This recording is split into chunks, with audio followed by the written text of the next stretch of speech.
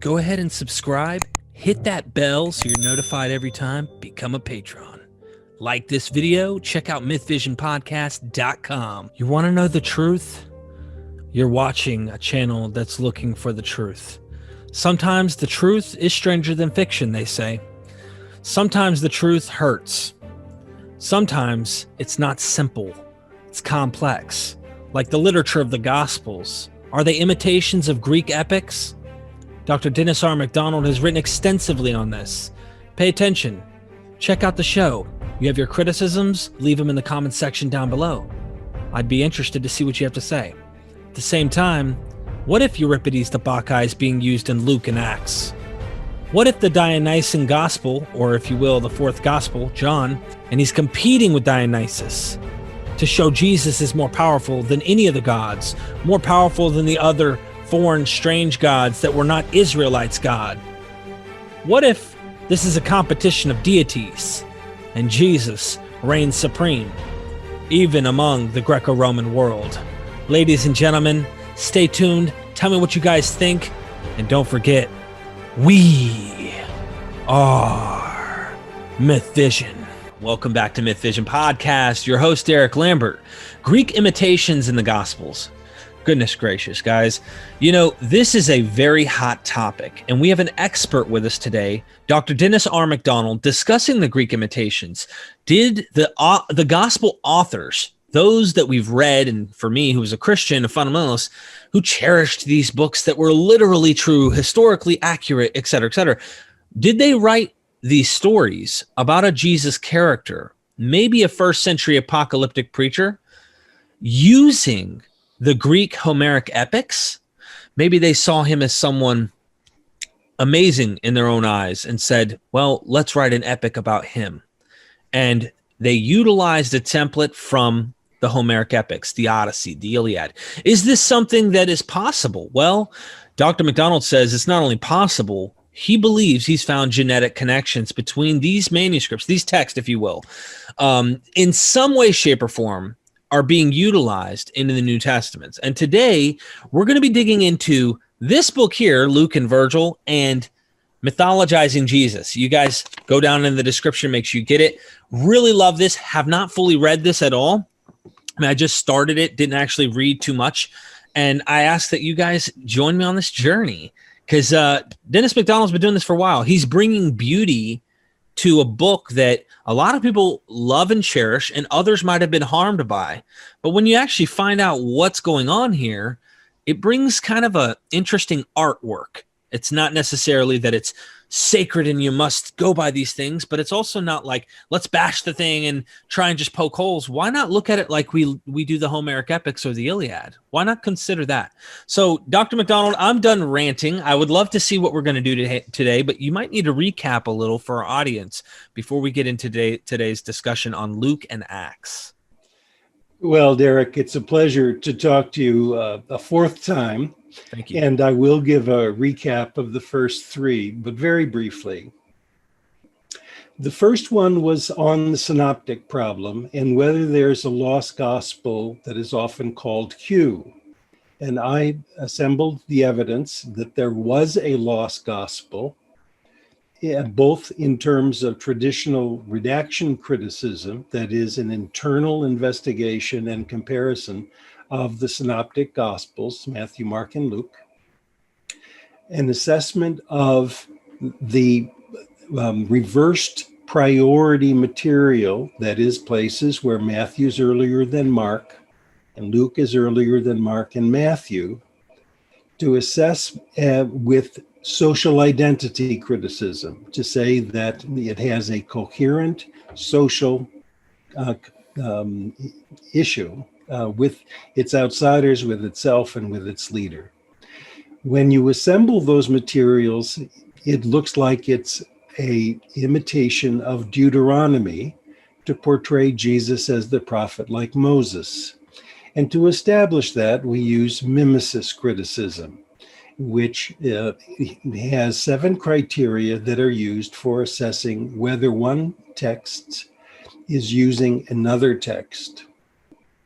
The next session, we went from the Logoi of Jesus, that is the Q document, or my reconstruction of the Q document, also called Q plus, to the Gospel of Mark. In my view, Mark knows the Q document, but he has problems with it. The primary reason he has problems with it is he has a different social location. He's writing after the Jewish war, and he thinks that the destruction of Jerusalem and its temple is due to Jewish non-believing in Jesus and crucifying him. He finds in the Iliad a magnificent analogy where Troy falls because Hector dies at the end of the book. And last time we spent quite a bit of time in the session section. We spend quite a bit of time comparing the death and burial of Jesus with the death and burial of Hector. Mm-hmm. Last time, the third session, we moved further into Mark and talked about Mark's imitations of the Odyssey. And I described how I came upon mimesis criticism, not by reading the Gospels, but by reconstructing the apocryphal Acts of Andrew. I also, after looking at just one example, really, the anointing of Jesus by a woman for his burial, and compared it with Euryclea's recognition of Odysseus, her master, by washing his feet, I talked about why people have not been receptive to mimesis criticism in the gospel imitations of Homeric epic. And I found Thomas Kuhn's analysis of scientific revolutions very enlightening. And just to recap briefly, Kuhn argues that science is dominated by what he calls disciplinary matrices. A disciplinary matrix has to do with information and procedures that normal scientists can assume are correct when they do their work. But when they do their work, they often come across anomalies or inconvenient truths that cannot easily be understood by the paradigms provided by the matrix. Now, these anomalies create crises for these groups. And they handle it in several ways. One, they deny that there are such anomalies. Another is they try to accommodate the anomalies in the paradigms that exist. Or they will have a methodological assault on the scientists who are trying to account for these new data. Or they will say, okay, they're right, but what they found is insignificant. And all of those strategies work, in my view, for the way that New Testament scholarship, gospel scholarship in particular, has been unwelcome to my work because it uncovers way too many anomalies, inconvenient truths that the discipline has not been capable of absorbing. And so many scholars, and this is probably for most, the response is to ignore it, to deny it. Others say, no, there are occasionally overlaps, but we can account for it by the existing methodologies. Others say Macdonald has a bad method or he applies his criteria randomly. And in some cases, people acknowledge that what I've done is right, or can, at least at points is right, but then they marginalize it. And they say it is not significant. So that's what we talked about last time. This time, we're going to talk about Luke Acts and how the author of Luke Acts imitates the Homeric epics, but also how he interprets Euripides' Bacchae. And that's going to be require a little background information about Euripides and the Bacchae, similar to what we've been doing with Homer. So anyway, that's what we've done. That's where we're going. Does that sound about right? That sounds fun. Luke and Virgil, guys, make sure you get the book down in the description. Yeah, I'm excited. I obviously I haven't dug into this one yet. I've heard Dr. Price say that even verbatim in the mouth of Paul, of course, this is the author of Acts, Paul saying, words that come directly from Euripides the Bacchae. So give us some background. I'd love to get into some of this stuff. Like, how can you ignore that? I think some scholars accept this, though, more than they do your Homeric Odyssey and Iliad connections, I think. That is right. Other scholars have found most of the parallels I'm going to talk about today with the Bacchae in the Acts of the Apostles. Excellent. And I think there are several reasons for it. One is that the stakes are, most of the imitations of the Bacchae are in the Acts of the Apostles, where the theological stakes are not as high as they are for the Gospels. Another is that the parallels are very clear.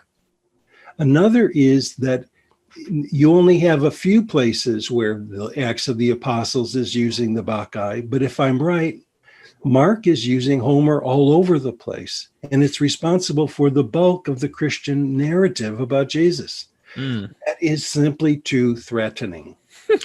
So what we're going to talk about today, you could say, is allowing the dust to settle on the dispute a little bit, because much of what I'll have to say has been said by others, or is agreed to by scholars who otherwise are skeptical.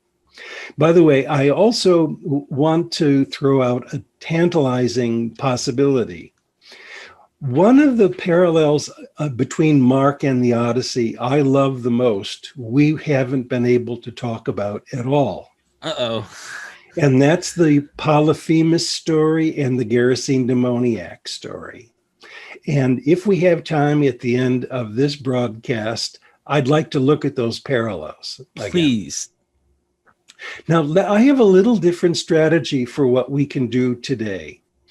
And that is, I'm going to throw, as they say, lots of manure at the barn and hope that some sticks.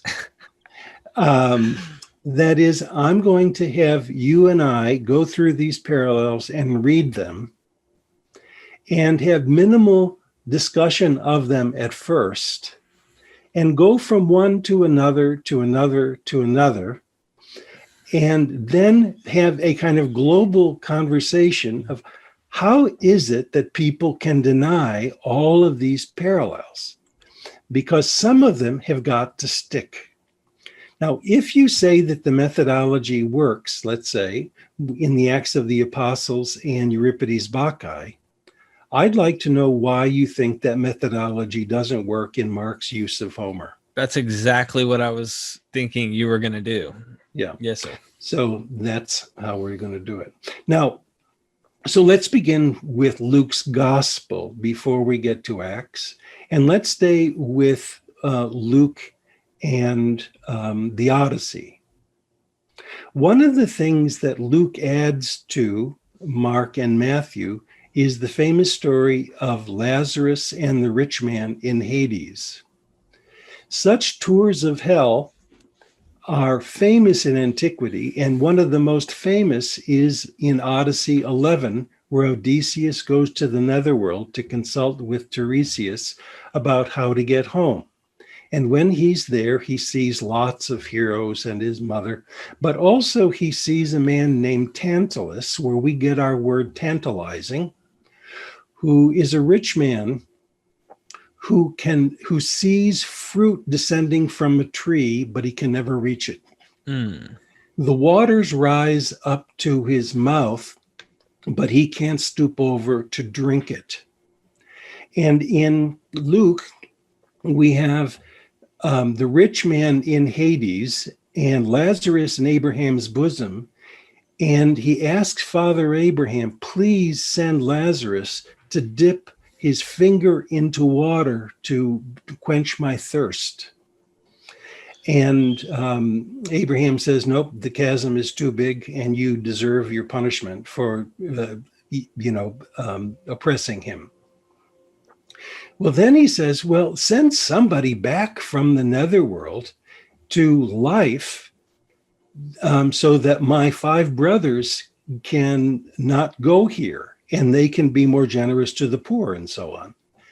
And Abraham says, nope, they've got Moses and the prophets. If they don't believe them, they're not going to believe if anybody came back from the dead. So this is a tour of hell, and it has a tantalizing element. But whereas Odysseus comes back and can tell his story to make sure that people are more moral, Abraham says, nope, nobody can come back.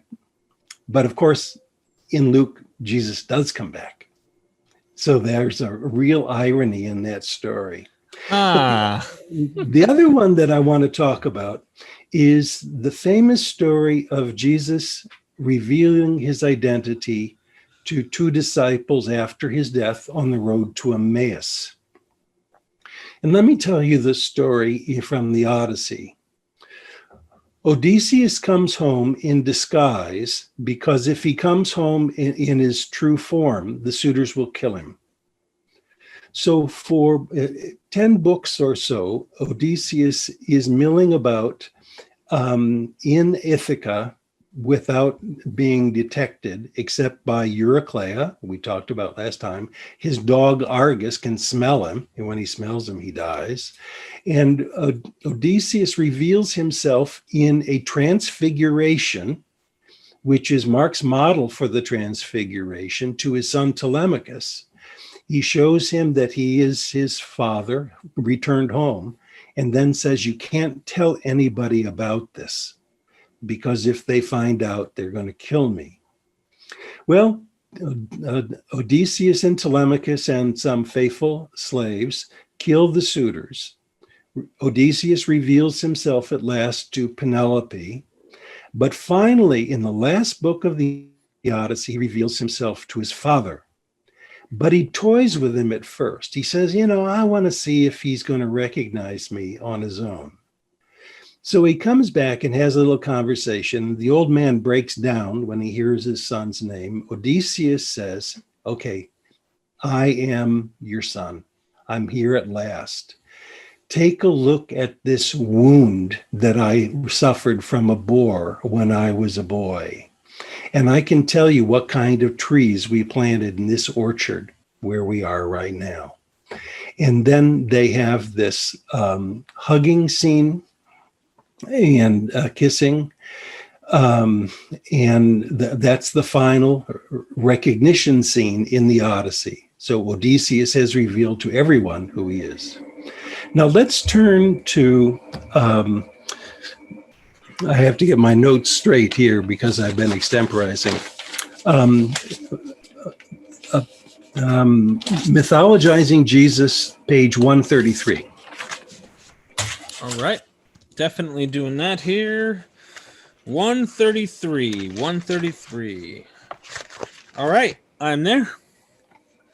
Ladies and gentlemen, just so you know, the reason why I think it's really good to get these books, and that's probably too bright. See this chart right here? Right here. He's got them side by sides. It's easy to tell. One's the Odyssey and one is Luke. So, okay. Okay, so I'll be the voice of Homer as before, and you're going to be the voice this time of Luke, not of Mark. Okay. Odysseus, thought dead, returned alive. This is in Luke 24, 13 through 43. Jesus died but returned alive. Odysseus went to his father's farm. Jesus met the disciples on the road outside the city to see if he would recognize him with his eyes. Outside Jerusalem, but their eyes were kept from recognizing him. Laertes was sad as he worked in his garden. The disciples were sad as they walked. The stranger, that is Odysseus, began asking questions. The sojourner began asking questions. Laertes expressed his sadness over the death of his son and the violence of the suitors.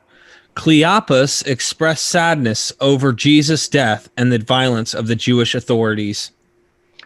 Odysseus spoke with his father about himself in the third person, but the old man still did not recognize him.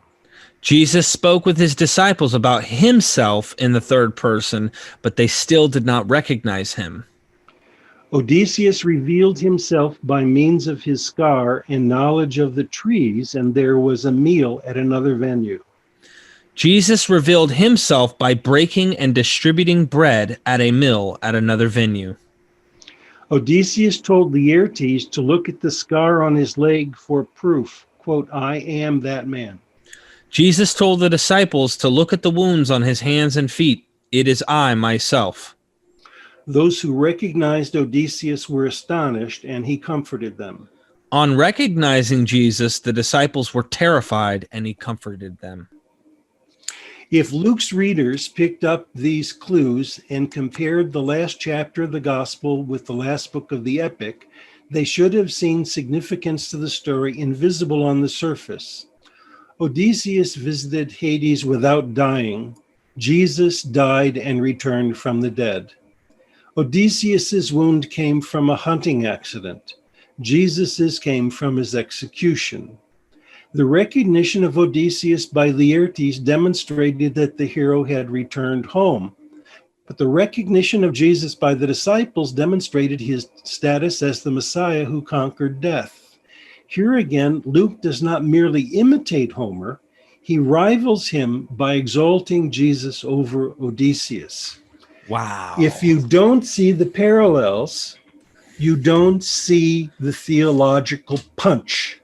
Wow, that is powerful, Dennis. I really want more people to see this. This is why I love what you do, and there's always more to learn. When I first heard of the Excavating the Empty Tomb series that uses your work on kind of exposing and showing these connections, you see that it's a literary document. And of course, the guy who did the series is trying to help Christians who are fundamentalists, like, recognize that, hey, this is a literature, not literal, like a literal historical document. It's literature. And I just, you know, it makes me want to read all your works. I want to wrap my head around these ideas and wonder if there's things you didn't connect. Like our first episode when we talked about mythologizing Jesus, and we were talking about Hercules going into Hades and getting into a trance. He kills his own family, you know, because the goddess. And then he went and got the three-headed dog. What is the name? Cerberus. And I was like, well, is it possible the three concept might come up with the Peter, James, and John going up on the I don't know. There was connections though. And I started doing things and I wondered, it's not a strong one necessarily, but I want everyone to get into this. So I'm shutting up. This is great. Please continue. So let's go to the Acts of the Apostles. Derek, now I want to turn to the imitations of the Odyssey in the Acts of the Apostles. Many scholars have seen parallels between the shipwreck of Paul in chapter 27 and his safe arrival in Rome with Odysseus's shipwreck in Odyssey 5 and his arrival in the city of the Phaeacians. And I don't want to repeat that here, but there are other places in the Acts of the Apostles too, where we find imitations of both the Iliad and the Odyssey.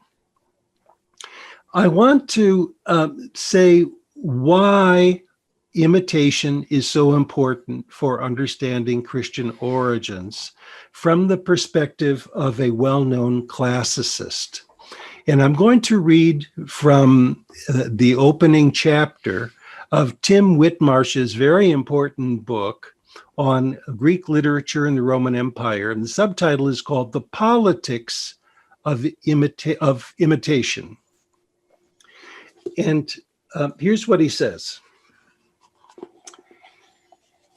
Becoming Greek in the Roman Empire meant constructing one's own self-representation through and against the canonical past.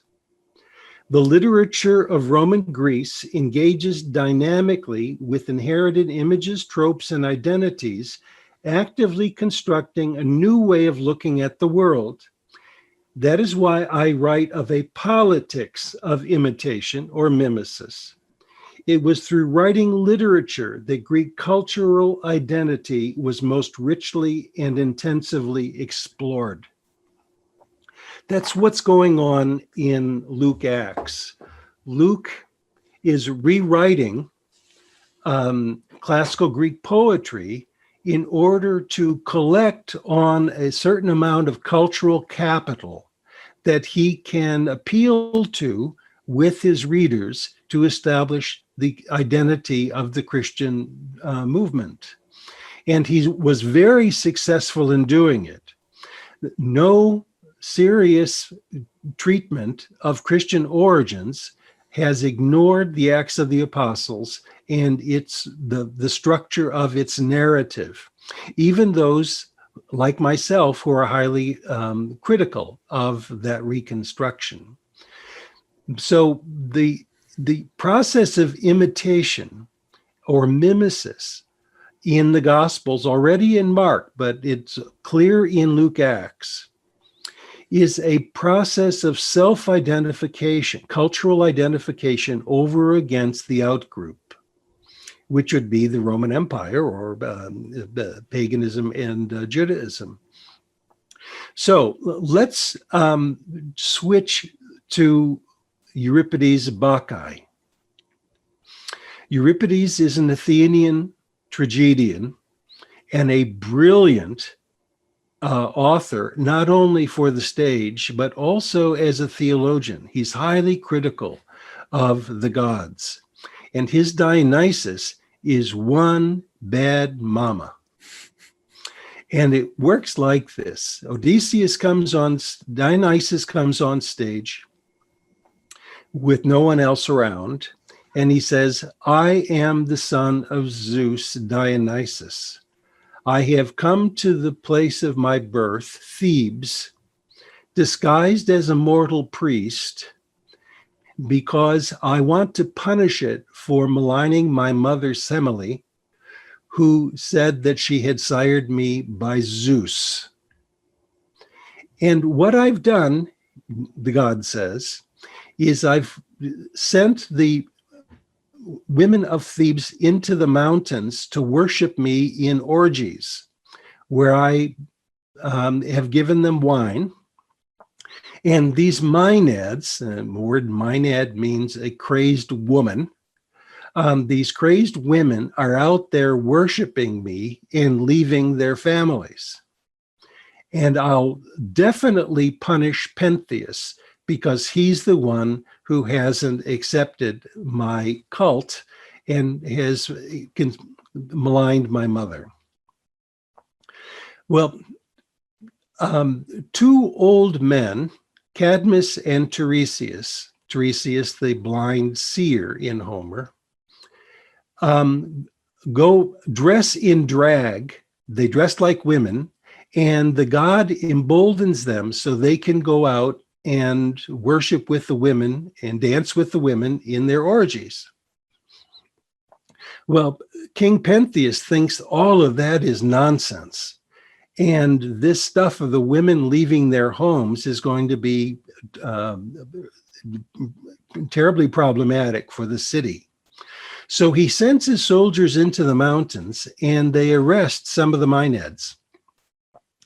But they don't stay in prison very long, because the god frees them and they go back into the mountains to worship. Well, this makes Pentheus even more irate. So he arrests Dionysus' priest, who's actually the god himself. And they have a brief interrogation, and Pentheus says, I'm going to imprison you in my stable, and then take you out and kill you, probably by stoning. Well, Dionysus is in the prison. His chorus is out of women, is outside, falling on their feet, on their faces, and to die. Isis frees himself by causing an earthquake. And this is, and Pentheus's palace also is in ruins. But instead of escaping, Dionysus confronts Pentheus and says, look, I'm not going anywhere. I'm not fleeing. And if I were you, I would not kick against the goads, a mortal against a god. But Pentheus is insistent on getting rid of these Maenads. Dionysus, the god of wine, and if you will, the god of madness,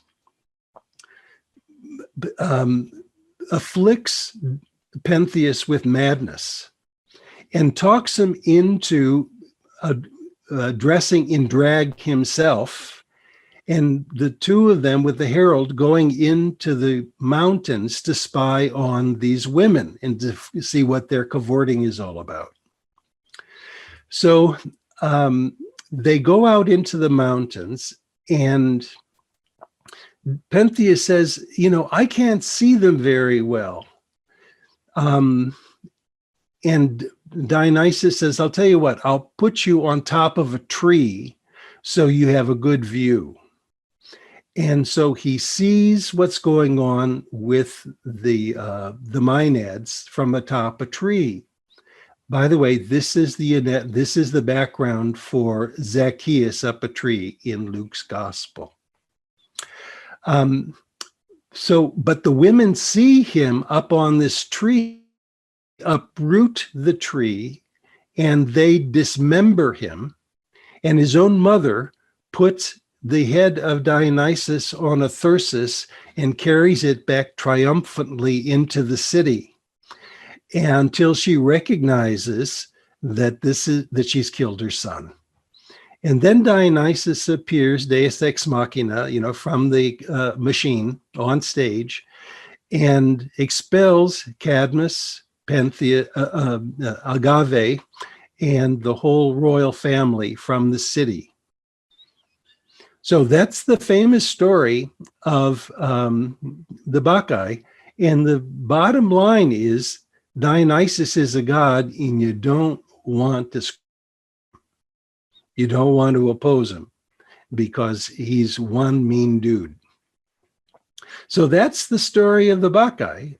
Now, when we talk about the Gospel of John in the next one or two presentations, we'll come back to the Bacchae and I'll fill in a little more of the story. But I think this is enough for now. So what I'd like us to do is to look at Luke and Virgil. Okay. And I want to start with page 61.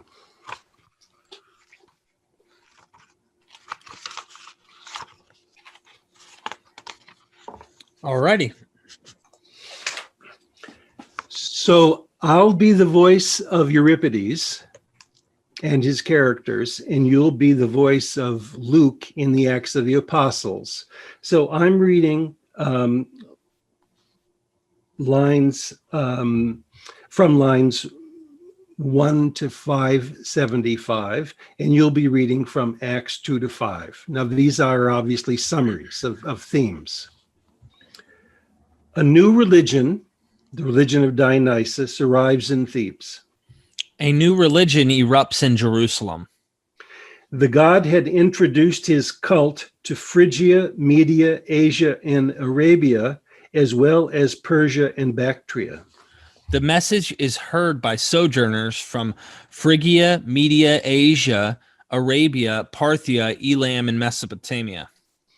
Worshippers are moved to act strangely. Fire appears on their heads, and they perform miraculous deeds. Worshippers are moved to act strangely. Fire appears on their heads, and they perform miraculous deeds. Pentheus is troubled and perplexed. Those present are troubled and perplexed. Pentheus accuses them of being drunk.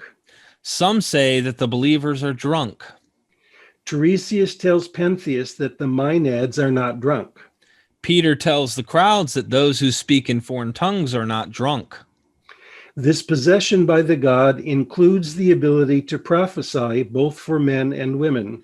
This madness is prophetic for sons and daughters and for servants, both men and women. Pentheus should receive the god. The crowd should repent and be baptized. Cadmus and Tiresias, though old, are ready to dance, strengthened by the god. An old cripple who had never walked is given strength to leap about the temple. Pentheus arrests Bacchus and Dionysus and then interrogates them. The authorities arrest the apostles and then interrogate them. Pentheus intensifies his opposition and calls for troops to arrest him. The authorities intensify their opposition, forbidding the apostles to teach. Dionysus's followers are resolute to obey their god, the Pes, or the child of Zeus. Peter and the apostles are resolute to obey their Lord, the Pes of God, child of God. Pentheus places Bacchus in a public prison. Authorities place the apostles in a public prison. Pentheus tries to silence the Maenads. Authorities try to silence the apostles. The chorus prays for divine intervention, and the god responds with an earthquake. Jesus' followers pray for divine intervention, and God responds with an earthquake. The god frees the Bacchans and himself. An angel of the Lord frees the apostles. The Bacchans continue their worship. The apostles continue their preaching. Pentheus continues his theomachia, that is, his fight against the god. Gamaliel warns against becoming themachoi. Theomachoi is in Acts of the Apostles and in the Bacchae as those who fight the god. Ooh. These are verbally identical. So is kick against the goads, correct? So is kick against the goads. Now, scholars have seen these parallels. They are far too many and generative to say they're simply in the air. There's got to be a literary genetic connection between them. And just as Dionysus cares for his own and will protect them, the God of the apostles is going to protect them and make sure that they can worship him in freedom. So this makes wonderful sense in terms of Luke's own social identity, I would submit. You know, something to think about too, in light of the parallels that you played out at the end of the story in Dionysus, it doesn't seem in our mind that that's a happy ending, that Dionysus' head is on a pike, if you will, or you know, he got killed. He's defeated in the end. Now, of course, Jesus ends up resurrecting in a sense and defeats that, beats that, but his followers have to face persecution and get killed as well. So this, it's just a strange thing that they have to be the ones who end up getting killed in the narrative, if you will. I don't know. Who gets killed in what narrative? Just the idea that the apostles are going to face persecution and death. You know what I mean?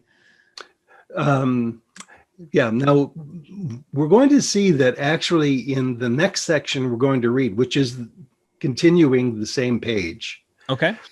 Paul plays the role in the Acts of the Apostles as Pentheus.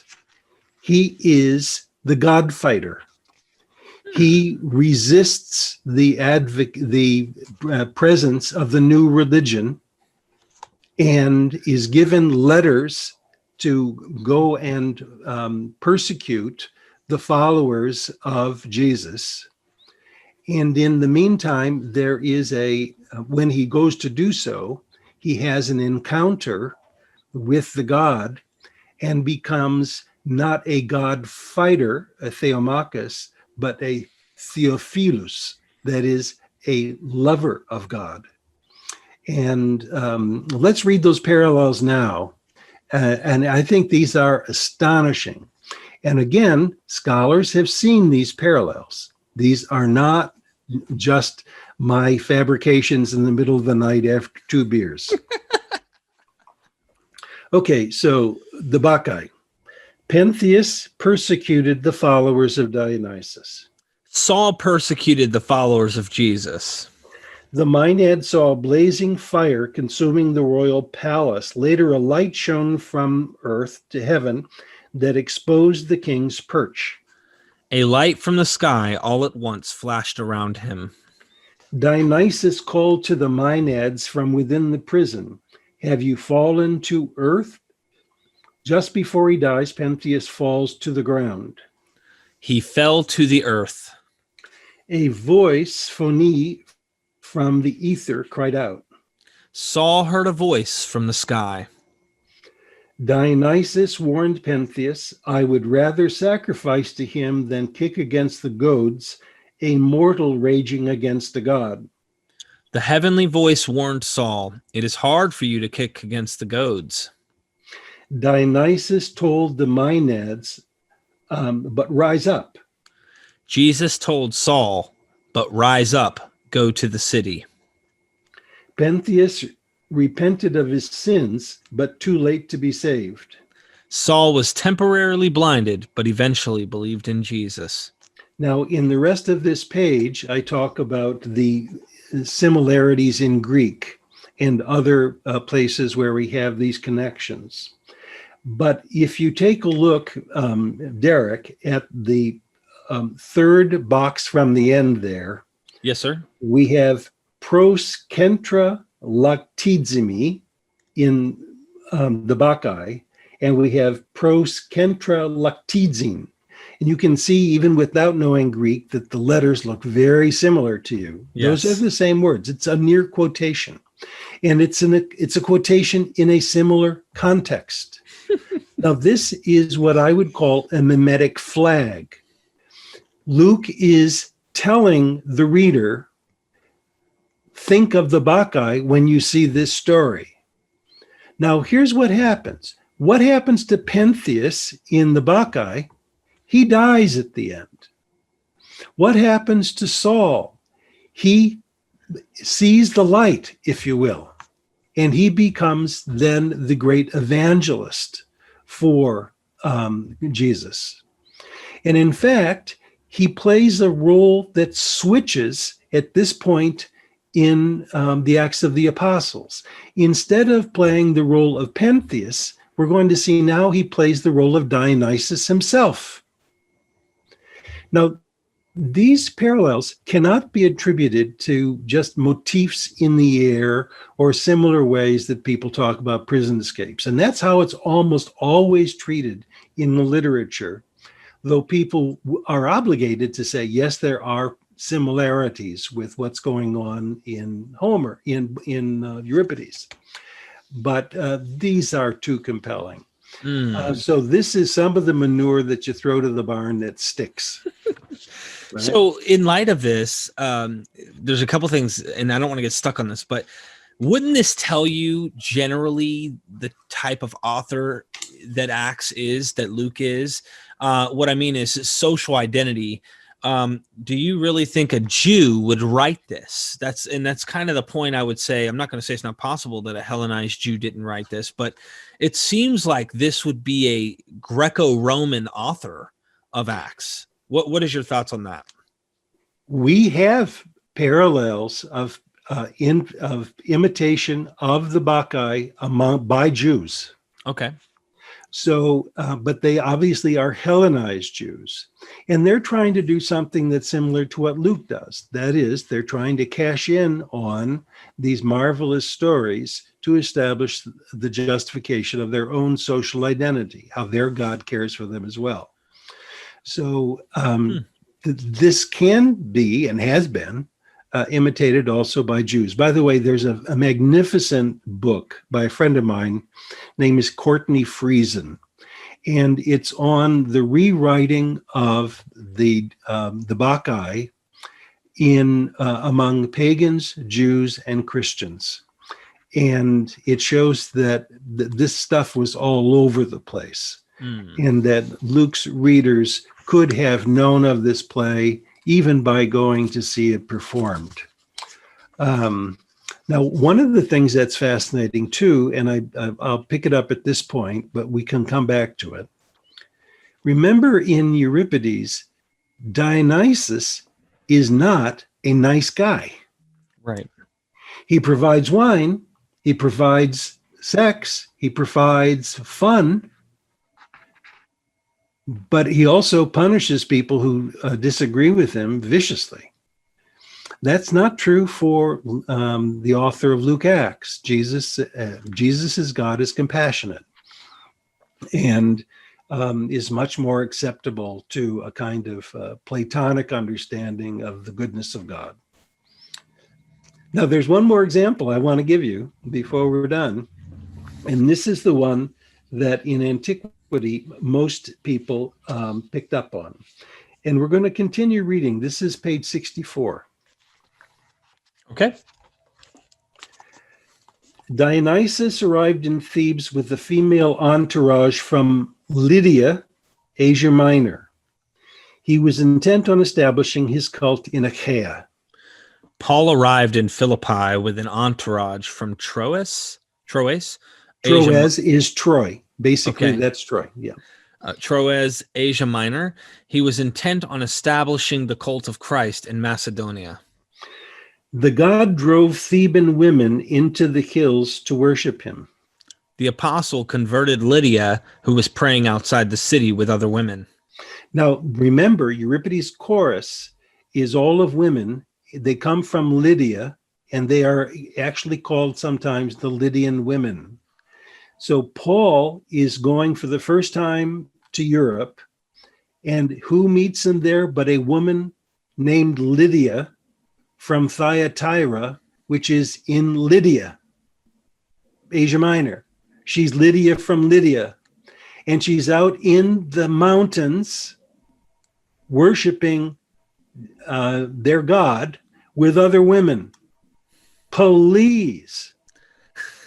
This is not a topos. This is mimesis. Yeah. Maenads were given the gift of prophecy and hailed the new god. Outside the city, a possessed, prophesying slave girl identified Paul and Silas as slaves of the Most High God. Dionysus struck women mad. Paul drove the demon out of her. Pentheus accused the god of introducing religious practices alien to Greeks and imprisoned him in a dark prison without trial. He thought that he chained his feet, but chained those of a bull instead. The owners of the slave girl accused Paul and Silas of introducing religious practices alien to Romans, and the authorities imprisoned them without trial and chained their feet in stocks in a dark prison.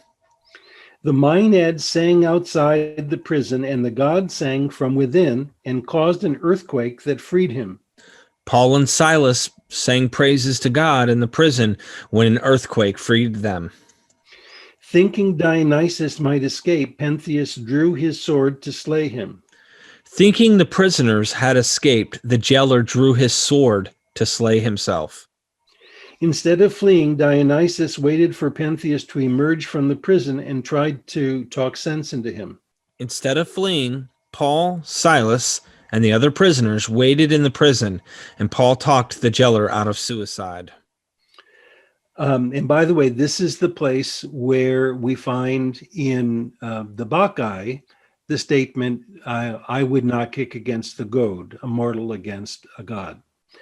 Light came from the burning palace. Maenads fell to the ground in fear of the earthquake and fire. The jailer asked for a light, was terrified, and fell at the feet of Peter and Silas. Pentheus dropped his sword when he failed to inflict harm. The jailer sheathed his sword when he learned that no prisoner had fled. Pentheus remained defiant and suffered for it with his life. His family grieved. The jailer converted and was baptized with his household. They rejoiced. That here ends the reading of the word. I think those are enough parallels to establish that the author of Luke Acts wants his readers to see that Jesus is more compassionate than Dionysus. and his God is more passionate than Dionysus. I think he wants the reader to see that when Saul encounters a divine epiphany, he converts in a way that Pentheus doesn't. So, any thoughts? I think it's fascinating. I just want to say, like, that was like 2 pages, maybe 3 at the most. And that's just one book. That's what he does in these books. He builds up a lot of parallels and a lot of things that connect these stories together. I found it interesting, and I'm skipping ahead just a tad by saying, when I was reading the 4th gospel and Euripides the Bacchae, or the Dionysian gospel, if you will, I saw like what you're talking about here in Luke Acts that are also in John, but we're going to get into that in the next episode, I suspect. This is just what it does for me is it shows a lot of syncretism, in the culture, trying to, like you said, connect the pagan world and the Jewish world and find a way where the social identity connects the two in this one cult. And it makes more sense saying that, that. Well, let me take issue a little bit with the use of syncretism. I do not use the word syncretism. Okay. Because syncretism in Greek actually means comparison, which is fine. But syncretism, as it often gets used in the history of religions, means homogenizing. That is, you bring 2 cultures together. I don't think that's what's going on here, because I think what we have here is cultural struggle. It's more antagonism than it is syncretism. So yes, you have the merging of cultural features from Judaism and the Greek world, and they are put together in an artistic way. There's no doubt about it. So you're right to have thought of it that way. And if we say syncretism simply means comparison, that's not a problem. But if we mean that it's homogenizing the 2 groups, or merging, synthesizing the 2 groups, I don't think that quite captures it, because these authors are interested in competing with their surrounding outgroups and not just playing nice with them. That is, Luke is not trying to convert pagans into the Christian cause. He's interested in telling Christians that your God is actually better than the gods of your outgroups. So the issue of audience becomes very important. Now, you anticipated the Gospel of John, and I'm so glad you did, because it looks like you've been reading my notes. This is what I wanted to talk about next. By the way, did you want to respond to syncretism? Yeah, just one thing. When you said that he's not trying to convert pagans, I was thinking of Acts 17, the Areopagus in Athens, and I was wanting to kind of get your opinion on that. It sounds like he's trying, and I know that this isn't actually Paul. This is the author Luke using this narrative and putting words in the mouth of Paul, but could there have been a tradition of a Paul who's running around saying, look, to an unknown God, you don't know who you worship. We have the truth, and you need to worship the correct God. Or or this is our God is the right one, which I get what you're saying, because you point out Dionysus is not as good as Jesus. Like at every turn, they make their God better than Dionysus, or they might make their God better than Hercules or Odysseus or just someone else. They make their version better, which is why I see what you're saying there. But as far as like converting pagans or trying to get them, that's what I was thinking Paul was doing in Acts 17, but maybe I'm mistaken. No. Yeah, but yes, that's exactly what Paul is doing. Okay. And that's what the historical Paul must have done. Okay.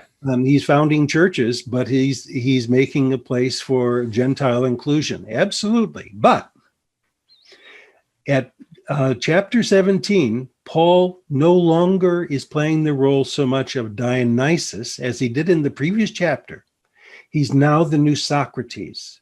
Who else comes to Athens or is in Athens, is troubled by the statuary of multiple gods, and is going to talk about a God who otherwise is unknown and is able to take on philosophical opponents.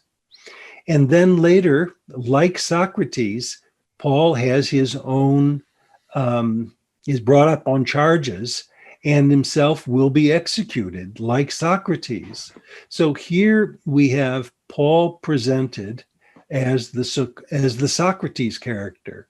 So yes, you're right. Luke certainly applauds Paul's Gentile mission. So in that sense, he certainly would be delighted if people read Luke Acts and became members of the Jesus movement. But his primary audience almost certainly is believers. After all, the person who is addressed in both books is called Telemachus. Theophilus, the one who loves God. And he treats Theophilus as one who's among us. These are the things that happened among us, and you want to learn about these teachings. So Theophilus becomes the ideal reader, and he's a believer. So yes, there's a commitment to a Gentile mission, but the book is probably meant to be read by believers. But these believers need to know something about Socrates and Euripides and Dionysus and so on. So these are people who really are living in that period. Now, the Gospel of John, I want to make a segue here. And this is what we're going to be talking about next time. Okay. The earliest attestation that we have of the Gospel of Luke appears in the Gospel of John, which almost certainly was written after Luke. And we'll talk about that next time. The question then is, did the author knew the Gospel of Luke when it was still attached to the Acts of the Apostles? Because by the end of the 2nd century, the Gospel of Luke had been detached from the Acts of the Apostles. We don't have a single scrap of physical evidence that the two books ever circulated together.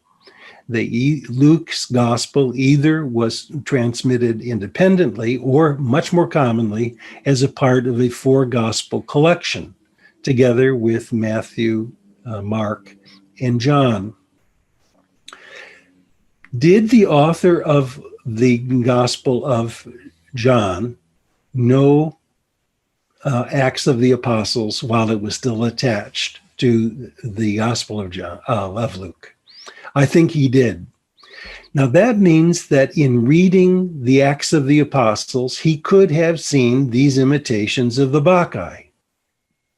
And then he could have said, I can do that too. And in my case, I'm going to make Jesus the Bacchae-like the Dionysus-like person. That's why I talk about the Gospel of John as a Dionysian gospel. But I think the author may have been inspired to make Jesus like Dionysus by having read the Acts of the Apostles, where Luke already has had these imitations of the Bacchae. There, Paul is imitating Dionysus, as we've seen with the prison break scene and so on. But the author of the 4th Gospel, there are 3 4th Gospels, if you will. We'll talk about that next time. Yeah. The earliest of which is this Dionysian Gospel. And by the way, ancient readers saw the similarities between Jesus in the 4th Gospel and Dionysus. There can't be any doubt about it. So that's why I wanted to spend some time with Acts of the Apostles and the Bacchae, because you're going to see the same thing in spades when we get to the Gospel of John.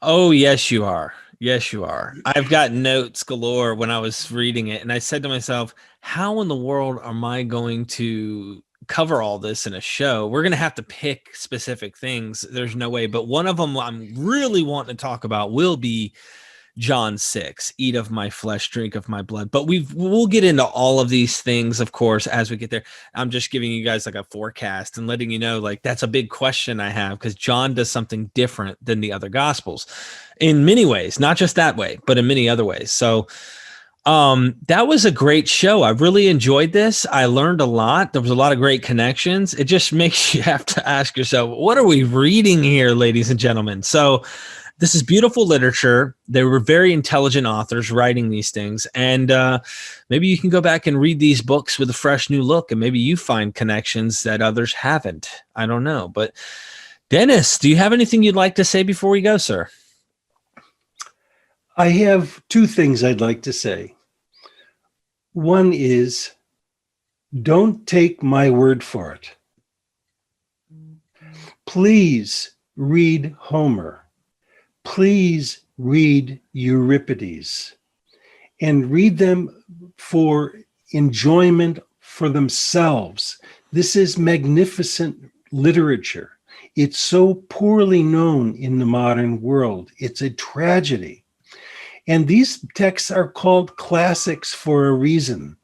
It's because they are compelling about the human condition, about the nature of the deity and life and death and war and love and compassion. They are beautiful.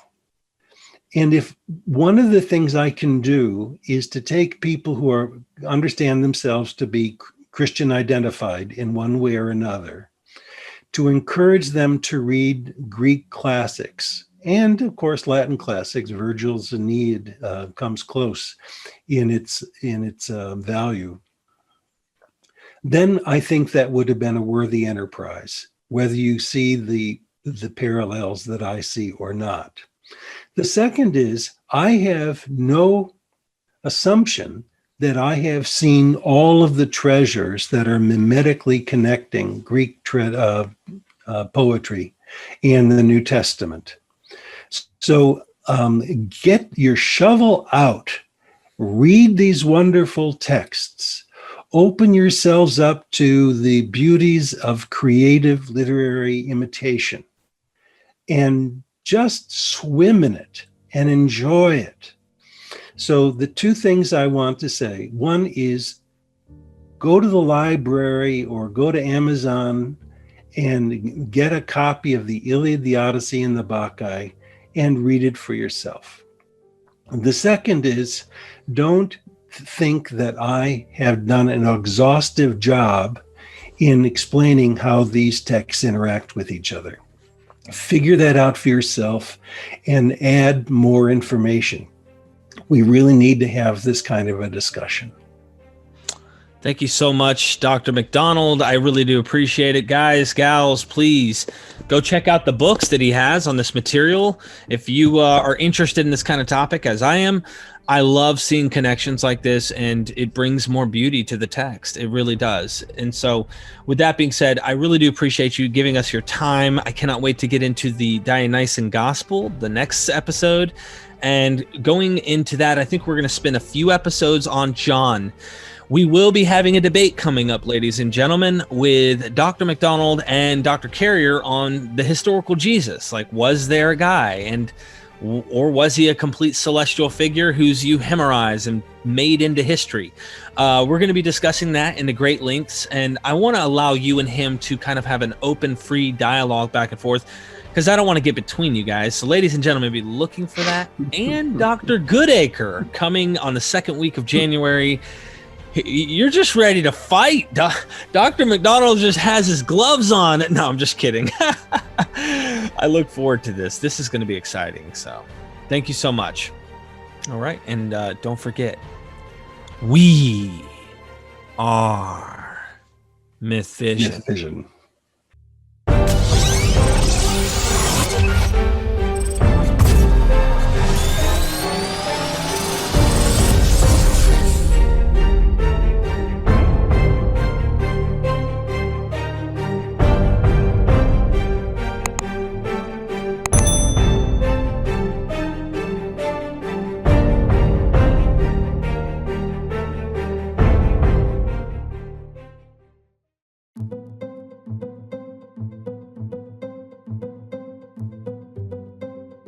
Be sure to check out MythVisionPodcast.com. Help MythVision grow, guys. Become a Patreon member. You guys will get early access to all my videos when I'm done editing them. Also, it's a small community where you guys can message me your questions and talk to me in private. You guys can also donate through PayPal and Cash App. Join the social media links down in the description. We have Twitter, Facebook, all sorts of social media. Help the community of MythVision grow. Hit the subscribe button, hit that bell so you guys are notified every time I do a live video and you don't miss any of my content. We are MythVision. Welcome back to MythVision Podcast. Your host, Derek Lambert. Today is a serious present for you guys. We're recording right after Thanksgiving. This kind of might be an early Christmas present for most of you guys, but on MythVision Podcast, we've been exploring tons and tons of information, biblically related, mythology related, and trying to understand the New Testament, Old Testament, and other mythologies. Well, today you're going to really want to pay attention because it's going to get a little bit complex at times.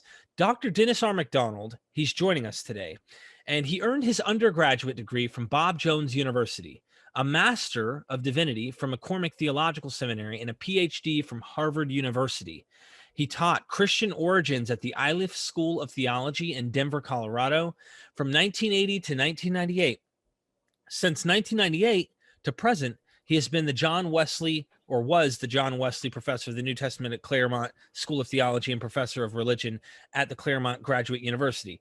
He also was the Director of the Institute for Antiquity and Christianity at Claremont. Seriously, go down in the description. I am asking you guys to really get into this. This is something I'm into, and I started reading the Dionysian Gospel. Have you ever wondered what the Johannine tradition might have used maybe Euripides the Bacchae as a source in developing the Johannine Gospel? Dionysus and Jesus having comparison, making Jesus better than Dionysus. This goes deep. This is a very, very good book. Dr. Robert M. Price said, you guys really need to read this book. And I definitely recommend it. Go down in the description. Today, we're going to be touching on this one specifically, from the earliest gospel, Q plus, to the Gospel of Mark, pretty much the lost gospel. Luke and Virgil, okay, this is going into the imitations of classical Greek literature and the Gospels. I know that for a lot of you, you may not even know what this is. Trust me, look it up. And then I had a few tears drop at the end of this book. I'm not even kidding you. I cracked a few tears reading Mythologizing Jesus from Jewish teacher to epic hero, Dr. Dennis R. Macdonald. And I ask you to go read these things because they're so fascinating, showing Greek poetry as a potential source. What were the gospel authors really trying to do? Write actual history or some type of poetic mythology imitating Greek literature? What is Q? Why does it matter? Your position is called Q plus, Papias hypothesis, or Papage. What does this mean? So I guess what is Q to start with? And then like Q, and then there's Q plus. Can you give us a little bit of background to this? And then I'm following your lead. Actually, I want to give you a lot of background on this, and I'll answer that question and more, I'm sure. But first, Derek, I want to set up the problem of the so-called synoptic problem. Actually, there are two problems that still beset the interpretation of the canonical Gospels after 2 millennia. One is the so-called synoptic problem, which is the literary connection among Mark, Matthew, and Luke. The other is the Johannine problem, which is the relationship of the fourth gospel not only to the Johannine epistles and the Apocalypse of John, but also to itself, insofar as it has at least three stages of composition that are identifiable. Today we're going to talk about the synoptic problem, but maybe in the future we can talk about the Johannine problem, or the Dionysian Gospel, if you want. The synoptic problem now is a pitched battle between two competing visions of synoptic intertextuality. The one argues, and both of the primary positions hold to what we call Markan priority. That is, among the three synoptic gospels, Mark is the earliest and was independently used by Matthew and Luke. These combatants today also agree in Lucan posteriority. That is, that Luke is the last of Luke Acts, is the last of the Gospels to have been written. The big controversy has to do with places where, and there are lots of them, Matthew and Luke agree with each other against Mark. And some would say it means that Luke knew Mark and Matthew. Others would say Luke did not know Matthew, and therefore they both must have known the same lost source, which is called Q from the German word Quelle, meaning source. And the pitched battle then is between those who deny the existence of Q, the Farr hypothesis, and your friend and mine, Mark Goodacre and company, and the two document hypothesis, which is advocated by another friend of mine, John Kloppenborg. And they're very happy to fight it out over whether Luke knew Matthew. Now, both of those positions, however, have problems. And I have the audacity to think that I have solved the synoptic problem and the Johannine problem. And I so much appreciate the opportunity to tell you how that works.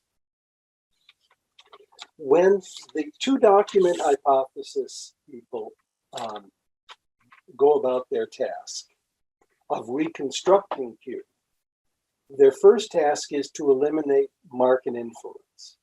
Because if Matthew and Luke independently used Mark, then the places where they have common information may have come from Mark. Then they, in considering Luke and Matthew separate texts, independent texts, they use something that's been called alternating primitivity. In some cases, Matthew is more primitive. In other cases, Luke is more primitive. And by comparing the two, and it's very scientific and sophisticated, they're able to reconstruct the document that we know as Q. And the most important product of the International Q Project is the so-called critical edition of Q. And that's the Q that most people know, or either to affirm or to deny. Both of those positions, however, have serious problems. And the Q plus Papias hypothesis is an attempt to correct the problems.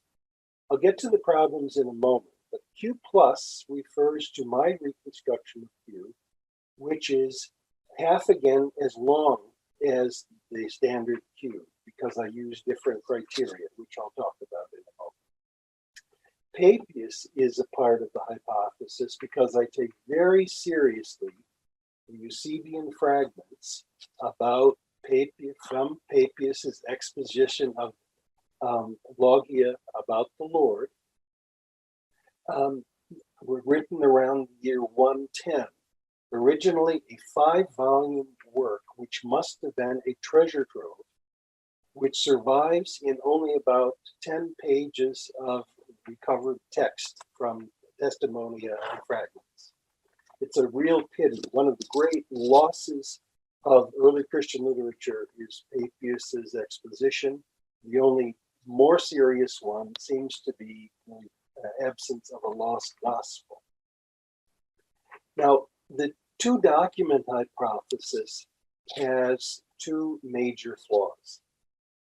One is there are simply too many examples of Luke's redaction of Matthew to justify understanding them as independent.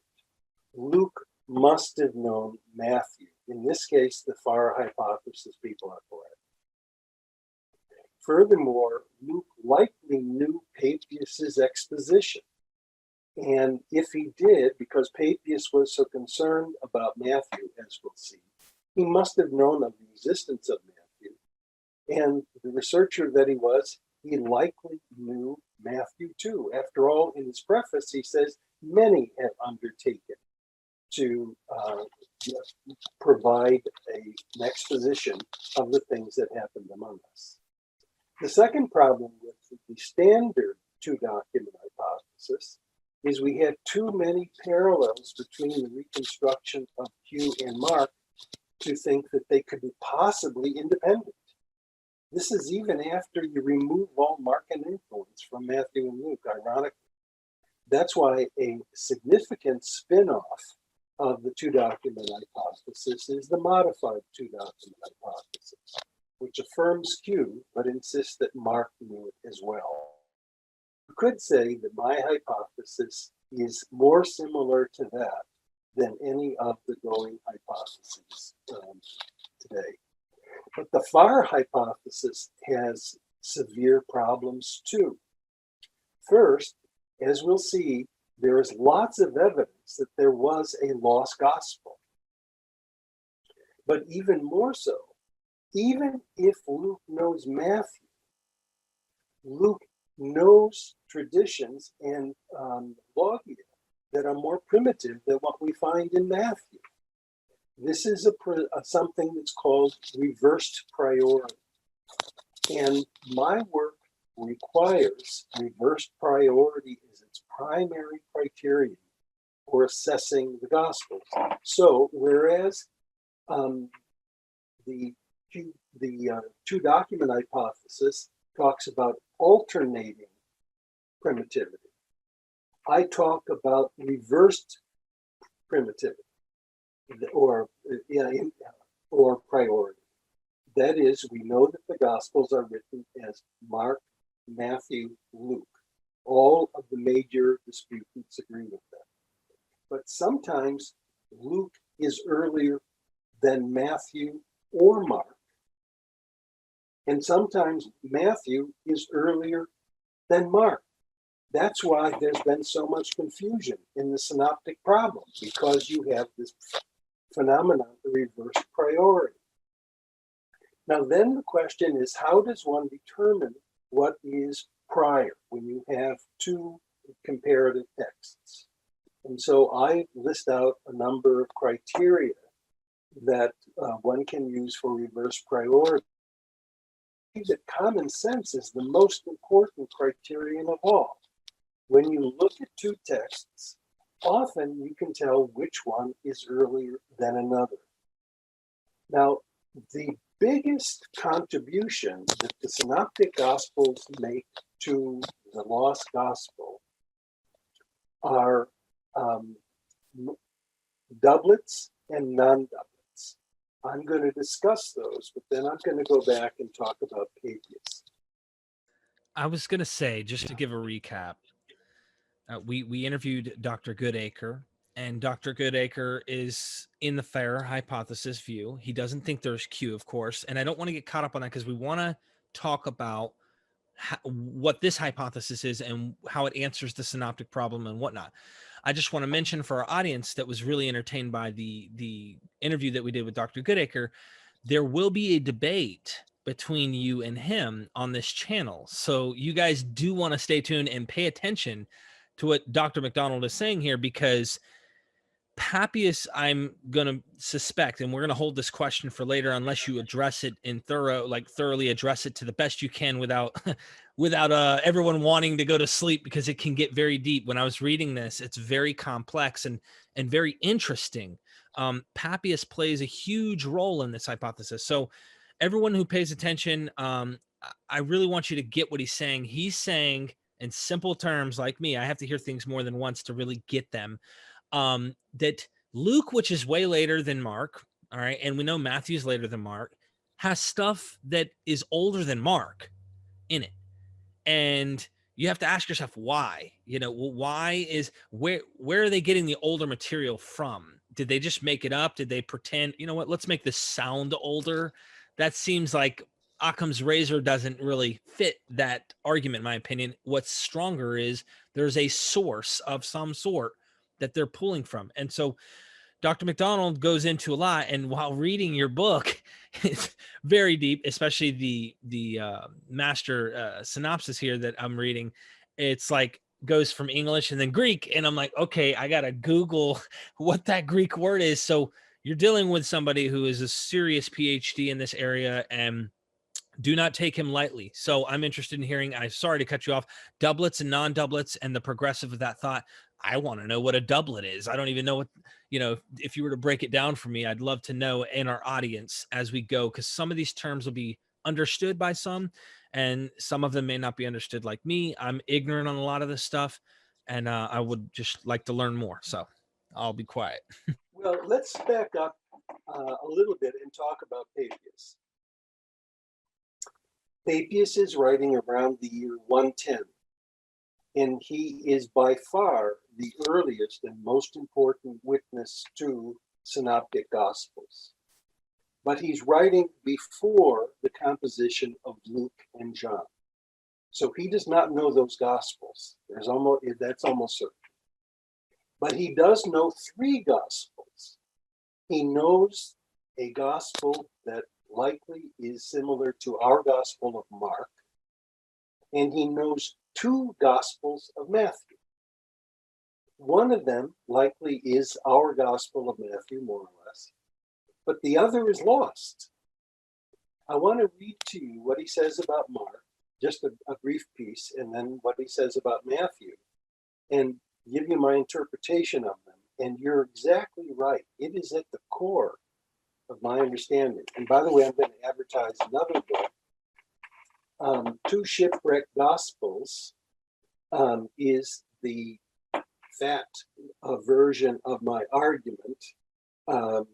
And it's where I go into even more detail and a granular assessment of the synoptics, and it has its own Greek synopsis embedded in it.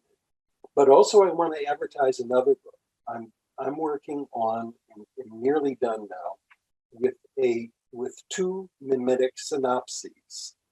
The one is of 4 synoptic gospels, which includes my reconstruction of Q, which I call the Logoi of Jesus, which likely was its original title, and 3 gospels of John.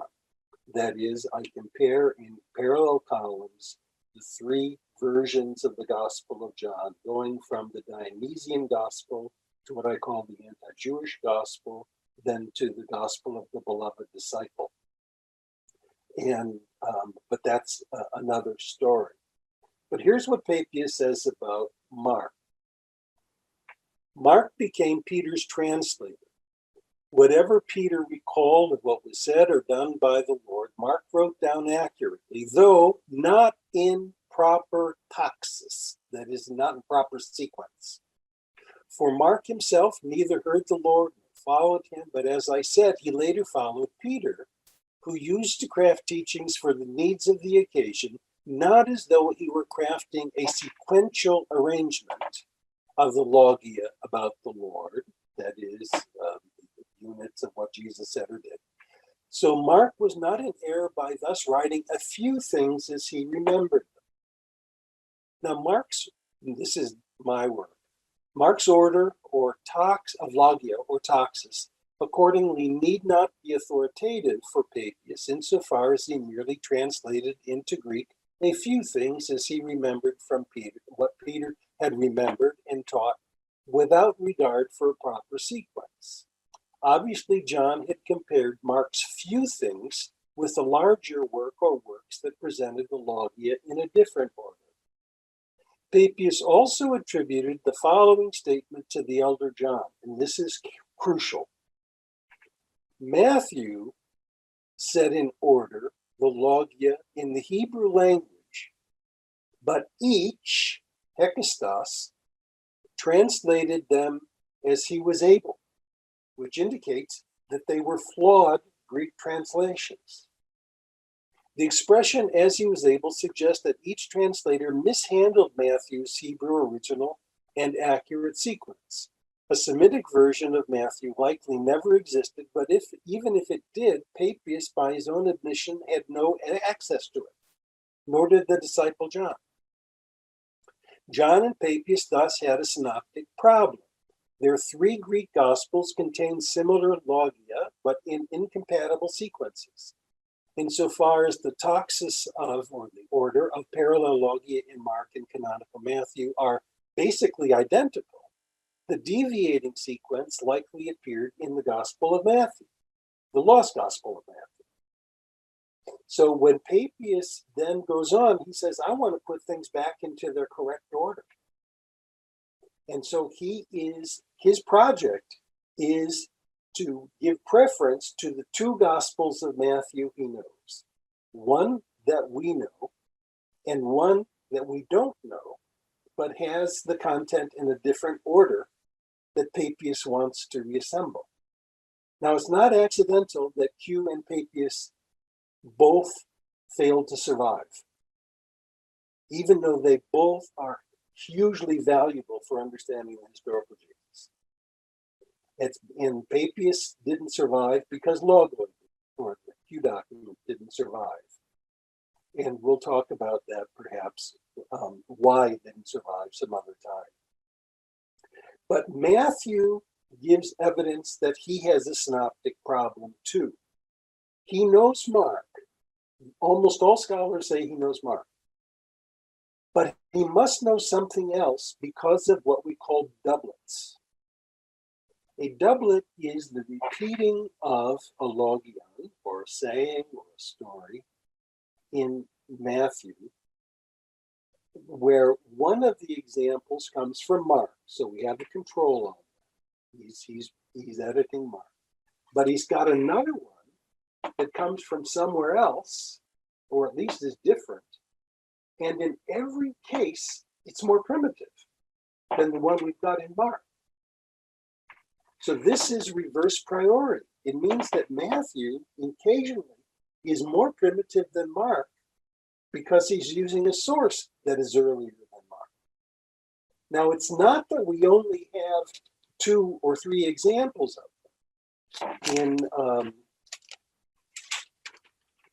We have 18 doublets in Matthew, and in each case, the non-Markan doublet, the non-Markan version, is more primitive than what we find in Mark.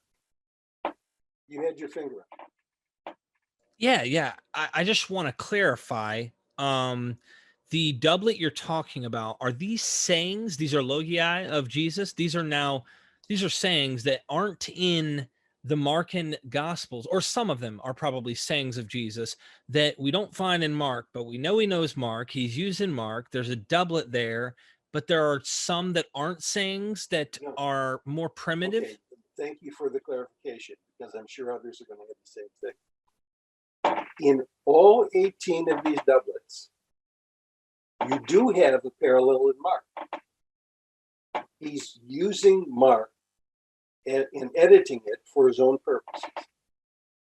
But he duplicates that content elsewhere, always in a different sequence. And in every case, it's earlier than what you have in Mark, once one has these criteria in place. But most of the time, it's actually intuitive. You can see that it's earlier just by comparing them.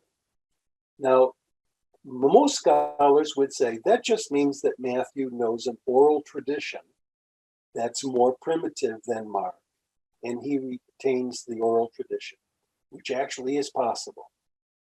But I'll get to an argument that makes it more literate. But in addition to doublets is what scholars unfortunately call non-doublets. And a non-doublet I need to explain because it also is important. We don't have as many non-doublets as we have doublets. We only have 6 in Matthew. We have 7 in Luke. But a non-doublet is this. When you read a gospel parallel and you have 2 texts in common, or 3 texts in common, in the synopsis, frequently you'll see that Matthew has been editing Mark. And all of a sudden he stops. But he stops because he's used the same material elsewhere. So it's not a doublet because he's not anymore editing Mark, but he's got an alternative somewhere else in the gospel. And in every case, again, that's more primitive than what we find in Mark. Now, how can that be? So now we have, in a combination of doublets and non-doublets, a total of 24 logia, or sayings, that are more primitive in Matthew than they are in Mark. This is reverse priority. But you have the same phenomenon in Luke. Luke has, by my count, 14 doublets and 7 non-doublets. And in every case, when you have the non-Markan doublet, it is more primitive and it's in a different sequence. So we know, so here's the argument for a missing gospel thus far. Matthew, Papias knows 2 Matthews, we know only 1. And he also knows Mark, but he doesn't know Luke. He thinks that both of the Matthews he knows were translations of a Hebrew original, and both are flawed. And he wants to put everything back into Matthew's order by doing his own synopsis. That's what he's trying to do. He's trying to rearrange things. Now, Matthew, writing earlier than Papias, obviously, knows Mark, but he knows something else that's more primitive than Mark because of these doublets and non-doublets. In other words, the non-Markan doublets are earlier than the equivalent in Mark. Then what's amazing is that Luke, writing around 115, 120, 120 perhaps, that is much later, is more primitive in his doublets and non-doublets to both Matthew and Mark. That's astonishing. Now, it even gets more wild than that. We know in places where there aren't doublets or non-doublets that Luke is more primitive than Matthew. So that even, and by the way, this is going to be probably the core of our discussion with Bart, with Mark Goodacre. I agree with the FAR hypothesis that Luke knows Matthew. I agree with you, Mark, that Luke knows Matthew. But that can't explain why Luke is so frequently more primitive than Matthew. Now, Luke, Mark Goodacre is very familiar with that problem. And he and other advocates of the FAR hypothesis have worked hard to say that these apparent instances of Luke being more primitive than Matthew can be accounted to by oral tradition or alternative sources or whatever without appealing to you. But you cannot say, and this is really important, you cannot say that whatever Luke has as a parallel to Matthew is derivative from that. It's coming from somewhere else. Now, in my view, and this is not so important for our discussion right now, Mark knows Q as well. Now, so far, so I'm going to let you ask a question of that because I'm going to shift attention from source redaction criticism, that is from this microscopic literary assessment, into sociological assessment. Okay, yeah. So that was one of my questions that you brought up, even though it's not as important. Did Mark know Q? And it sounds like they did, but that makes me ask, questions in my mind that aren't really important during this discussion. But one of the questions, since we brought up Papias has 2 gospels. He believes there's 2 Matthews here that are if you will, mistranslated into Greek, and there's problems. And there's also Mark that's not in the right order. So technically, he's setting to try and correct the problem, which means where's inerrancy, my good Christian friends? Where's your infallibility here? Right here, you have church fathers who are already saying, we got a problem.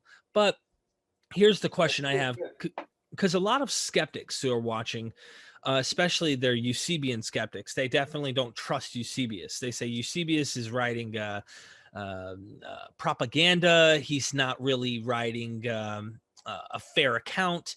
And it seems that you can correct me here because I'm not educated in this area, is that we have to trust Eusebius to trust his account about Papias because we have no existing works of Papias.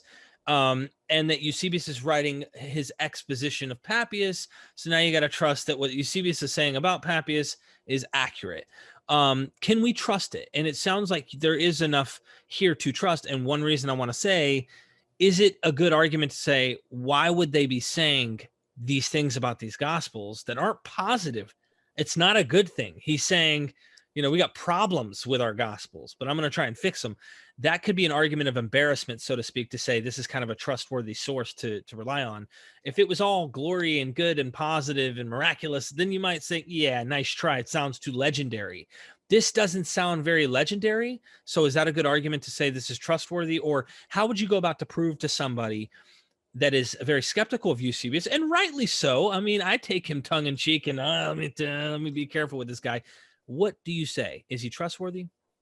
I think Eusebius is not trustworthy.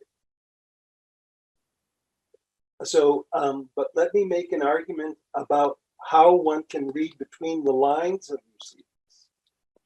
Eusebius's investment is that at an early time, you have these gospels and early readers trusted their reliability.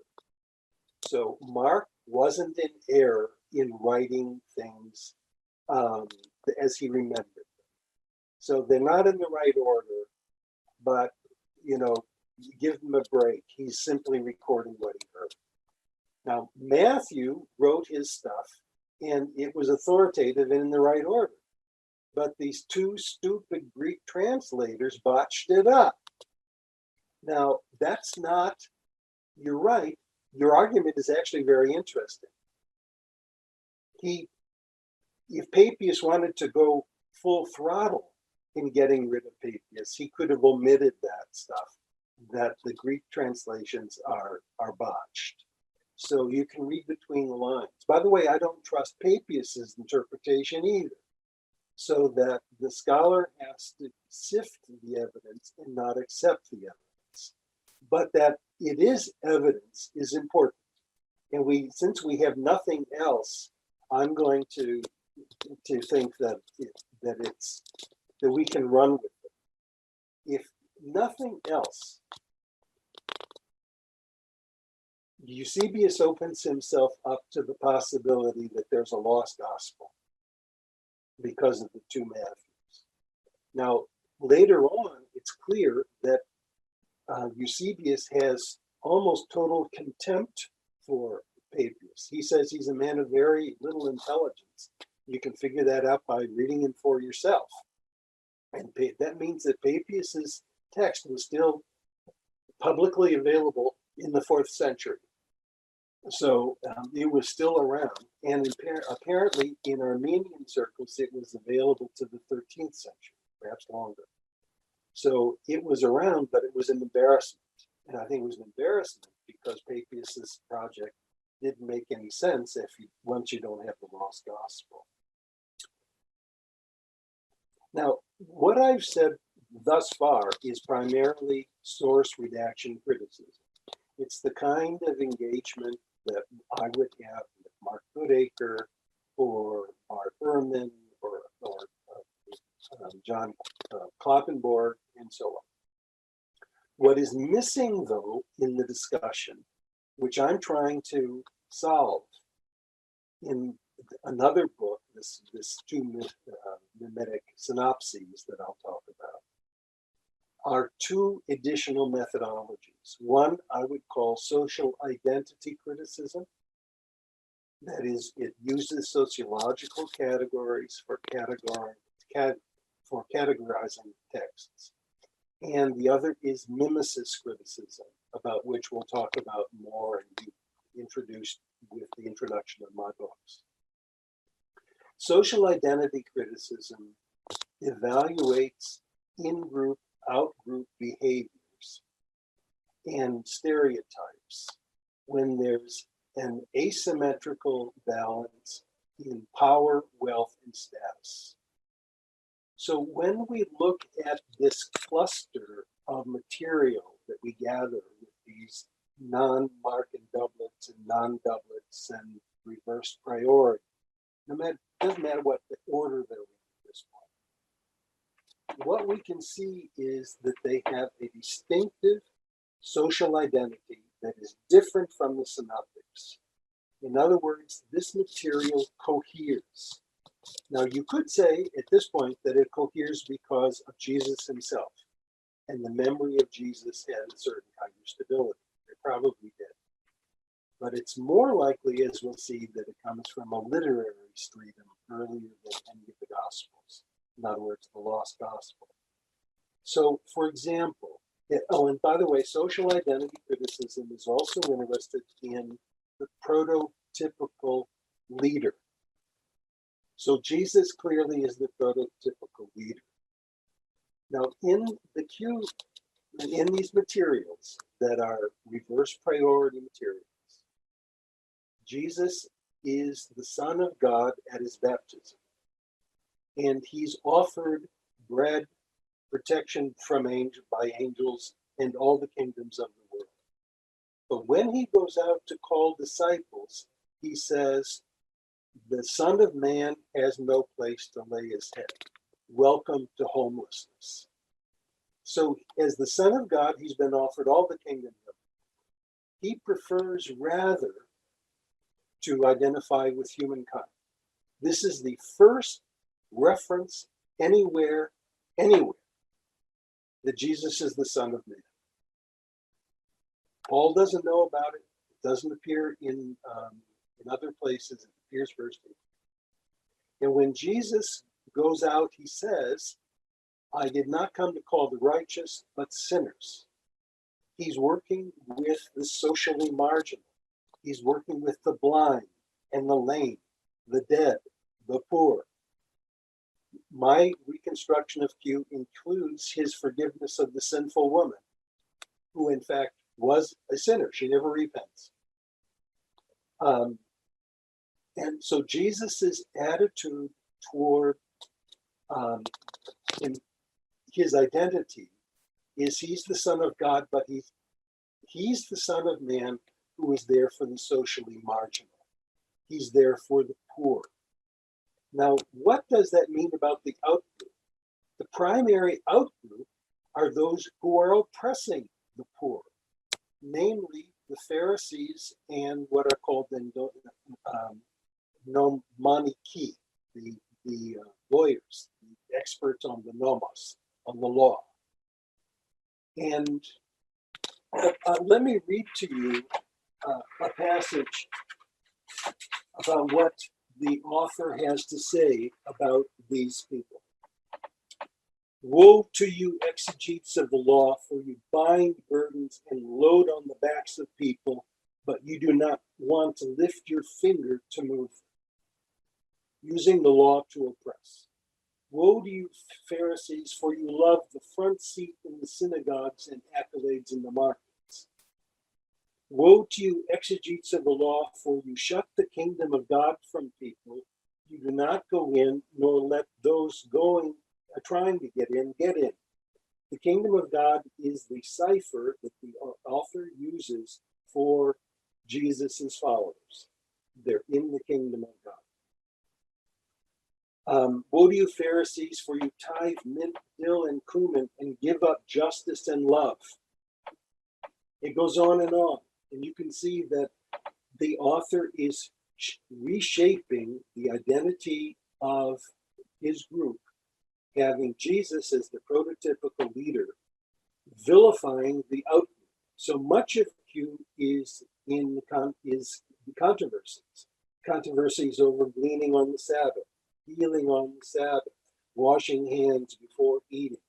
the Beelzebul controversy. Jesus can cast out demons, but he does it by Beelzebul. So this is a conflict document. Now, I'm going to read the Beatitudes to you that appear in Luke. They don't appear this way in Matthew. So this gives a sense of this out-group, in-group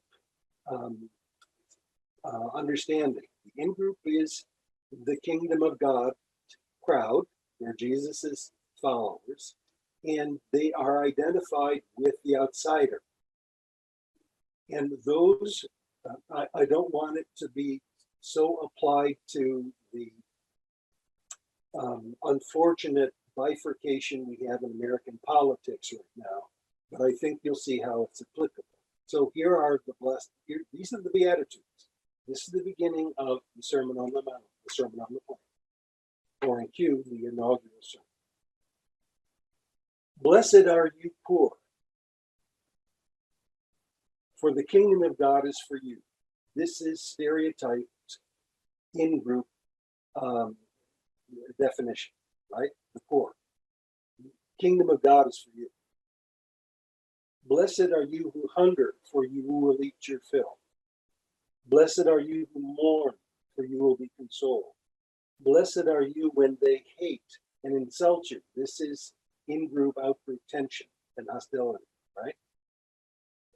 And say every kind of evil against you because of the Son of Man, who identifies with the poor and the hungry. Be glad and exult, for vast is your reward in heaven, for this is how they treated the prophets. But woe to you who are rich, for you have your consolation. Woe to you who are full now, for you will go hungry. Woe to you who laugh now, for you will mourn and weep. Woe to you when all people speak well of you, for their fathers treated the false prophets in the same manner. Salt is good, but if salt becomes insipid, with what will it be seasoned? Neither for the earth nor for the dunghill is it fit. They throw it out. God will throw out the rich and the privileged and those who abuse the prophets, namely the religious leaders.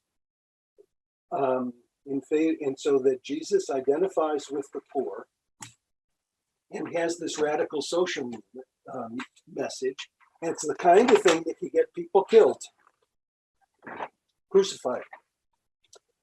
So social identity, and by the way, this social identity of Jesus as the Son of God, but the Son of Man who's with the poor, and the vilification of the Pharisees and the religious leaders, and the prizing of the poor and the hungry, does appear in later Gospels, but not with the same intensity. And they are no longer a minority group. This is certainly clear in Luke Acts. They're not a minority group, they're a major movement. And by using social identity criticism, one can see that Mark has a certain kind of social identity he's dealing with. Matthew has his own. Luke has his own. And they're all different from this collection of material that underlies the Gospels. Now, one could say that it reflects Jesus and the Jesus movement as a religious movement hostile to the Jewish authorities. But as we're seeing now with mimesis criticism, it comes out of a document. Now, you had asked in your notes that before we talk, what does this mean about the historical Jesus? And so before getting into mimesis criticism and this final thing, I want to talk with you about that. The ethos and social definition that the author has in the Lost Gospel is the closest evidence we have to Jesus's own self-understanding. Now, it's not identical, as we'll see, because there's also a literary project that's at work. In other words, Already the process of mythologizing has begun, although all in Jewish categories, not in Greek categories. But this is one reason I am so, sorry for the word, evangelical about this lost evangelium, about this lost gospel, because I think its historical worth is huge. And you can see some of this already in the Pauline epistles, this concern about the kingdom of God, who's in, and the concern for opening up the community to Gentiles, and criticism of legal authority and law. So I feel very strongly about this social identity criticism, and you won't find that in the discussion of the synoptic problem. And it's a pity, it's a tragedy that we've only talked about the literary features and, you know, whether Luke knows Matthew or whatever. But there's something to be said for social identity in this material that is what I find very compelling. Okay, so Dr. Macdonald, if you don't mind me poking a few things here, this is interesting, the social identity criticism, because it does touch the Gentile discussion. And I think it's important to ask you, maybe if you can here, and this isn't in our list of notes, I didn't really think to ask this, but because you brought up social identity, I think it's important to kind of understand, not only is he dealing with the poor, that appears like he has a poor movement, almost stoic Judaism, you know, where it's focused on the poor Jews, if you will. And Matthew seems to be focused on this phrase, if you will, the lost sheep of the house of Israel. And this phrase is like very unique, that he even kind of defines, like, don't go in the way of the Gentiles, stay away from the Samaritans.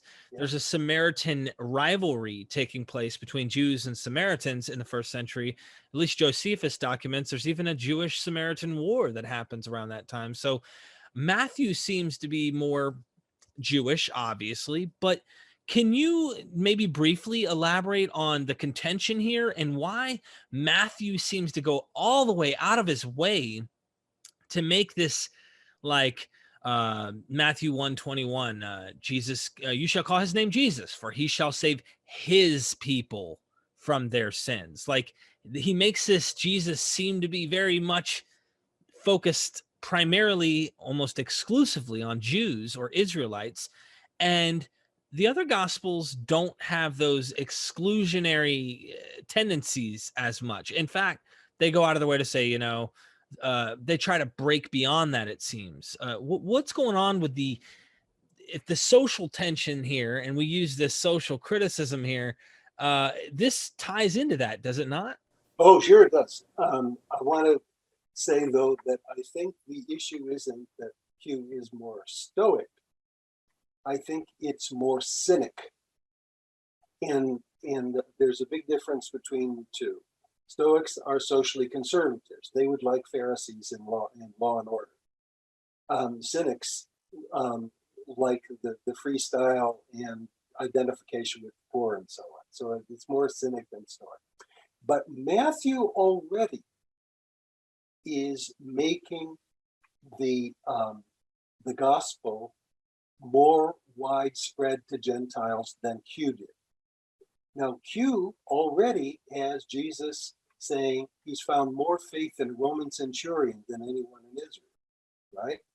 He also says that many will come from east and west and eat with Abraham, Isaac, and Jacob, and you law-abiding folks are going to find yourselves cast out. In my reconstruction, it also has the Matthean statement, prostitutes and tax collectors will be in the kingdom of God before you guys will.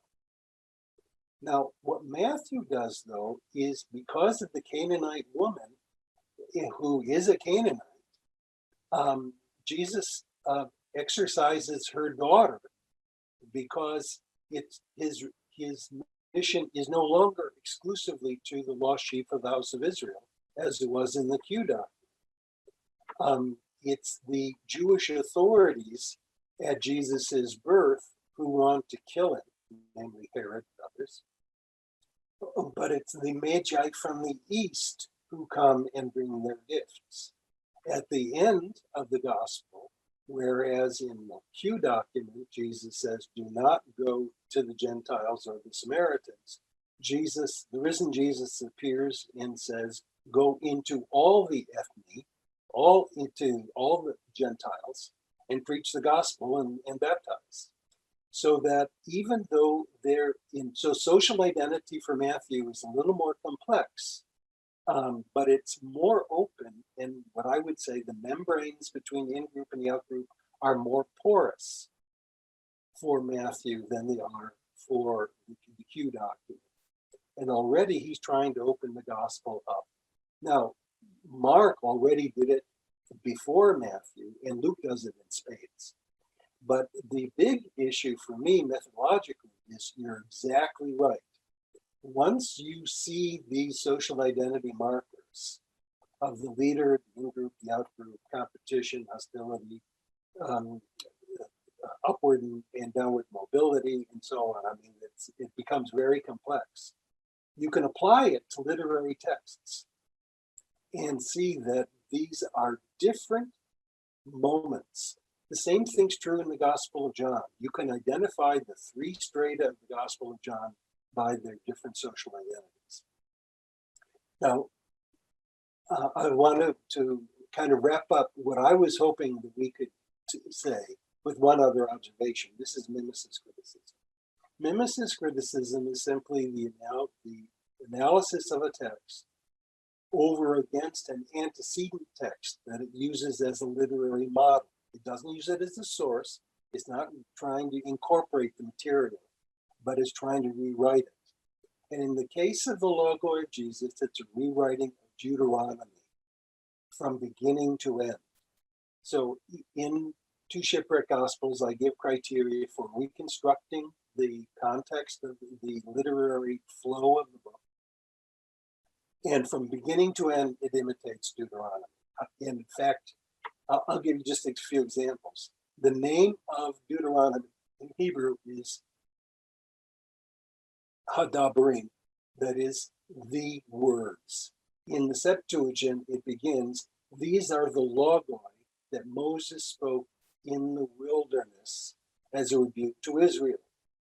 How does the logo of Jesus begin? The logo of Jesus, not Moses.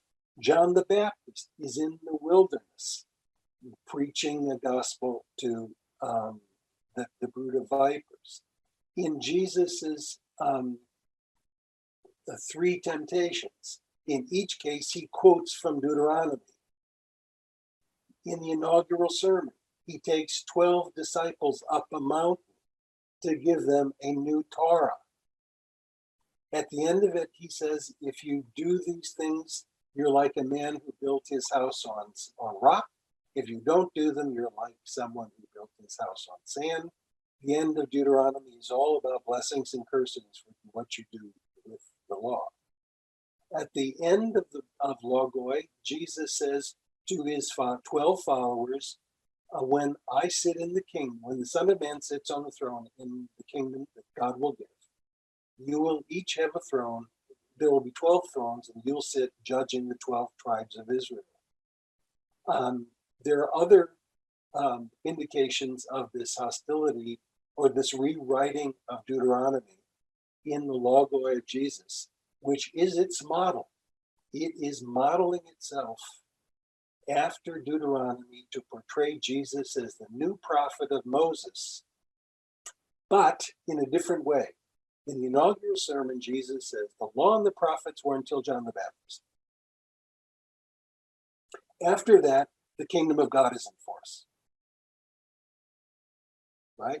So the law and prophets are the old. So you have in the logo of Jesus the new Deuteronomy, with Jesus as the prophet like Moses.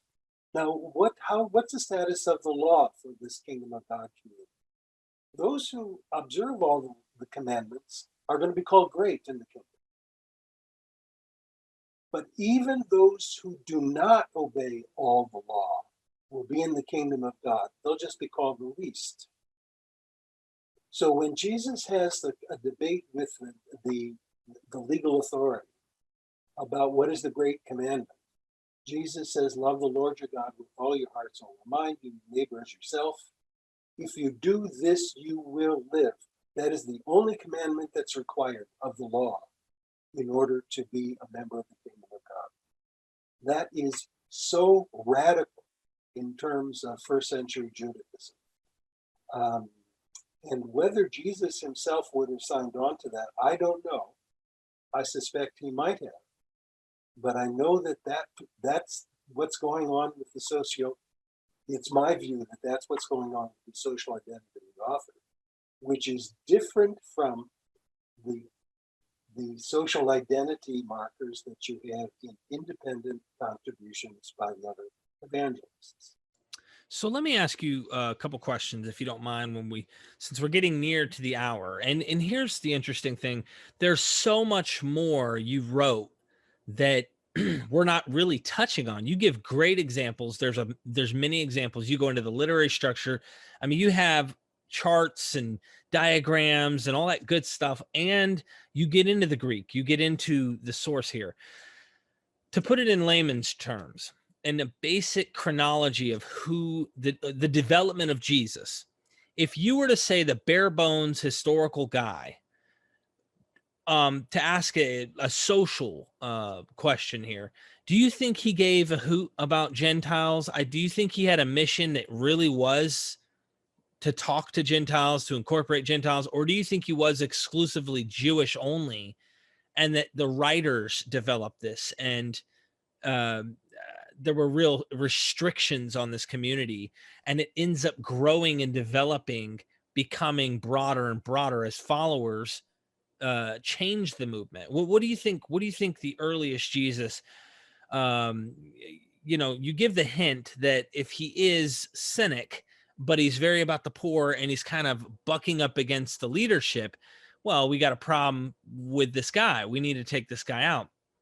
And I've heard many people think he was a rebel, which is why the Romans would have crucified him to begin with. He must have been like leading a movement, a revolt against the leadership of Rome, but maybe not so much them, maybe just the Jews. I don't know, but he was definitely a rebel according to some. Who was Jesus, and was he okay with Gentiles? Is that something completely foreign to the movement? It seems like Acts chapter 10 is trying to make Peter convinced that this is God. Like he didn't know. Hold on, this wasn't part of the program. How come these guys are in this this now? I don't know. What are your thoughts? I'm going to play the role of a historian and just say what's the evidence. And the best evidence we have for the historical Jesus being open to Gentiles comes from Paul. Paul has a mission that includes Gentiles and creates hostility with Jewish authorities and with Judaizers and so on. And he understands the kingdom of God to be inclusive. Now that's even before Q. Paul couldn't have known Q. And so the Q document written shortly before the war is giving a similar alternative to that, to traditional Judaism. We also have a contested passage in Josephus in which James the Just is killed by Torah observant Jews, but other Jews come to his rescue. Now, whether James the Just had a Gentile mission or not, I doubt, but it means that his attitude toward Torah was marginal. Yes, he was Torah observant enough so Torah observant people would defend him, but he must have violated Torah, and after all, he's called the just, right? But he must have violated Torah enough to get himself in trouble. So he represents, I think, a marginal group in Judaism that is critical of its own law. Now, whether that includes an openness to Gentiles, I don't know. But I think what one can say, whatever Jesus' own position was, His understanding of the kingdom of God as a moral and not a genetic issue, not a or an ethnic issue, makes itself felt in both the Q document and in Paul. And I would say that that's pretty interesting confluence of information and social identity.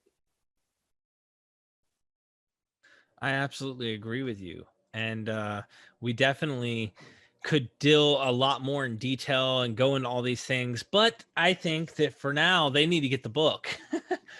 It's a big one. But, you know, you got me interested. I feel like I need to get the two shipwreck gospels to really dig into some of this and look at it for myself.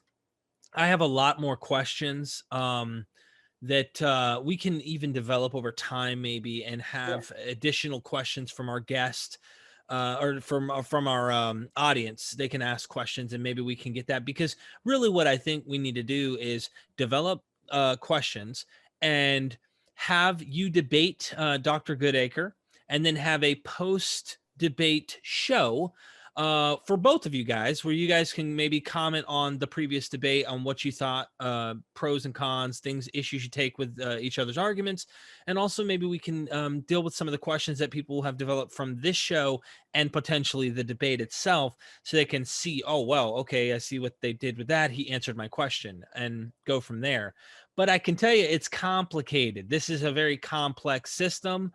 The Farrer hypothesis does not take into Papias. Are any of these, the two document hypothesis, the Farrer hypothesis, Farrer, are they even talking Papias, or is this something exclusively you? They obviously know about Papias, but they dismiss the arguments, and we can talk about that another time. Okay. If you don't mind, Derek, I'd like to make the hypothesis really simple with the summary. Okay. The Q plus Papias hypothesis really is very simple in its basic commitments and very complex in its development. But it's very simple this way. Matthew has two sources informing. One is Mark, and another has similar content, but in a more primitive version. Papias comes along, and he knows Matthew and Mark, but he also knows another Matthew that has things in a separate order. Luke comes along, and he's the last of the synoptic authors, and he has the same phenomenon of doublets and non-doublets. He knows Papias, apparently, so he knows Matthew, but much of his content is more primitive than anything else that we have. It's likely that it comes from a lost gospel. By using social identity criticism, you see that these materials that can be identified with these non-Markan doublets and non-doublets has a distinctive social identity, both for Jesus, for the members of the kingdom of God, and for the Torah observant outgroup. But when you assemble these texts into these units, into a book, it seems to be a mimetic imitation of Deuteronomy to portray Jesus as the prophet like Moses. And so those three methodologies, not just source redaction criticism, which is where we get stuck in the synoptic problem, but also social identity issues and literary mimetic issues, I think, close the door on there must have been a lost gospel. I would never say that I have precisely reconstructed it. There's no way of knowing how close that would be. But that we have a lost gospel that can be reconstructed with this criterion of reverse priority, I consider to be firm. I like that. That's very interesting. So, ladies and gentlemen, the Q plus Papias hypothesis that Dr. Dennis Macdonald will suggest the Q is the mimetic of Deuteronomy. Okay, so Q is the mimetic of Deuteronomy. Mark and Luke, of course, are the mimetic critic connection, if you will, is to the Homeric epics and the Iliad. The Johannine, here you have the Johannine, which is the Euripides, the Bacchae, and Dionysus. I love this stuff. I love this material. I don't know why. I guess finding out that these books they're not the magic I was told that when I was Christian. When I was a hardcore Christian fundamentalist, you know, there's like this protection when you're in the bubble of defending the Bible to be this magical, inerrant, infallible, God-breathed, perfect, jot and tittle book. And this right here, like, tears down all the apologetics. I mean, any inerrancy, infallibility type argument from Christians, it brings beauty in a different way. But it tears it down, the whole structure that they build. So, people have criticized my work by saying that I'm so anti-Christian. And I am an atheist. But I love these texts. And it pains me that the people who claim to love them most misunderstand them so badly. And I think once one can, I would say that it's like having a prism where sunlight going through a prism gets refracted into various strands. That what we can see is the various strands show a richness of moral development, social sophistication, philosophical sophistication that is invisible if you only see the single beam of light going into the prism. And what happens with too often with Christian piety is we find this one beam going but never gets to the prism. And the prism makes the light more beautiful than the light would have been otherwise. And I love these texts, and I find myself nourished by them. But it's such a pity that the people who claim to love these texts the most and to love Jesus the most have so much trouble understanding the glorious diversity of these texts. Well said. Really well said. Ladies and gentlemen, get the books. I mean, he's got a lot more, and there's a man named Truth Surge who's been on YouTube for a while. He has a series he called Excavating the Empty Tomb. He used the Homeric connections to argue that there was no actual empty tomb, using a lot of this critical scholarship that you have developed. I hope there's a lot of your work out there that's being used by people that you probably don't agree with even, but I know one of the guys that I'm interested in interviewing for the show is Brian Murarescu. I think I'm pronouncing that right. It's Murarescu, technically, Murarescu. And he wrote a book called The Immortality Key. And he's discussing this idea that early Christians in their sacraments were taking a psychedelic type of wine punch, if you will. They kind of spiked the wine a little. But somewhere along the lines, he uses your work. I'm not sure where and how, but I would love to. We've been in communication. We've been in communication. Yeah. Yeah, and has he contacted you? Yes. Okay. I hope to get him on the show someday. Maybe I can have you and him join on the show. I don't know. I'd love to do that, but wouldn't that be fun? Yeah. It would. So, do you have any closing words you'd like to make to the audience? One thing we didn't talk about is why the Q plus Papias hypothesis does not have legs in the discussion. Yeah, if you don't mind, can you comment on that before we go? First of all, I'm surprised by it and frustrated by it, and for that reason, I'm so grateful for this opportunity to share this material. But I think there are two other factors. One is, unfortunately, scholarly jealousy. that if I'm right, people on both of these sophisticated positions, the FAR hypothesis and the two-document hypothesis, are wrong. And nobody wants to give publicity to people they differ with. So that is one piece. But also, I must say, you've talked about this several times, there's a reason why this synoptic problem has not been handled for 2,000 years properly. And the reason is that the solutions are complex. And two shipwreck gospels is not easy reading. It's heavy sledding and it was heavy writing.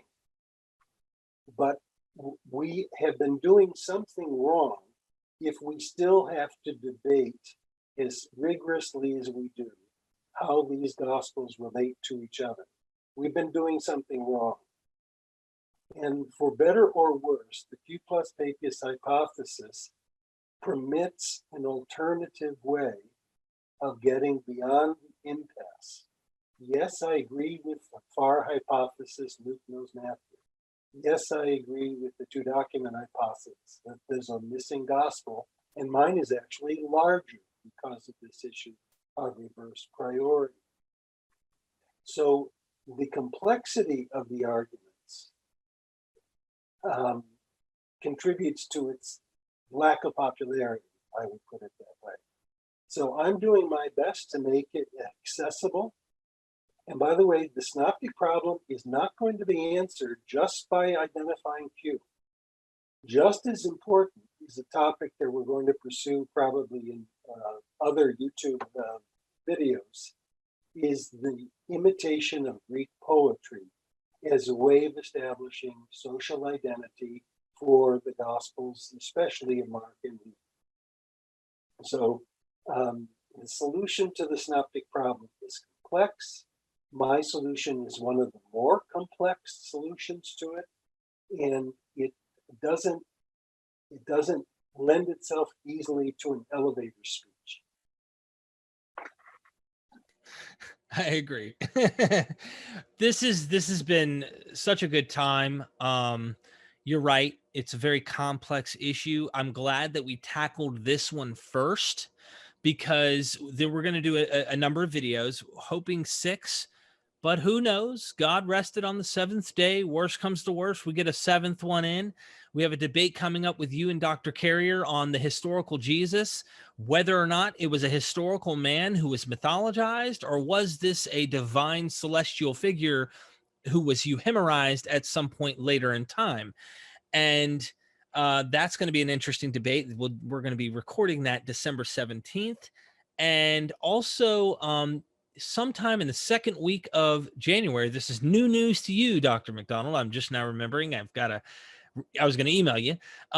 Dr. Goodacre said that anytime the second week of January, we can record a debate with you and him.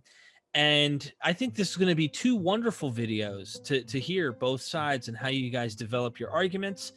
But I'm trying to get my head wrapped around the complexity here, because this is such an interesting thing. One of the good questions I have, and maybe you do too, you might go, yeah, that's a good question, down in the comment section if you've made it this far into the video, is why are there imitations of Greek literature when Q is doing an imitation of Deuteronomy?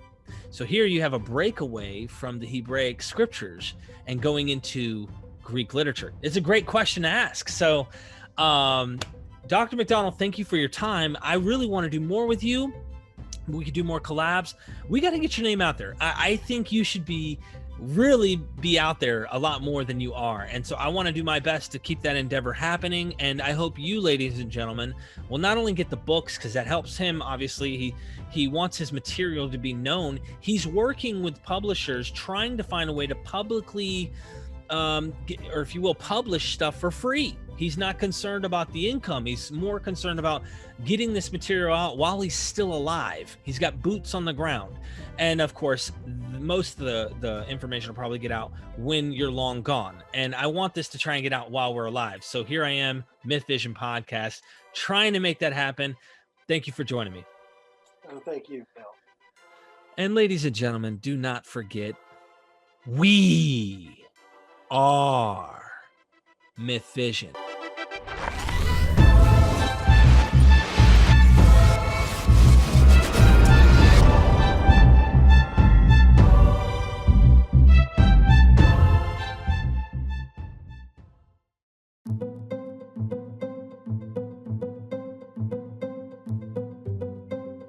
Be sure to check out MythVisionPodcast.com. Help MythVision grow, guys. Become a Patreon member. You guys will get early access to all my videos when I'm done editing them. Also, it's a small community where you guys can message me your questions and talk to me in private. You guys can also donate through PayPal and Cash App. Join the social media links down in the description. We have Twitter, Facebook, all sorts of social media.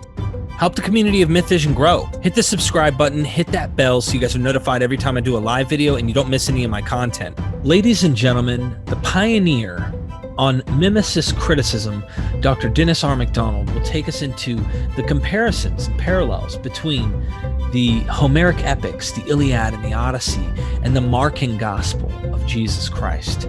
You guys are going to want to check out this fascinating show. It gets very deep. It's very intellectual.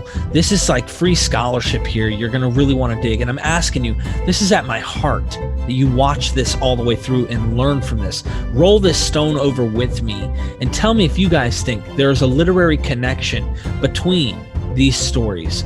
If you haven't checked out his book, you really should, so you can see he literally shows diagrams of the comparisons between both texts. He's a pioneer. He's had resistance from what he calls the guild, the scholarship consensus on how one should methodologically approach the Gospels of the New Testament. You guys, I'm personally persuaded by what he's suggesting here. I hope you guys will come at the end and tell me your criticisms or the pros of this position. Do you think he's onto something?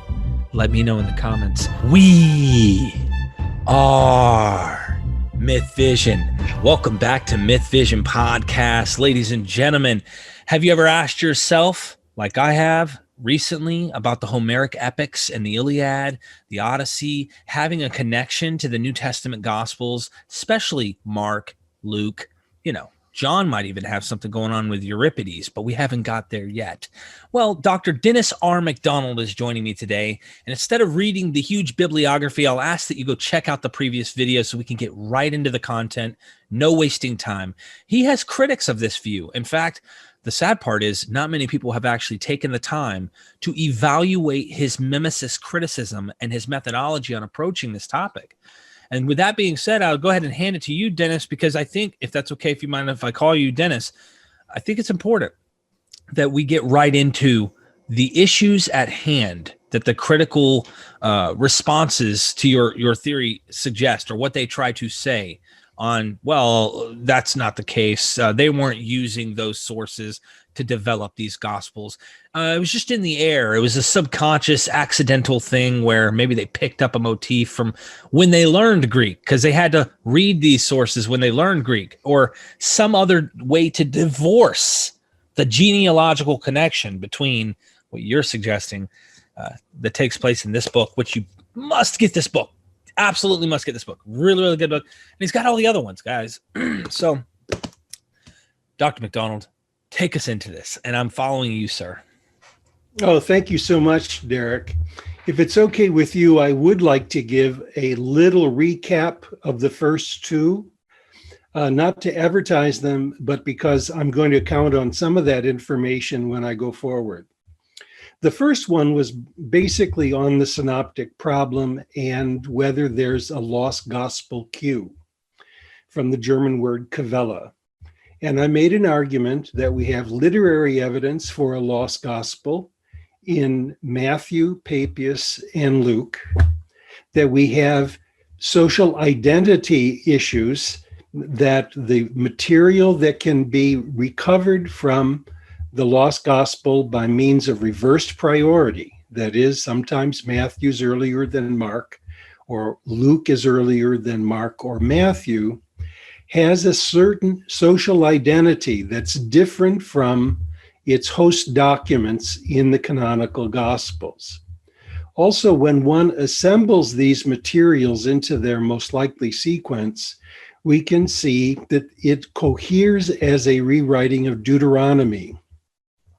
Now, in order to establish connections, literary and free connections often between two texts, I've established a methodology called mimesis criticism, from mimesis, imitation in Greek, imitatio in Latin. And it has 7 criteria that we're going to be testing a little later, but it works also for Q and Deuteronomy. Dr. Macdonald, I hear a noise in the microphone. Are you touching the table or something near it by any chance? Yeah. Okay, I hear a thump, like a okay, like almost like something's moving. So I'm sorry. No. Did you want to restart that by any chance? Yeah, just because I don't want the audio to be. All right, I'm going to give you a 3, 2, 1, and then I'll say, you know, here you go, Dr. Macdonald, and then you can take us back. I don't want, you know, trust me, you'll thank me later. You'll thank me later. I apologize for interrupting you. I'm all for you. Yes, sir. Okay. 3, 2. Dr. Macdonald, so if you don't mind, take us off into what we're going to discuss today. Well, if you don't mind, Derek, I'd like to give a brief recap of the first 2 sessions. The first one was on the synoptic problem and the existence of the Q document, the lost gospel. And the argument was threefold. One is we have evidence for a lost gospel that informed Matthew, Papias, and Luke. And we can recover much of that material by assessing what are called doublets and non-doublets and looking for reversed priority. That is, we know the Gospels are written in this order, Mark, Matthew, Luke. But sometimes a later Gospel has material that's earlier than its known sources, which could come from oral tradition, but it more likely comes from a document, or at least could. So that's a literary argument. We also have a social identity argument. That is, that these materials that we can isolate by reverse priority have a distinctive social identity that's different from the social identities of the authors of the other Gospels. When these materials are collected and arranged, they seem to be a rewriting of the book Deuteronomy to portray Jesus as the prophet like Moses. Now, in comparing 2 literary texts, one needs to minimize the subjectivity of the enterprise, and to do so, I've created 7 criteria, which we'll be talking about again today. One is accessibility. Is the proposed model available? Another is analogy. Are other people imitating the same book? 3rd, 4th, and 5th are density, order, and distinctive traits. There are a lot of parallels. Are they in a similar sequence? And is there something that's unusual that glues them together? Then interpretability is number 6. That is, what is gained for the interpreter by comparing one text over another? Or, if you will, what's gained by the author in rewriting a text? And finally, ancient recognition. Did ancient readers recognize these similarities?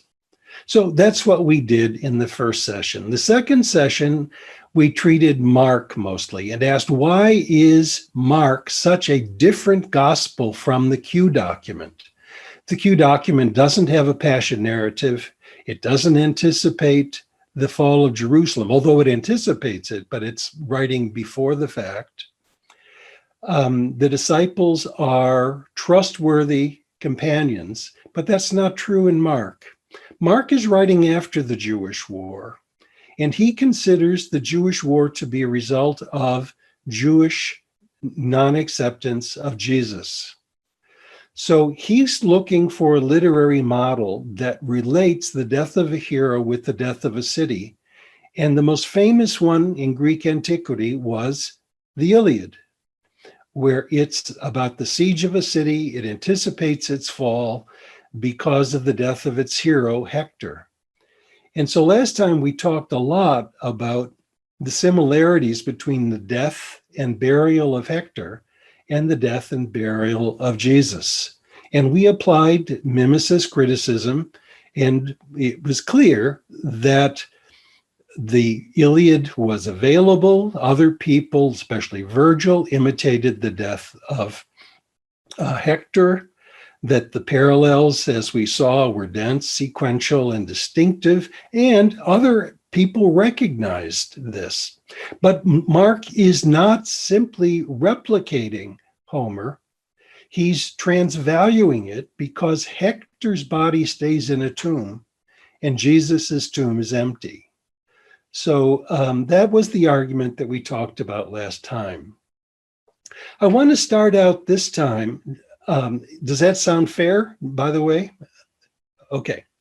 This time I want to say how I stumbled upon mimicist criticism in the first place, to give an example from the Odyssey, not the Iliad in Mark, and then to say how do people object to this? What are the scholarly arguments lodged against mimicist criticism? In 1983, I was given a grant from the National Endowment for the Humanities to work on the Acts of Andrew from the perspective of folklore. I'd already written a book on the Acts of Paul, and the Acts of Andrew at this point was available only in fragments. There was not a critical edition of the fragments. So I actually spent a decade trying to go through the Greek, Latin, Anglo-Saxon, Armenian texts to reconstruct the book. I was at the Folklore Institute to see what, if I could identify the folkloric elements that may have informed this, that is, oral traditions. And it became clear that there were no folkloric oral traditional materials in the Acts of Andrew, that it was literary.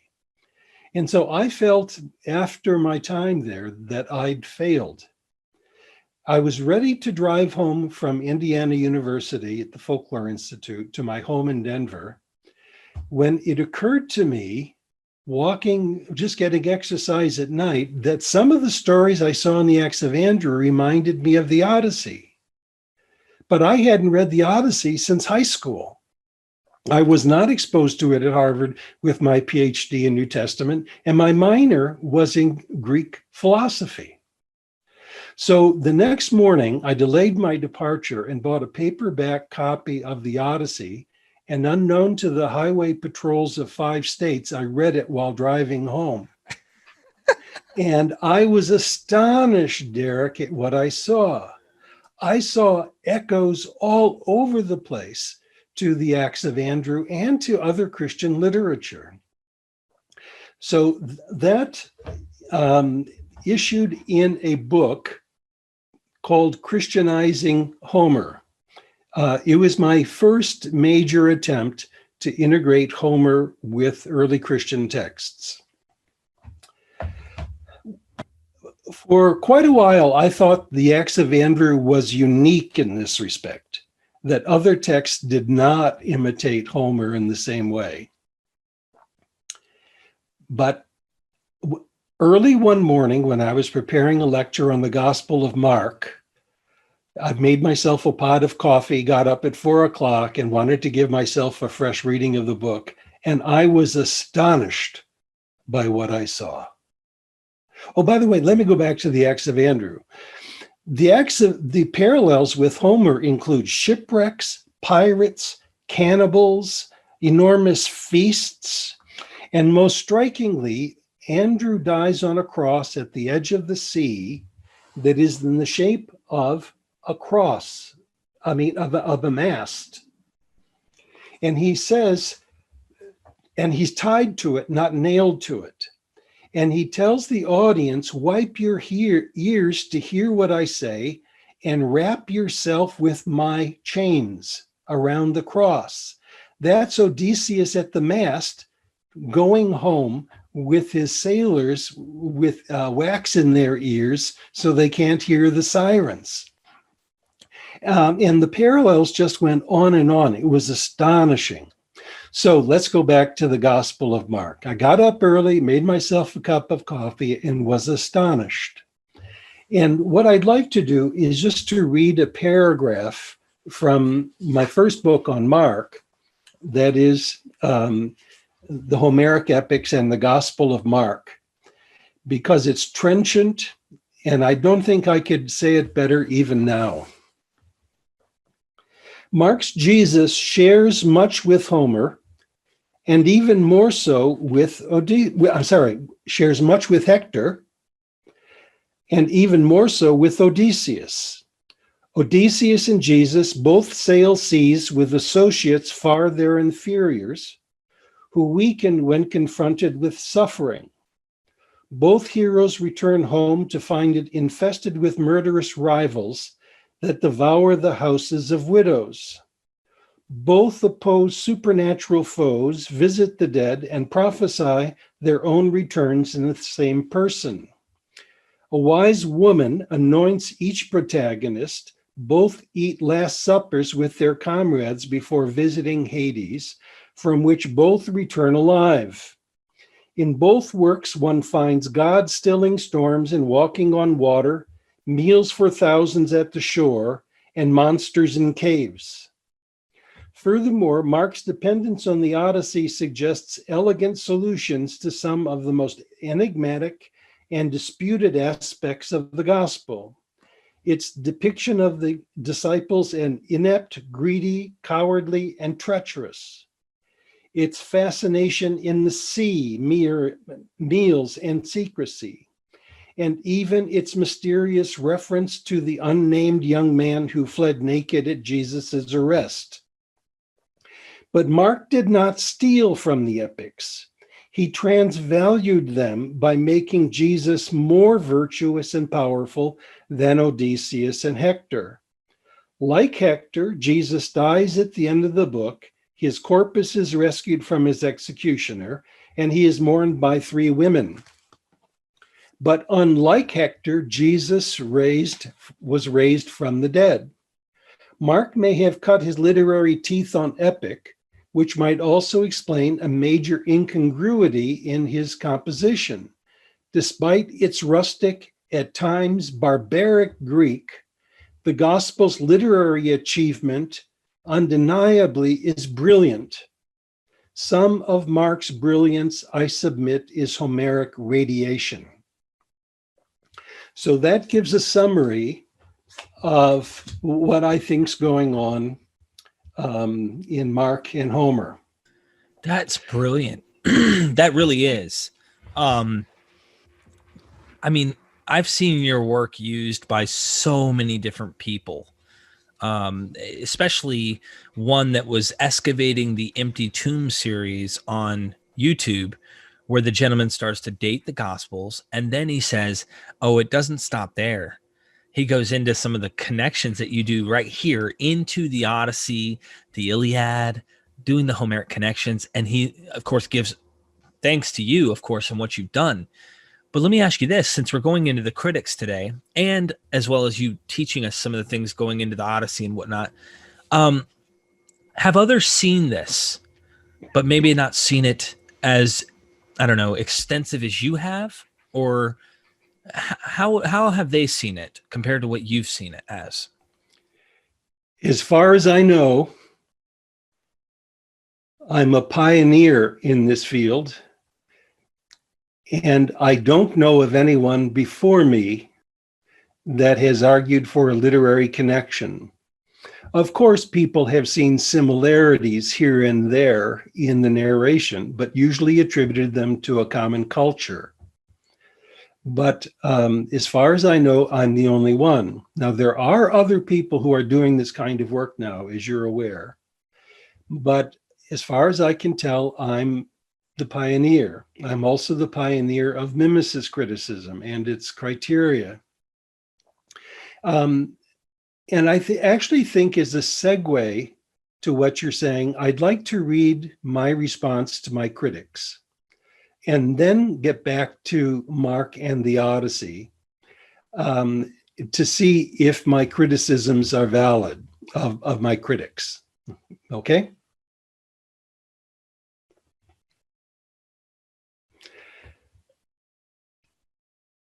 At first, I was not surprised that the responses to my book on the Homeric epics in the Gospel of Mark did not resonate or get legs right away.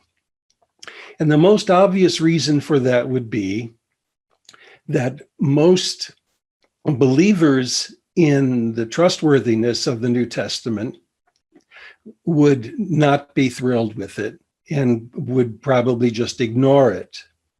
But what became very surprising to me is the sometimes vicious resistance I met from my friends and colleagues in the Guild. And these are not fundamentalist Christians. They're enlightened, progressive, scholarly people, and yet they were really and they continue to be very unappreciative of this kind of research.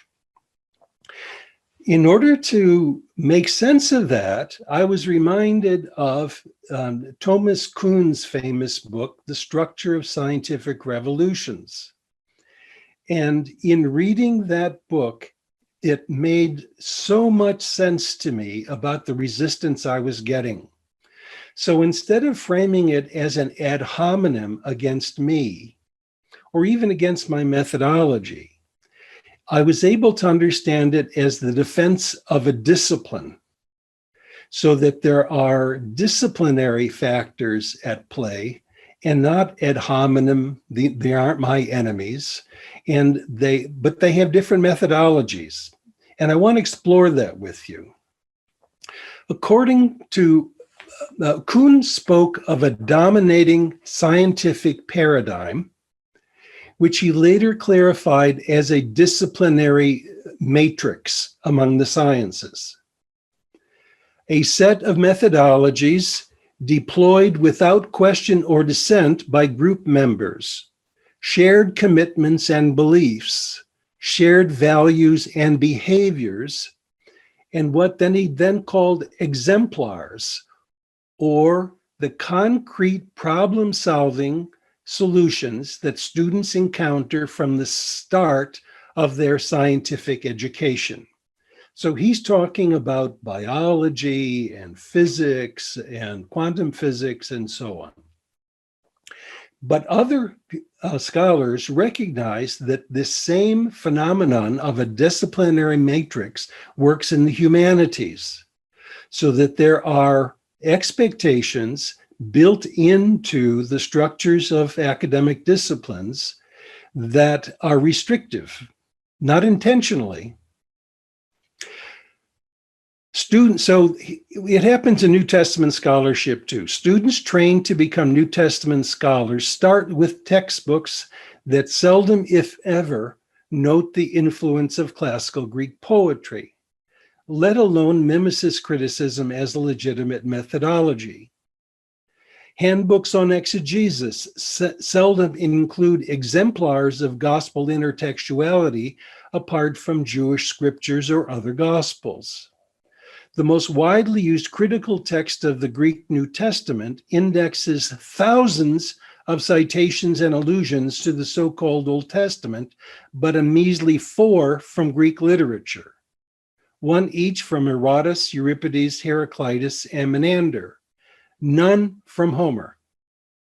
The prestigious Anchor Bible Dictionary could not find space in its 6 wonderful volumes for entries on Homer, Euripides, or even Greek poetry generally.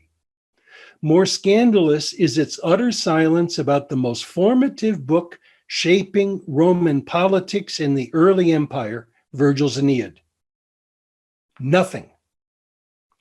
According to Kuhn, a scientific revolution commences with the awareness of anomaly. That is, with the recognition that nature has somehow violated the paradigm-induced expectations that govern normal science. Now I'm going to expand on that a little bit with his words. The transition from paradigm in crisis to a new one is a reconstruction of the field from new fundamentals.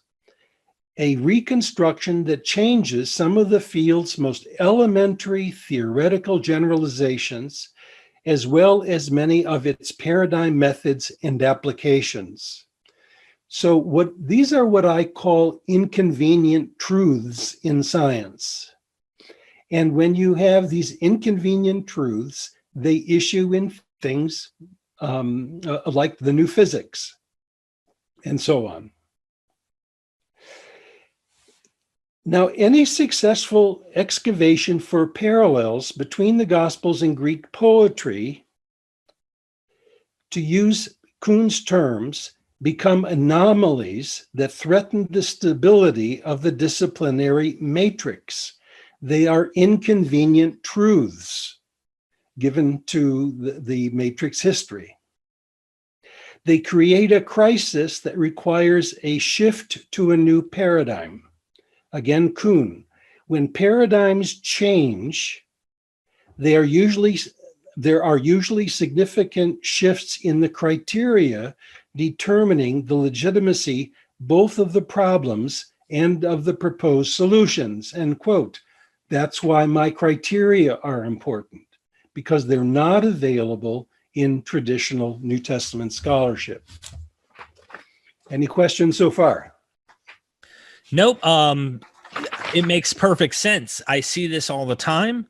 Academics, great people who probably, like you said, with an adult beverage in front of them, would be perfectly fine. However, there's the guild, and they believe they're defending the discipline, and they think that when you buck against the discipline, it's a natural reaction to suppose you're erroneous. You're not seeing the truth, right. And we're trying to accurately get to the conclusion, and they think they're correctly defending what is right. Exactly. And so you have an uphill battle. You are literally Atlas rolling the ball uphill right now. Okay, so the next part of my assessment again uses Kuhn, and I entitle it "How the Matrix Fights Back." The disciplinary matrix. Much of the structure of scientific revolutions describes how adherents to matrices of normal science resist new theories to account for inconvenient truths. Although scientists may begin to lose faith and then to consider alternatives, they do not renounce the paradigm that has led them into the crisis.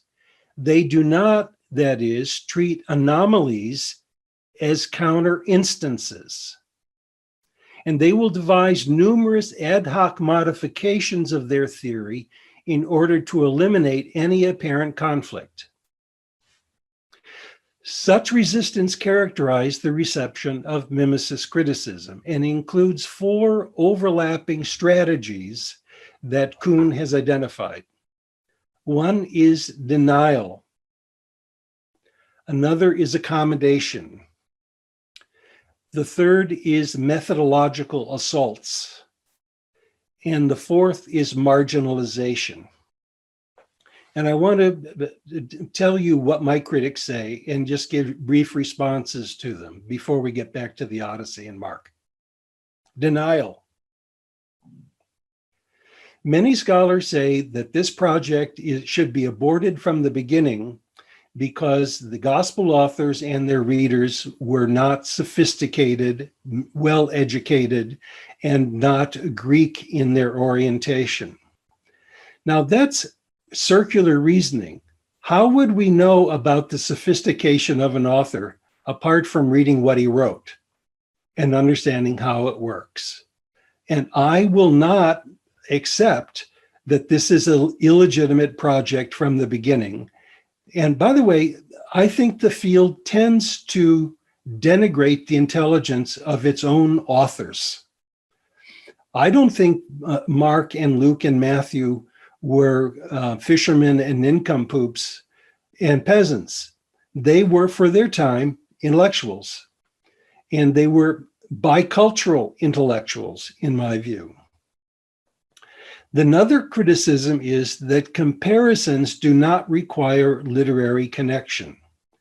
In other words, parallels between the epics and the Gospels are not worthy of the effort. So paraphrased, Macdonald, just because you find analogies between two stories, one in the Gospels and one in Homer, doesn't mean there's literary connection. That's right. It doesn't. On the surface, it doesn't. But my question then is, how many whiskers make a beard? What I mean by that is, how many parallels in sequence and distinctiveness do you need in order to have mimesis criticism and to have imitation? So or another way to put it that's not so sexist is, how many beans make a pile? Now, yes, you can have parallels between texts that have no literary connection. And you can have parallels between texts that do have literary connection. I'd like to know what criteria you're going to use to make that judgment, and then we can compare them to the stories. Now, unless you have criteria, I'm going to assume that the question of how many whiskers make a beard is still open. Then accommodation. Insofar as the Homeric epics pervaded Greek culture, and by the way, that's undeniable, one can more adequately account for similarities between the Gospels and epic by using traditional historical and cultural criticism. So yes, Homer is everywhere, and Homer is not just in texts. It's in art, it's in architecture, it's on stage, it's in music. As Hegel put it, Homer is the oxygen that Greeks breathed. So Macdonald, when you identify parallels between the Gospels and Homer, how do you know that it's not just Homeric radiation on the culture? And my answer to that is, again, you have to have criteria to determine if the parallels are literary or cultural. And let me back off. I think for Mark's readers, for example, they may not have been able to read Homeric epic. Maybe they did know it simply from the culture. That's what I would assume. That doesn't mean the author doesn't know it or isn't conscious of trying to make this connection. And again, we need criteria for determining it. The next is methodological assaults. That is, okay, how does Macdonald go about identifying these parallels and justifying them? One complaint is that I identified differences between stories as intentional transformations, which my critics say should not be counted as parallels. Now, I'm not saying that the imitations of Greek poetry in the Gospels are xerographic. They are not photocopies. They are transvalued.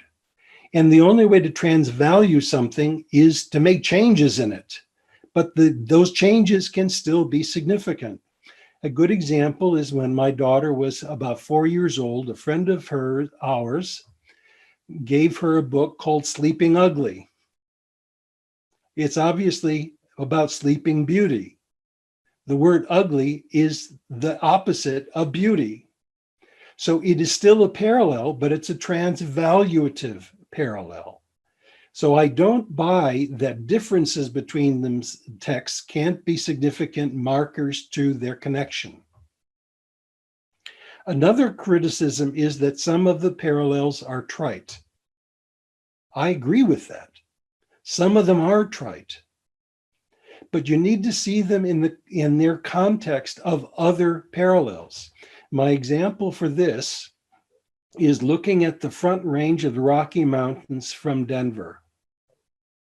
Yes, at the very horizon, you see some shadowy peaks that may be peaks or may not be peaks. They may be clouds or they may be illusions. But when you see them at the back of the Front Range, where you have no doubt about a mountain range, those peaks in the background become more interesting because you have clear examples of, in my view, going back to Mark, Mark has clear analogies to the Homeric epics. There is a front range there. Now, some of the parallels I draw are trite, and I'd be willing to sacrifice them in a heartbeat. But I'm not willing to sacrifice. And sometimes my critics pick on the bad accounts, and in other cases, not. Back up a sentence or two. I'm sorry, you're not going to, and then you broke out for about a 2-sentence. I'm not going to abandon the mountain range just because some of the peaks in the distance are faint. But I agree, some of the parallels are trite, and I'd be willing to scrap them. Here's another issue related to this. And it has to do with thinking that I'm the only person who uses this methodology. I'm simultaneously flattered and frustrated that my denigrators associate mimicist criticism exclusively with me, as though I were a Don Quixote, a knight errant tilting at windmills with an occasional and blundering Sancho Panza. I'm not the only person doing this. I may be a pioneer. I suspect that I am. But these criteria need to survive beyond me, and they do. Unfortunately, the disciplinary matrix has been very good at keeping my students out of schools and unemployed. And it's one of the great tragedies of my work that they can't. In fact, I don't know any place in the world right now where students can go and study this. Then marginalization. The argument goes like this. Even if a few mimetic parallels exist, they really don't matter. They're just insignificant. They're window dressing. They're not as important as the other things going on in the text. Now, this contrasts radically with ancient understandings of the literary enterprise. As Quintilian put it, and I quote, and he's writing for his students of rhetoric on how to compose. There can be no doubt that in art, no small portion of our task lies in imitation. Since although invention comes first and is all important, it is expedient to imitate whatever has been invented with success. Above all, poets like Homer and Virgil.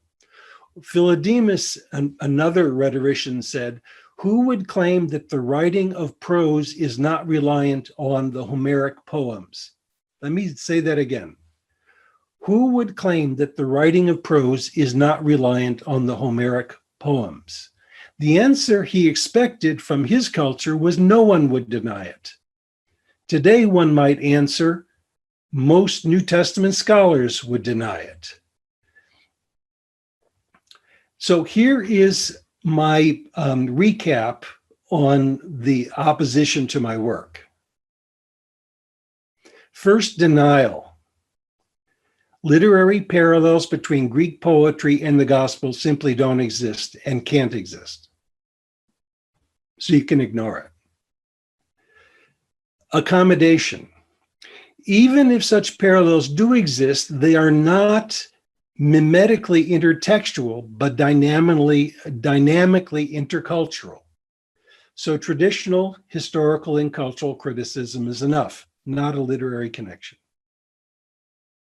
Methodological assaults. Even if there were intertextual mimetic connections, the proposed criteria of mimicist criticism can't prove it. So therefore, it's a kind of atheistic way of understanding. And then finally, marginalization. Even if one were to prove that some actually were mimetic, The parallels are insignificant mutations. They don't violate the disciplinary matrix generally. They're just blips. Now here's my basic response. No literature was more influential among Greek speakers in the early Roman Empire than the Iliad and the Odyssey. I know of no serious scholar who denies that. Second, literary education and production were dominated by mimesis. And for literary composition, no targets were more popular and culturally contested than the Homeric epics. This too is undeniable. The Synoptic Gospels are heavily populated by analogs to Homeric characters and episodes, and they are so dense, distinctive, and interpretable that they can no longer be ignored. One must account for them somehow. Now, mimesis is one way of accounting for them, but it may not be the only one. But I'm tired of having this business simply ignored. So that's basically my response to my critics. Now, I want to, go ahead. I want you to ask questions, but the next thing I want to do is what Kuhn says about how scientific revolutions take place. What is needed for scientific revolutions to succeed? But go ahead, you were going to ask. Yeah, let's discuss that in the vein of what you're presenting, because I want it to be on topic here. I think it's fascinating. There has to be an explanation. And when I read Mythologizing Jesus, like one really powerful connection to me that I guess one could, it seems very comforting to act like their social criticism will explain this. The woman who washes Jesus' feet. Okay, that example is one of the most brilliant connections that I think that you made, because Jesus says, wherever my gospel is preached. And by the way, I want to pause for 1 second before I even mention this statement that I think is so powerful. It's so beautiful too. For those who are believers or who think there's something pretty about the gospels, what you're presenting gives even more weight to the validity of them being intelligent, brilliant people. They're not just they're not idiots. At the same time, you're not saying, oh, well, this proves an inerrancy or infallibility or God has zilch to do with that. You're showing the beauty of authorship here by someone who is definitely creating a masterpiece, a story narrative that ends up surviving and has influenced the Western world till this day. It's just fascinating. So anyway, if it's so dumb, I guess we all were influenced by it in some way. And why were we influenced by it? Why did we see such beauty in this? Why do people think there's something majestic about it? It's because it's such a beautiful story. It's got depth. It touches the human consciousness in so many ways. And so did the Greeks. But that parallel where the woman washes Jesus' feet and he says, wherever my gospel is preached, let this story, let this woman, let this be known what this woman has done pretty much. And of course, you know the literary exact. I'm sure you know this by heart. And in the Odyssey, Odysseus, his scars revealed to the very woman who gave him suckle as a child. And she sees the scar and goes, Master, you know, like what, like you're captivated in the story because you're like, she doesn't know. The author's so brilliant that, you know, you're captivated to find out that she knows it's him. And she goes, Master, it makes you want to go, oh, you know, and then all of a sudden he says, shh, don't tell anyone. Her name means far and wide. And what is that name, Dennis, if you don't mind me asking? Eurycleia. So in fact, but go ahead. I mean, it's just, to me, it's like, and this is one, like you said, how many hairs does it take to make a beard? I got a friend who can't grow a beard worth of crap. He's got like 3 or 4 hairs. And I'm like, just shave it, man. Just, but anyway, my point is, this is so powerful. How do you not see a literary connection? What kind of criticism to your view can you say? Can't you admit that's a literary connection? I don't know. Derek, you picked up on one of the most wonderful stories in Mythologizing Jesus, and I actually want to read it with you now. Okay. Before I go on with my comments. So if you look at Mythologizing Jesus, Yes, sir. and I think it's going to be pages 94 to 95, 96. Okay. And while you're looking it up, I'm going to help people understand the context. Okay. Odysseus can't come home transparently because the suitors will kill him if they know that he's returned. So Athena transforms him into a beggar so that Odysseus can scope out the suitors to collect his allies in order to slay the suitors, which he eventually does. He goes to Penelope, still as a beggar, and wants to reassure her that her husband is going to come home and things are going to be okay. Now, she doesn't really quite believe it yet, but she's grateful for his attempt and has Eurycleia, his old nurse, wash his feet. And when she washes his feet, she recognizes his childhood scar. And Odysseus then says, don't tell anybody, because if the suitors find out, they're going to kill me. By the way, you have the same motif in the Transfiguration. The disciples see Jesus transfigured before them, and he comes down and says, you cannot tell anybody. So this theme of secrecy, which pervades Mark, is a Homeric borrowing. So what we're going to do is to read the two parallels like we did last time. Okay. I'll read Mark, I'll be the voice of Homer. Okay. You'll be the voice of Mark. Yes, sir. Telemachus was amazed at the great light that shone on the walls of his house. In case anyone's watching, Mark 13, 1 through 4, 28 through 37, and 14, 1 through 11. One of Jesus' disciples was amazed at the great buildings in Jerusalem temple. Odysseus went to Penelope and sat. Jesus went to the Mount of Olives and sat. Penelope in private questioned her husband in disguise. 4 of the disciples in private asked him about the destruction of the temple. Odysseus answered and gave her signs that he had seen her husband and that he would soon return. Jesus answered and gave the sign when he would return. That very day, Odysseus was consulting the oak sacred to Zeus at Dodona. The disciples should consult the fig tree. He is near. He is near. All these things will come to pass. Until all these things take place. No one in Ithaca knew if or when Odysseus would return. It is like a man on a journey. Keep watch, because you do not know when the Lord of the house is coming. The suitors were prepared to kill Telemachus and Odysseus. The chief priests and scribes were seeking some deceitful way to arrest and kill him. The suitors feared harm from the people of Ithaca.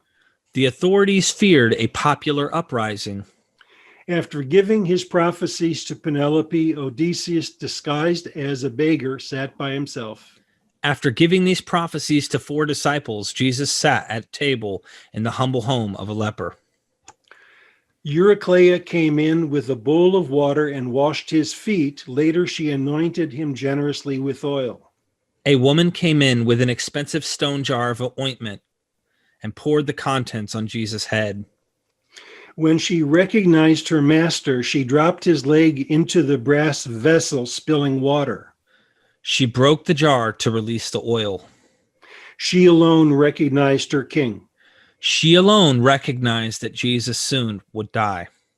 Melantho, the slave girl, had objected to Penelope's generosity to a poor beggar.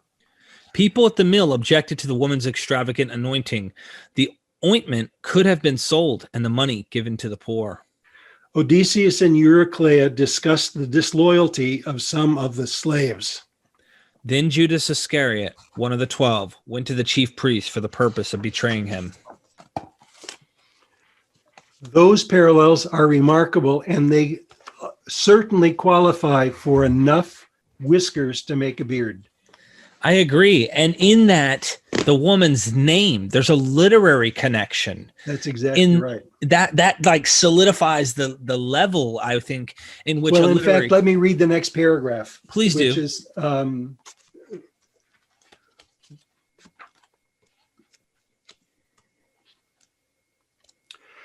I've delayed the most strikingly unusual similarity until now. Jesus praised the woman by saying, wherever the good news is proclaimed throughout the world, what this woman has done will also be mentioned in her memory. That is, this woman will have far-flung renown. She will be Eurycleia, renowned far and wide. The significance of the name Eurycleia was noted by an ancient reader, quote, Eurycleia, she who had far-flung and great fame. So the very name Eurycleia tells us why this woman is going to have acclamation, because of her act of perceptive generosity.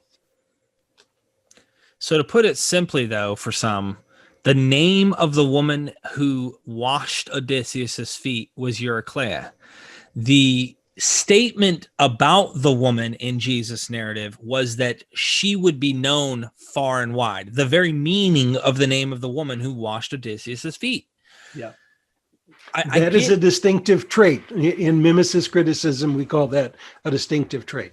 And that should be red flag. I mean, someone might go, that's coincidence or something. And it's like, I don't see it. So you were going to get back to the scientific method. I just wanted to make that comment because I can imagine them being reluctant on jumping on board. But you've pressed on. And did anyone respond? Have you heard anyone like Dr. Ehrman? Is there any other critical scholars that are out there that may have had a statement or have said anything pertaining to your work? I once had a personal conversation with Bart Ehrman and told him that if I'm right, he would have to rewrite half of his introduction to the New Testament, which has become one of the most popular books used in the disciplinary matrix for introducing people to this literature. And he's, as far as I can tell, even though I consider him my friend, entirely resistant to this methodology.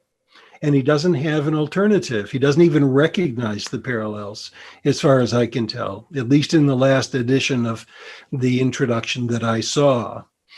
The dominant way of dealing from the perspective of disciplinary matrix with inconvenient truths is to deny them. His silence is the hardest argument. I can't argue with I can't argue with silence. I can argue with a counter argument, but the silence is really deafening. I would rather see I'd rather see critique or some type of criticism than the silence. And that's what Absolutely. I'm trying to do. I'm trying to do that on the show, so, okay. I didn't mean to deter you off the top. No, actually, I think there's a beautiful segue from what you just said and what I was going to say. Kuhn has a section on what it takes for scientific revolutions to become revolutions, or that is the recognition of anomalies to a disciplinary matrix to bring real change. And this is what he says, and I think it is so pertinent for me at 74 talking to a young scholar like you. Almost always people who achieve these fundamental inventions of a new paradigm have either been very young or very new to the field whose paradigm they change. And perhaps that point need not have been made explicit, for obviously these are the people who, being little committed by prior practice to the traditional rules of normal science, are particularly likely to see that those rules no longer define a playable game. and to conceive another set that can replace them. When I discovered these parallels to between the Acts of Andrew and Homer, I was 38 years old. I was just out of graduate school in one of my first teaching positions. This is, if it's going to survive, it's going to have to survive with a new generation. Later, Kuhn says, Max Planck, surveying his own career, sadly remarked that a new scientific truth does not triumph by convincing its opponents and making them see the light, but rather because its opponents eventually die. Now, I don't want my opponents to die, but it's clear to me that if mimicist criticism is going to thrive, I can't be the only one who's promoting it or is able to see this. And I'm running out of different ways to expose it. I mentioned before, and I want to mention again, that I have a massive new gospel parallel that includes 4 synoptic gospels and 3 Johannine gospels. But what makes it mimetic is that there are long introductions to scores of logia, or stories, that explore these Homeric parallels, and I trot them out with cross-references to previous publications and other scholars. That is what I'm going to consider to be my final legacy. But in order for it to have legs, people have to know it's there. And that's why these YouTube telecasts are so important to me. Yeah, that's the goal. My goal is to get people aware of ideas. I've had so many different ideas come on the channel, but I really value what you're doing with this, especially when I've had people like Dr. Robert M. Price come on and show that, for example, and we're going to get to these examples, I suspect, and touch on some of Acts, but if, for example, in Acts, there are verbatim connections in certain locations to Euripides. It's like, how can you not admit that there's a genetic connection here? You know, Paul's in his own mouth saying things that come directly from Euripides. So I just say that, and of course, you know, the apologists from Christianity go, well, that means that Euripides borrowed from Acts or something. You know, they always have an explanation to try and get out of it. But my point is Dr. Price has been looking at your work for a while. He agrees with what you're saying. He doesn't care what the consensus says, in the sense that they rule authority on what is the case, which allows him to explore ideas, which puts him on the fringe. But regardless, I respect that. Even if as I tell Dr. Price, I say, I wonder if you're too critical on certain evidence that might work in favor of a certain idea. So he loves me. I love him. Just to give you an example. So I listen to what he says. I don't necessarily eat and swallow everything, but I at least chew on it. And that's what I think anyone who considers your theory needs to do, is to chew on mimesis criticism, consider it honestly, especially if you don't have a prior, like you said, a prior disposition that you've literally, the guild has formed in your mind to a point where you're not willing to explore. You know, then it's just one comment, and then I'll let you continue, is that I went from fundamentalist Christian to hardcore mythicist on this while doing this channel. I started out this channel, called it MythVision, not Mythicist Vision, just MythVision, because I believed that mythology was what it was. Didn't realize that that's kind of a prophecy, because it's like, you know what? I'm just saying that in a joke. Like it's coincidental that I named it that and didn't name it Mythicist Vision. I'm glad I didn't, because a lot of guests wouldn't have come on my show. But in the end, I've gradually come back to center. And right now I'm agnostic, which we're going to get into that debate, of course, with you and Dr. Carrier.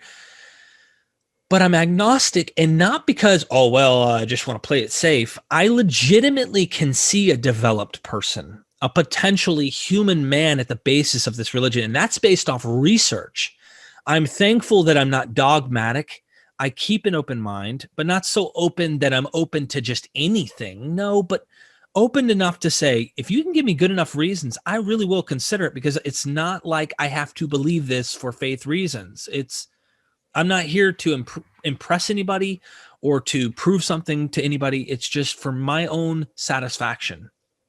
There's another way of understand. By the way, in your original introduction to me, you mentioned that I have an undergraduate degree from Bob's University. I was a Christian fundamentalist too. My breakaway happened because of the civil rights movement and the war in Vietnam, when I realized that that religion was not the religion that I could handle. And I worked for a while in a church in Northern California as a Baptist youth pastor and music director. By the way, I play a banjo, and I'm a music person too.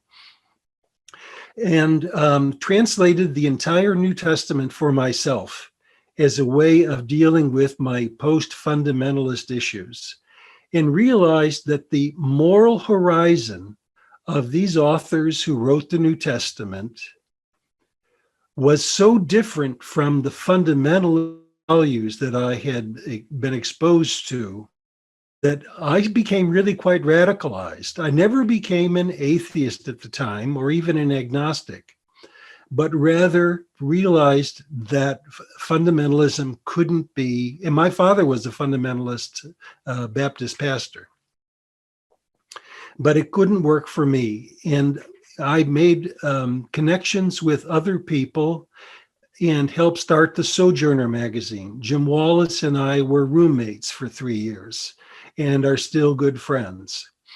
And that was a way of getting an alternative understanding of the biblical tradition available to evangelical Christians. And he's still at that point. I'm not at that point any longer. But so your story and mine are similar. I want to say one thing about the mythicist position, anticipating further discussions. It's one thing to say that Jesus is mythologized. It's another to say that Jesus himself is a myth. And in addition to mimicist criticism, I would like to see people pick up what is called fan fiction. Fan fiction is actually a branch of sociological study that traces how social groups on a fascinating personality and mythologize them. A good example would be Martin Luther King Jr., or another example may be Elvis Presley, or George Washington is a famous American example. So you can have a historical character who becomes radically mythologized to serve the interests of their fans. And they inspire certain kinds of behaviors and music and politics. And so that's the model that in talking to Bob Price and I will talk about probably, is what if we replaced the notion of a mythical Jesus to a fan-based Jesus, and to see how mimesis is a part of the creation of appreciation for that historical figure that includes mythology, includes Homeric and Euripidean parallels. So perhaps we can have that conversation at some point. Yeah, we definitely are going to make that possible, for sure. For sure. And I want the comments down below. Anyone watching, tell us what you think so far about the show. I really am enjoying this. And Dennis, it's always a pleasure to interview you and to learn from you. There's so much that you're teaching. I guess we can get to a few. Have you seen, let me ask you this question, because this is good. Have you seen anyone who's in the academic realm that wasn't necessarily a direct student of yours that found you and said, hey, you're right. I think you're right. And I really appreciate your work. I have emails coming to me at least once or twice a week from people who are like that. So yes, there is, outside of the guild, there is some appreciation. And I think that's going to be the case for a while. Let me say one more thing about the disciplinary matrix we call classics. I consider myself to riding two horses, one as a classicist and the other as a New Testament scholar. And I am disappointed that those two matrices don't have more in common and don't have more discussion between them.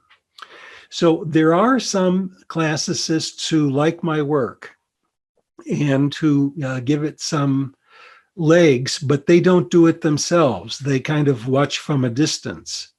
But for the most part, classicists have their own disciplinary matrix, and they're not interested very much, usually, there are exceptions, in Jewish or Christian adaptations.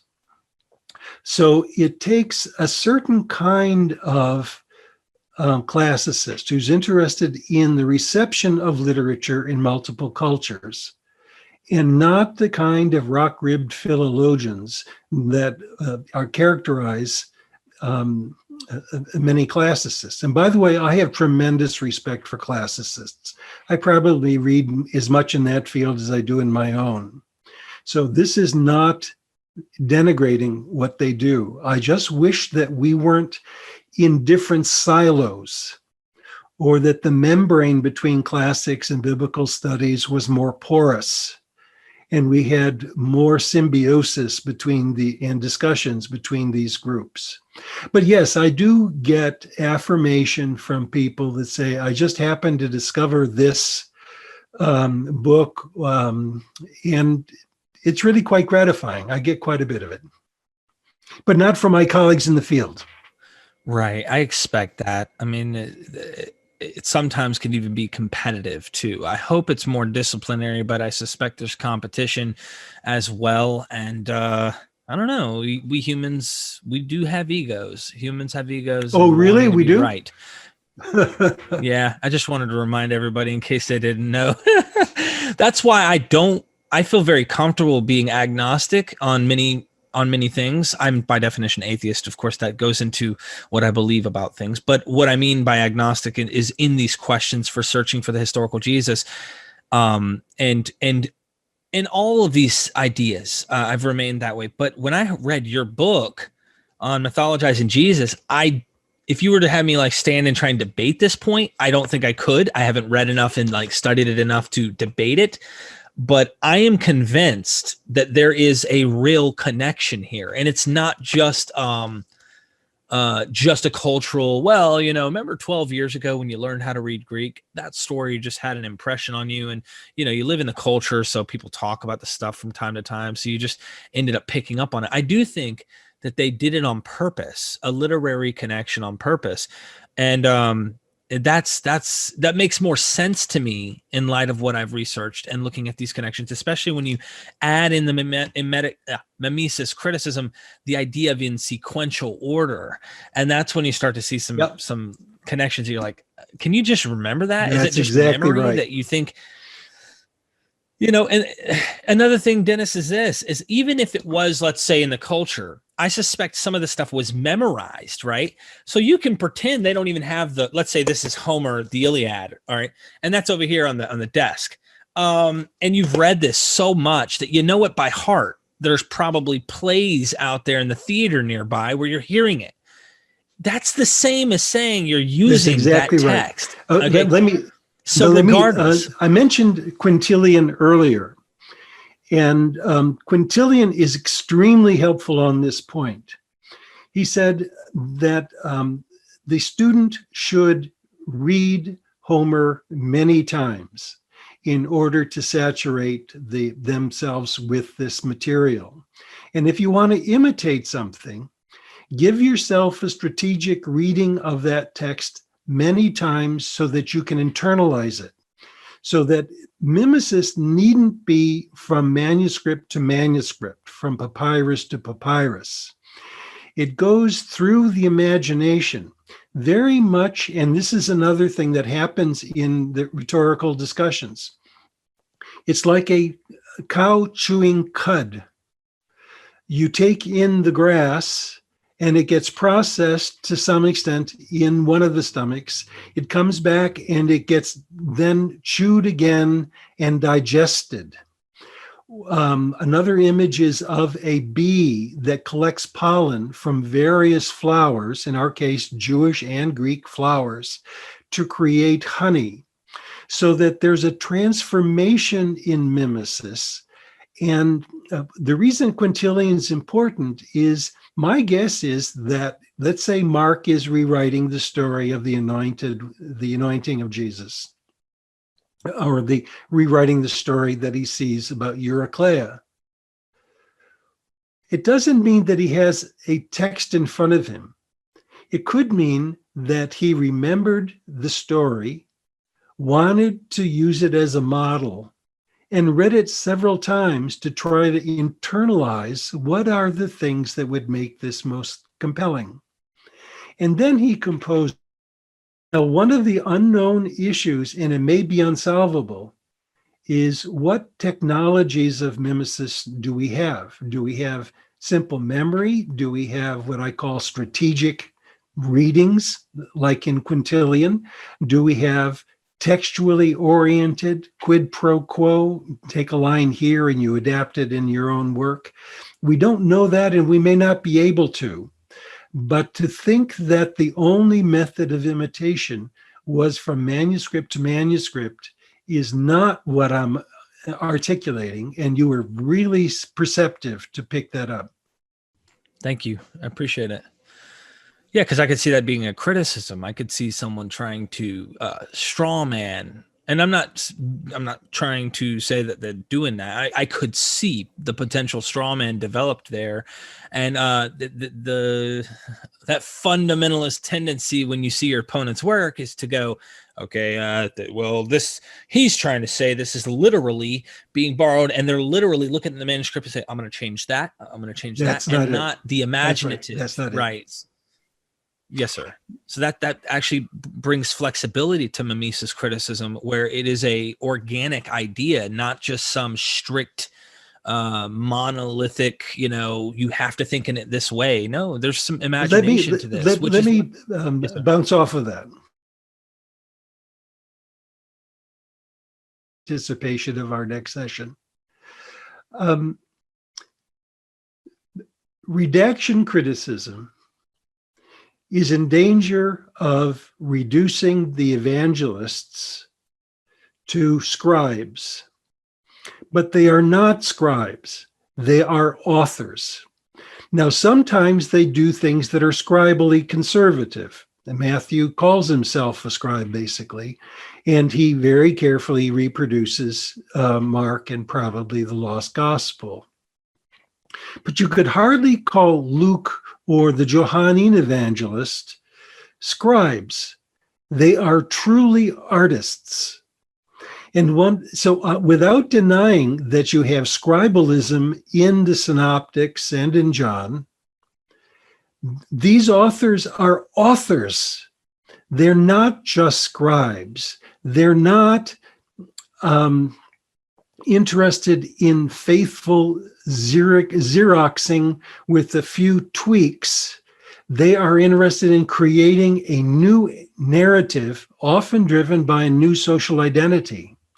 So one of the great advantages of mimesis criticism, and I discussed this at length in the book that's coming out, is to reward and celebrate the gospel authors are creative theological authors and creative and brilliant. And to reduce them to scribes is really to denigrate and, well, to be blind to their brilliance. I agree. Yeah, I definitely agree. I think Matthew seems to be most scribal, of course. And of course, he's very Jewish. But apart from Matthew, you start to see even Mark does something totally different. And that's exactly right. Yeah. And this is wonderful. This is why everybody has to read this. It's really not a long read. It's really, it's not it's pretty good. It's dense in terms of what it is. The material is really good, but it's an easy read. 152 pages, then you're at the appendix. It's worth reading for anyone who has not read this book. I'm not just saying this. Like, I want you guys to really check out this one of all of them. I mean, even if you're not into the Q stuff yet, right? Which I wasn't into the Q stuff till not long ago, when I started taking an interest on trying to understand, like, why would it matter if there was one or not? And what does it do if there is? But getting into this was so poetic, and you have the charts, you've got boxes. I want to show them, like, just to give them an example. So I don't know if you guys, is this too bright? It's probably too bright. Let me see if you can dim it. Okay.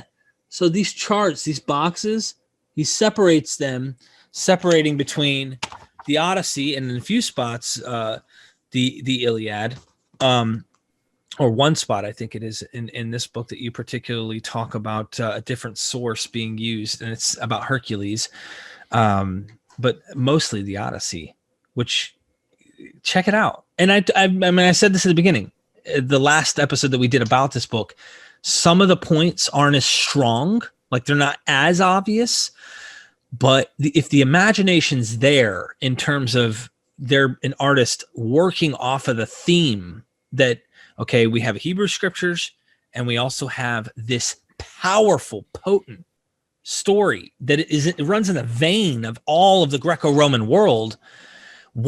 I personally find the New Testament to be this syncretistic, Hellenized version of a Judeo-Greco-Roman world. It's almost like if we were back in the 1920s and there's black and white bathrooms, it's almost like having a mixed bathroom. Okay. It's like they're trying to blend the worlds, and I love it.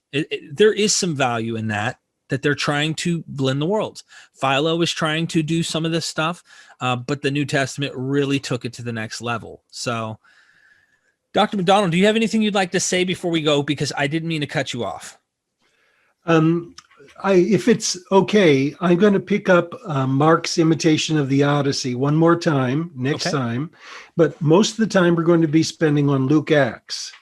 And I'll make an argument that by no means was Mark unique among the gospel authors in doing imitation. And Luke must have recognized what Mark had done because he so brilliantly extends it. So please join us again next time, and we'll run a bridge from Mark into Luke Acts, and we'll talk not about Homeric imitation only, but also imitations of Euripides Bacchae. Thank you, Derek. No problem. Thank you. Ladies and gentlemen, make sure you go down in the description, get the books, help support what Dr. Macdonald's doing, spread this word, get this spread out there, share this in groups. I mean, you're getting like really an academic course in this right here. Like, you're getting academic, this is real scholarship, legitimate information right here on MythVision podcast.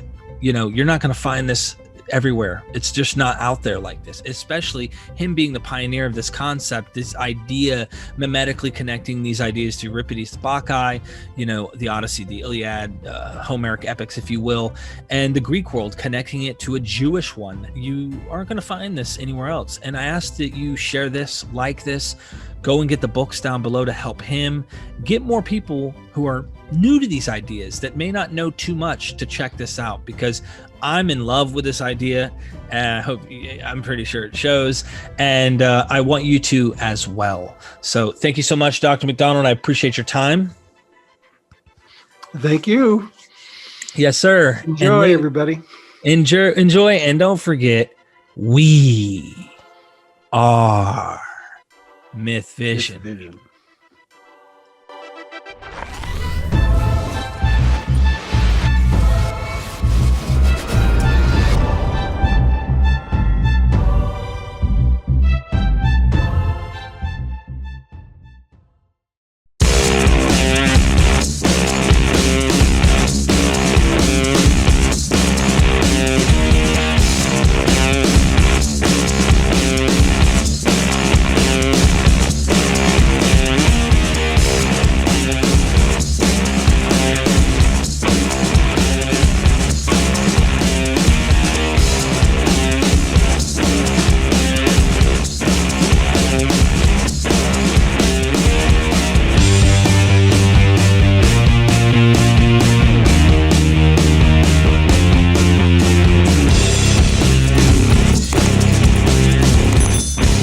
We are MythVision. Welcome back to MythVision Podcast. Your host, Derek Lambert, and we are going to have a debate today between two scholars on Did Jesus Exist? The Historicity of Jesus Christ. I say Jesus Christ because I was a fundamentalist for many years, and it's almost his last name, if you will. And today I'm going to go ahead and just start introducing you guys. I think this is going to be a valuable debate for many people who watched the first one on Pine Creek Doug's show. This one, we're going to be switching things up a little bit. I hope that this is a different, more unique debate compared to what you're used to seeing.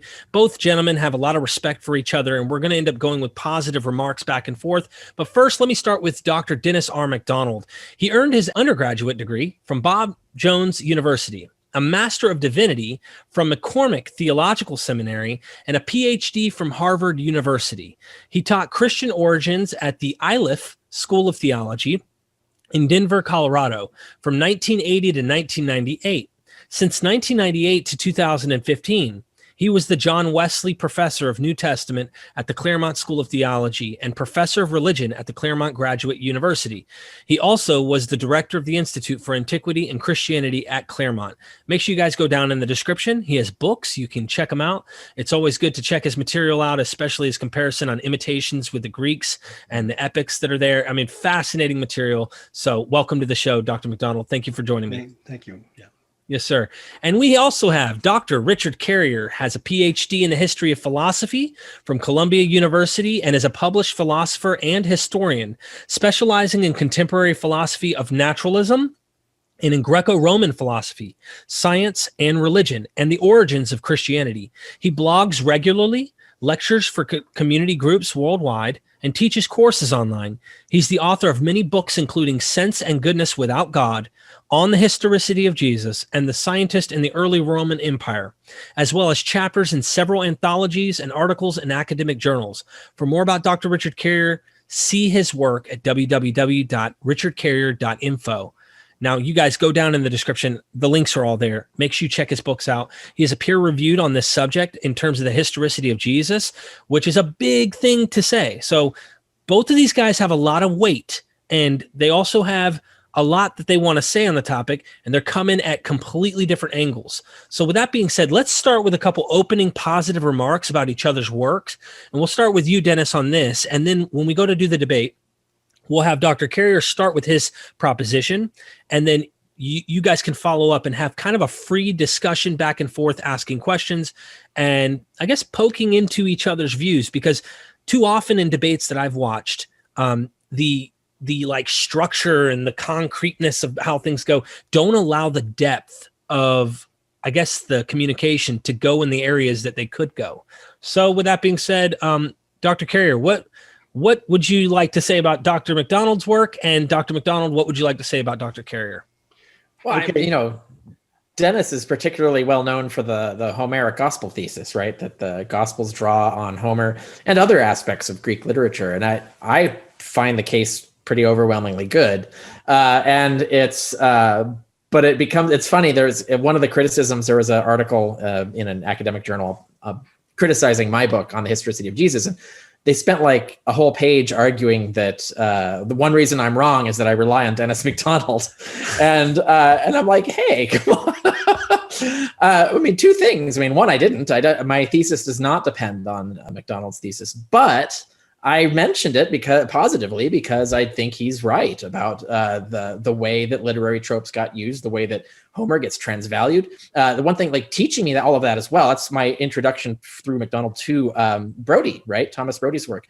And so like introduced me to all of that, introduced me to the concept of transvaluation and how to better understand how myth is constructed and for what purpose. That's right. And so I've learned tremendous amount. And a lot of that really did influence the way I constructed my argument on the historicity of Jesus. People won't necessarily see it because I might not like say it, but because his name's kind of anathema, like people get like focused on how dare you rely on Macdonald, but he's really good. What are you talking about? He's right on this stuff. I have not, however, read the Dionysian Gospel yet, so I haven't seen that thesis to evaluate it, but I'm kind of keen to get to that at some point. Thank you.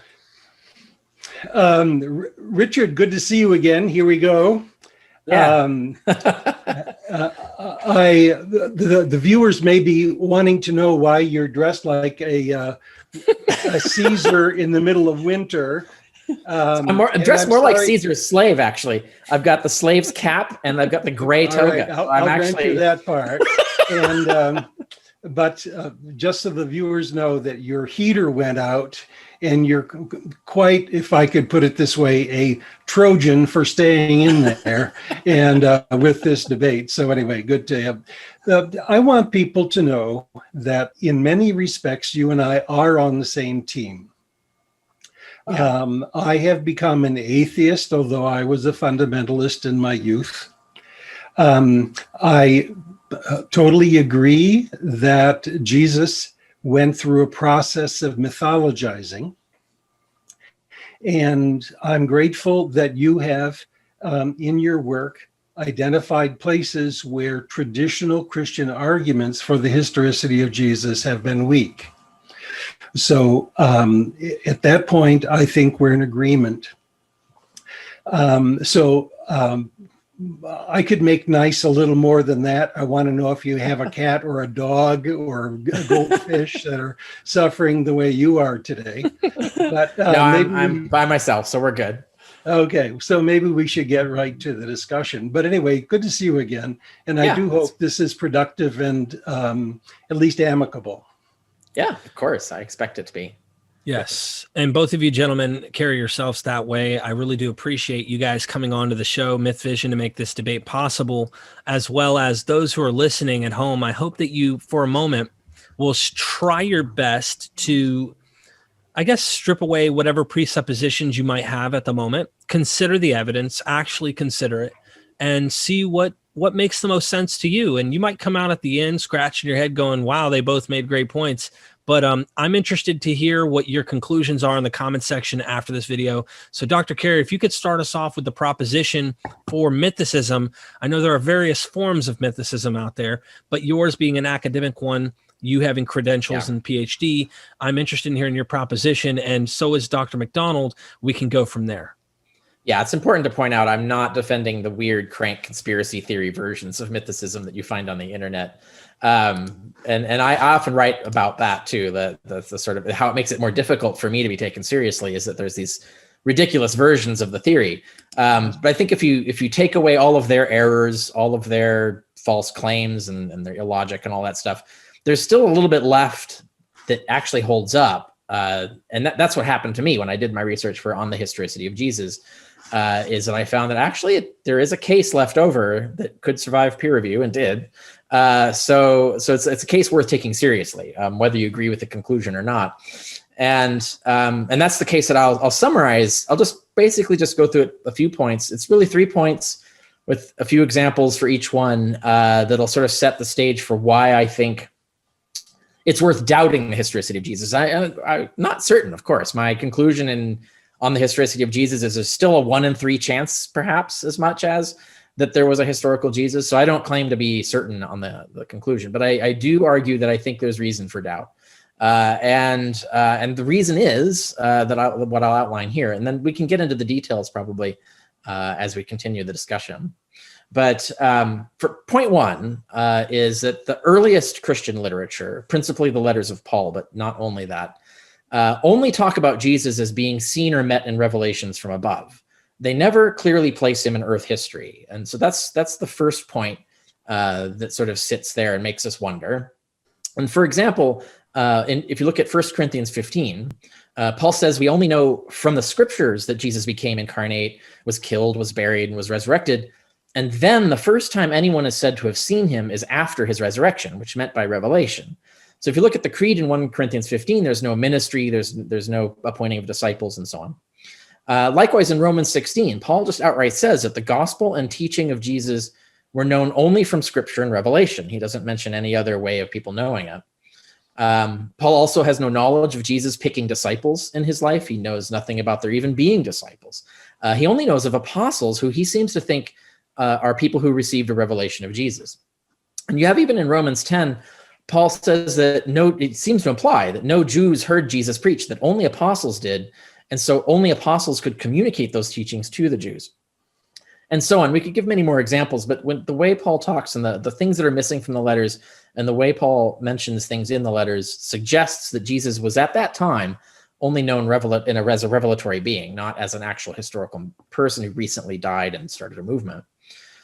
Point two is that Jesus appears as a definite historical person only in highly mythological texts, namely the Gospels. I think Dennis would even agree that the Gospels are definitely mythologies in some sense, which really means, I think, really means one text. I think Mark, but even if it's not Mark, there's this one Gospel that started it all, and then it simply got rewritten and embellished later in other Gospels. It's just a myth that keeps getting redacted and expanded. And Mark is an unknown author, and even if we're talking about somebody other than Mark, it's even more unknown. An unknown author writing in a foreign language, in a foreign land, who cites no sources for any of his information, and whose compositional mode is unmistakably mythical. That's the key point there. And like I said, even if the original myth was a pre-Mark and Q-like document, the myth still appears to have been invented only once and then is simply rewritten, modified, and expanded over time. And that's it, because there are no other sources for a historical Jesus. For example, sources outside the Bible simply pick up teachings derived directly or indirectly from that repeatedly rewritten gospel myth. We can establish no corroborating source, in fact, for anything about Jesus in those gospels. All we have are the gospels, really. And when we look at this in context, a lot of mythical people in the ancient world, deities and heroes, some also met only in revelations, were also given elaborate biographies, placing them in history with stories, siblings, parents, obscure hometowns, and every similar thing. Anything you can find about Jesus, you can find similar things invented about other mythical people. And this includes lots of people, from Moses and Abraham to Romulus and Dionysus and countless others. So how do we know that Jesus isn't like those people inserted into history fictionally to represent associated teachings, right? So when we look at the evidence, and this is what I find, is that for every person whose historicity we are certain of, you could say Hannibal, Spartacus, Pontius Pilate, they either do not begin life as revelatory beings who are first given a history only in mythology, or we have clear evidence of their historicity, none of which evidence we have for Jesus. The evidence for Jesus just doesn't look similar to these other figures. So that's point two. Point three, the last point, is that every attempt to get around points 1 or 2, I find, doesn't hold up logically or factually. And for example, the argument that Jesus must have really come from Nazareth because there is no other reason to attribute such an origin to him is, on the one hand, not logically valid, since many mythical people were given obscure towns to hail from. So that doesn't argue they didn't, or it doesn't argue they existed, right? We can't really use that inference. But on the other hand, the premise is also factually false, because there are actually many good reasons that that specific town would have been contrived for a mythical messiah. And none of those reasons, I find, can be ruled out as unlikely. Even if we can't rule them in, we can't rule them out. And I think the last time we debated this question on the Pine Creek channel, which was also a really good discussion, by the way, I recommend people check that out. Dennis listed 8 other things about Jesus in the Gospels that he believes establish that Jesus was a real historical person, but not a single one of those things is attested in the letters of Paul. They appear first out of whole cloth only in the unsourced myths about Jesus. And some of those things, I think, Paul appears to even contradict. For instance, Paul never mentions anyone being a disciple. He only knows of apostles who received a revelation. He never mentions Jesus being baptized or ever being in Galilee or Judea or traveling with anyone or ever even encountering Jews or Romans, much less being killed by them. And not only does Paul never mention Jesus being a preacher or miracle worker or exorcist, but he even repeats a creed in Philippians 2 that says that Jesus surrendered all his supernatural power, becoming a slave essentially to the world order, which would suggest that he wasn't known as a miracle worker or an exorcist who had powers over demons at that time. And not only does Paul never mention Jesus being crucified by any earthly authority, in 1 Corinthians 2, Paul seems to say the opposite. He says the people who crucified Jesus knew about God's plan to use his crucifixion to end the power of death in the world, and thus would not have crucified him in order to keep that power of death in the world. And that's a motive and knowledge that only celestial demonic authorities had, not Romans or Jews. So it doesn't seem like Paul even comprehended the killers of Jesus as being mere Romans or Jews. And likewise, as I mentioned, in Romans 10 and 16, Paul appears to say no one ever met Jesus outside apostolic revelation. In Romans 13, Paul says the Roman and Jewish authorities would never act against God's will, whereas in 1 Corinthians 2, Paul says the entities who killed Jesus would have acted against God's will. So the evidence suggests that all 9 details, from Nazareth to being an exorcist or even being executed by Romans, were all part of the allegory and mythology that was woven for Jesus later. There's no evidence any of those details are actually true or precede the Gospels even. Even when Paul talks about the brothers of the Lord, for example, the only brothers of the Lord Paul explicitly tells us he knows about are baptized Christians, not biological kin. We have no evidence that he knew of any other kind, and so we can't just assume what he means here. And when Paul talks about Jesus being born of a woman and made of the seed of David, we have no evidence he meant either of those things literally, much less that any real parents were involved. To the contrary, the strange way, I think, that Paul says these things in their peculiar contexts make it likely he didn't mean either of those things. And it was only later Christians who tried to spin those verses that way to harmonize Paul with the gospel mythology. So that's point 3. And then conclusion, I would say those are the 3 reasons we should at least doubt Jesus really existed, or at least entertain the possibility that he didn't. The earliest sources only depict him as a revelatory being. The Gospels are the only primary sources placing Jesus in earth history, all other sources being derivative of the Gospels. Yet the Gospels are wholly mythical in construction. And there is no evidence that any detail about Jesus in the Gospels is any more likely historical than mythical. And I'd say that pretty much sums up my case. And then the rest is just devil in the details, I would say. Awesome. So I'm going to free you guys up here, and Dr. Macdonald, I know you're going to want to respond and then also probe, and I'm going to allow you guys to go back and forth. And I'm just saying this on record on the show that if I have to butt in, it's simply to allow one person to speak. There is a delay in the connection between us and Dr. Carrier. So we got to try not to overlap each other as much as possible. At the same time, I really do want you guys to poke into each other's sides and see what you can uncover. And I know that the audience will learn. So thank you so much. Richard, there's something I want you to elaborate before I give a response. I would like you to give then a recap of what you understood to have happened in the Pauline context of your what you call the revelatory Jesus. Right. And ask if you find any support for that view in Christian Gnostic texts. Okay, so the gist, I think what you mean is where, if Paul didn't believe that Jesus had never heard of a Jesus being crucified on earth, where did he think Jesus was crucified? Very definitely, Paul thinks Jesus took on a body of human flesh, wore it like a bodysuit. It says this pretty much plainly in Philippians, and so that he could be mortal, so that he could be killed, and so that his death could atone for all the sins of Israel. And then he was exalted for this sacrifice and resurrected and returned to his exalted station deep in the heavens. So the question is, where then was he? Where did he become incarnate? Where did he die? And who killed him? And I find the most plausible, there are many possible things you could put in here, but the one that's most plausible, has the most support, would be the idea that it was Satan and his demonic agents in the firmament that did this. This is something that occurred in the firmament, and following the same model that we have for Osiris, where Plutarch says that the public teachings were that Osiris, like Jesus, was a historical pharaoh who actually walked the earth and did miracles and taught things and so on. But that the real teaching was that every year he descends below the moon and is killed by the Egyptian equivalent of Satan, resurrects, and it returns to heaven. And this cosmic thing goes on over and over again.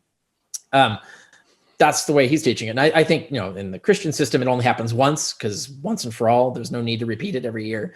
But it's a similar model. And we find this in the Ascension of Isaiah, or at least the earliest redaction we can reconstruct of the Ascension of Isaiah, that it appears to say that it was Satan and his demons that killed Jesus. Okay, but who receives the revelation originally? That you talk about this revealed Jesus. Is that Paul? Right? No, Paul says in 1 Corinthians 15, the first one to see Jesus ever is Kephas, and then the 12, and then the brethren had some sort of vision, and then the apostles, and then Paul last of all. The other part of my question was if you found support for this view of the revelatory Jesus in Christian Gnostic texts, Nagamati say. Yeah, I don't look in those texts because I find them to be much too late to be useful. So I think no one has established that any other gospel we have predates the gospels that are in the canon. The closest we get is like the Ascension of Isaiah we can establish was originally written somewhere around the same time as the Gospels. Okay. And all the other Gospels we have seem to be derivative of the Gospels that are in the canon. So I actually agree with that. I agree. So I don't right. So I don't find any support that. I actually side with the Westar Institute's report now that they've concluded that Gnosticism is kind of a made-up category, that there really weren't such a thing as Gnostics. There were just different sects of Christianity with overlapping beliefs. But as to this particular thing, I haven't found any useful material outside the Bible, really, other than stuff in the 2nd century. Some of the church fathers I found useful. But you do know this, that some of your critics have suggested that among early Christians who would be most congenial to your understanding of Jesus as a revelatory character are Christian Gnostics. And yet those Gnostics don't deny that Jesus was a historical person, but rather that and it's a bit like you said, Jesus takes on a human form and so on. Yeah, but these are really late texts, though, right? So, like, we really can't establish any of this goes back even to the 2nd century, other than beyond speculation. So that's why I don't find it like these are offshoots. I find I find these as offshoots of the historicizing sect. I don't think we have any surviving mentions of the original sect, other than maybe the Ascension of Isaiah might preserve it. There might be hints of it indirectly. Ignatius seems to be arguing against mythicists from whom we have no texts. 2nd Peter also seems to be arguing against some sort of sect of Christians that deemed the gospel stories to be completely mythical. That's right. Sure. But we don't have any of these texts. We don't have their opponents, is what we're saying. Okay, let's bracket that then. Yeah. Are you familiar with the article by Joseph Hoffman, Controversy, Mythicism, and the Historical Jesus? That's a while ago, right? It's not a new 2012. Joseph. That's right. Yeah. Yes, I read that. But I want to read some of his criticisms as a way of initiating my own and give you a chance to respond to what I consider one of the harshest versions of a criticism of your work. All right. There's been much harsher than Hoffman, but go on. But then we'll back up. Now, the reason that Hoffman's interesting is that he's not only a biblical and patristic scholar, but he's also an atheist. Mm-hmm. And he's interested in making a distinction between being an atheist and being a mythicist. Yeah. And would argue that there's no necessary connection between the two, and that's one of the things that I would hold. I agree. I argue this myself all the time. Okay, but go on. So anyway, if we unhinge those two, then let's focus on mythicism. I'm going to read his comments, but these comments I actually agree with, and they rather set up, I think, the debate between us. Mm-hmm. It is my view, simply stated, that while facts concerning the Jesus of history were jeopardized from the start by a variety of salvation myths, by the credulity of early believers, by the historiographical tendencies of the era, and by the editorial tendencies of early writers, the Gospels retain a stubbornly historical view of Jesus, preserve reliable information about his life and teachings, and are not engulfed by any of the conditions under which they were composed. Jesus the Nazarene did not originate as a myth or story without historical coordinates, but as a teacher in first century Roman Palestine. The basic factuality of Jesus is undeniable unless we, 1, do not understand the complexity of the literature and its context, 2, are heavily influenced by conspiracy theories that are even more incredible than the story they're trying to debunk, or 3, are trying merely to be outrageous, which you've been accused of. The idea that Jesus never existed requires the concoction of a myth more incredible than anything to be found in the Bible. And then this part, methodologically, the mythicist vision disposes of anything contrary to its core premise. Jesus did not exist. And by the way, I think this part is unfair. In a quicksand of denial and half-cooked conspiracy theories that take skepticism and suspicion to a new low. The myth theory, in short, is a dogma in search of footnotes. And then this paragraph you're going to love. Perhaps the most odious example of polemic masquerading as scholarship is the work of a certain Richard Carrier, whose book is 400 pages of air-strewn nonsense. So I put that out there just so our viewers can see what kind of animus can be in this discussion. And how I've heard similar animus towards you. Actually, I've heard similar animus towards your work. I'm familiar with it, but go on. Yeah, with which I disagree with the animus too. But go ahead. And I told you I disagree with some of this, but I think it sets it paints a larger canvas for this discussion. Instead of, our holding hands and singing Kumbaya and making nice. So, and, we don't need to make nice to be friends and to respect each other's work. So that's where I would go. Yeah. Now, can we confirm the date of that, Hoffman? Are you sure it's 2012? That's what I have is his. That sounds right to me, but I just wanted to make sure of that because my book came out in 2014. So he had not read it and did not know any of the arguments in it by that point. He does cite your Lulu publication. Yes, which does not argue against the historicity of Jesus. So I think Hoffman was going insane by the time he wrote that, where he was saying things about my work that was not in my work at the time. Okay. Like not the Impossible Faith doesn't even, so there are a lot of other things that are really weird going on with Hoffman at that point. But he's talking about not the Impossible Faith, which does not argue against the historicity of Jesus at all. It's only against the historicity of the resurrection. So it seems evident that he just wrote this screed, not even having read the book, doesn't even know what its arguments are.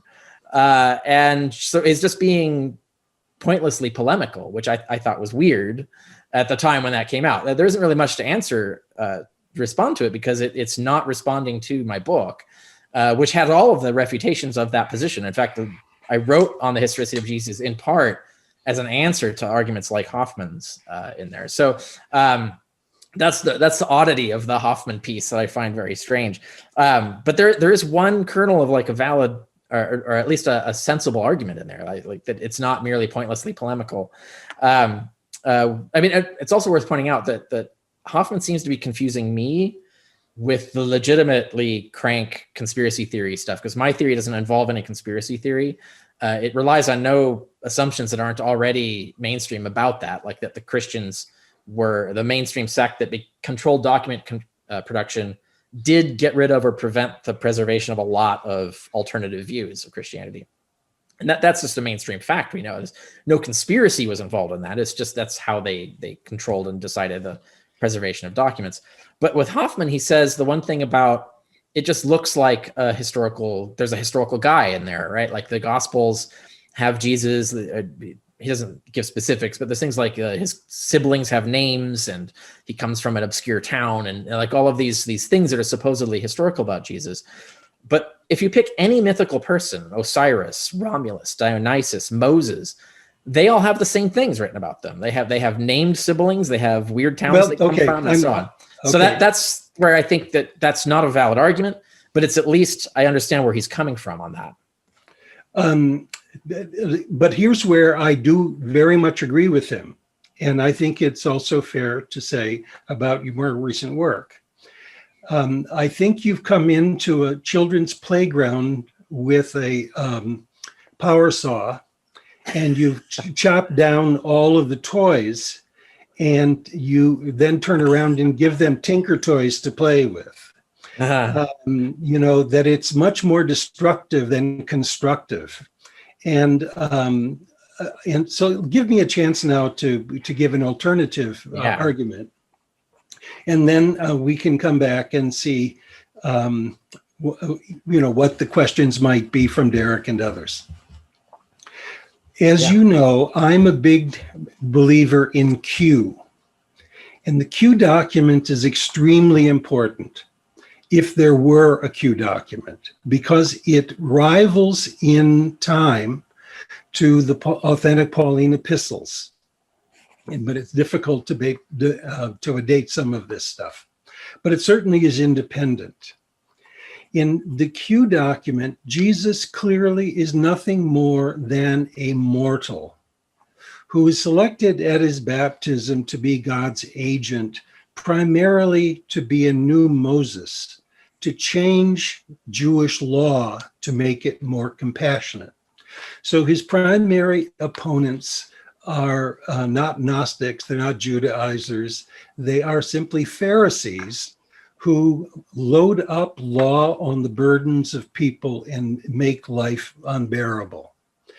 There's nothing in the Q document to suggest that there was a revelation of anybody about Jesus as pre-existent. He actually he's compared to Moses, to Ezekiel, and to Isaiah, all of whom he and his readers would have assumed were historical characters. So it's one mortal character over another, having to do with the legitimacy of Jewish law. It's not about salvation from heaven, that people in believing in Jesus then can be saved. It has to do with you tithe the mint and the cumin, but you leave aside love and justice. So that, in my view, is the earliest manifestation of what we have as Christology. And there's not even a cross and a resurrection, although there is a cross. Jesus says, bear your cross and follow me. So it's an assumption that his attitude toward the law got him killed. Now I would go back to Paul. Paul has the same problem. He's got an interpretation of the law that Christ is the end of the law, primarily in the death of Jesus. And he has no obligation to say anything about the historical Jesus for his theology, except that he was crucified, which certainly is something that happens to mortals. And so there again, his concern is, he certainly mythologizes so that it's faith in Jesus and his resurrection that gives salvation. But there again, the primary concern is this human being giving a different interpretation of law. Now, you said that there are no external evidences that you would consider related to Jesus. And you and I have gone around on this one before, but I'm going to insist that Josephus does talk about Jesus, not in Antiquities 18, but in Antiquities 20, with respect to whom he calls James, the brother of Jesus, called the Christ, but he puts it in the opposite direction.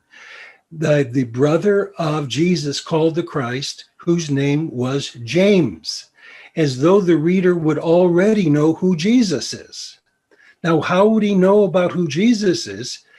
How would the reader know? It's because the reader already read in chapter 18 something about Jesus, but certainly not the Christian interpolation we know as the Testimonium Flavianum.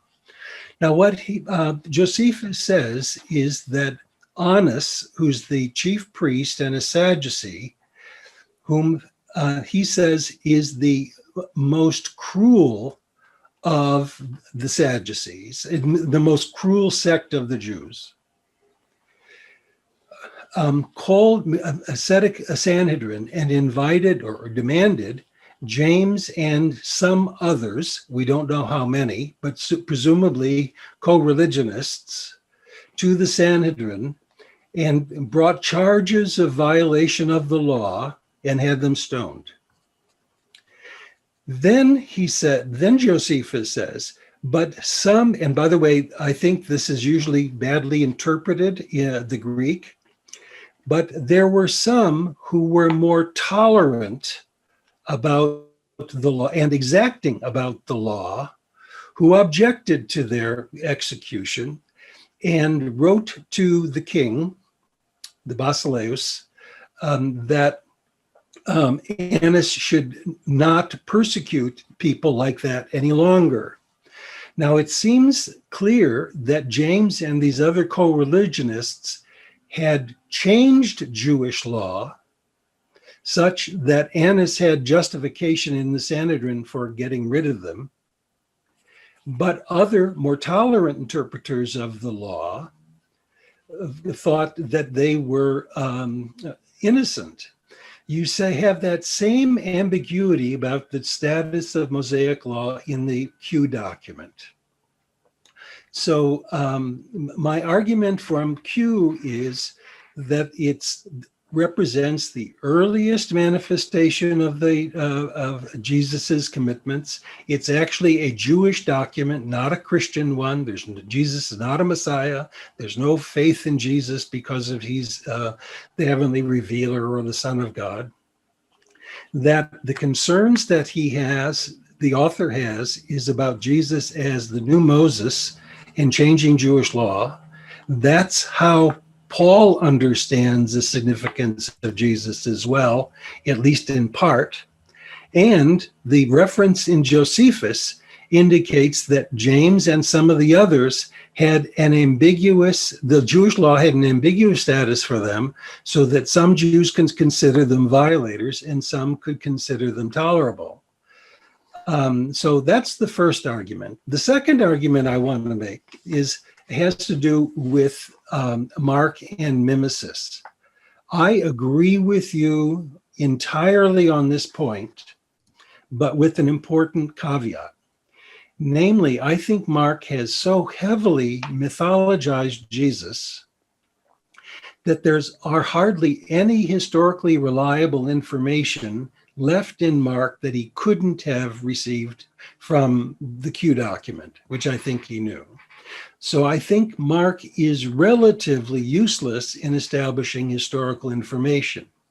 I also think you're right that the gospel tradition, including the Gospel of John, is heavily indebted to Mark's narrative, so that we do have a kind, from our perspective, a historically corrupted, mythologized Jesus in the gospel tradition at a very early stage. And by the way, at the canonical level, the Q document never achieved that status.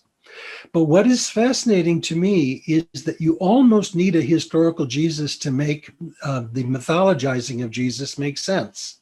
That's why the subtitle of Mythologizing Jesus is From Jewish Teacher to Epic Hero, because Mark is saying that Jesus is superior to Hector and Odysseus in particular.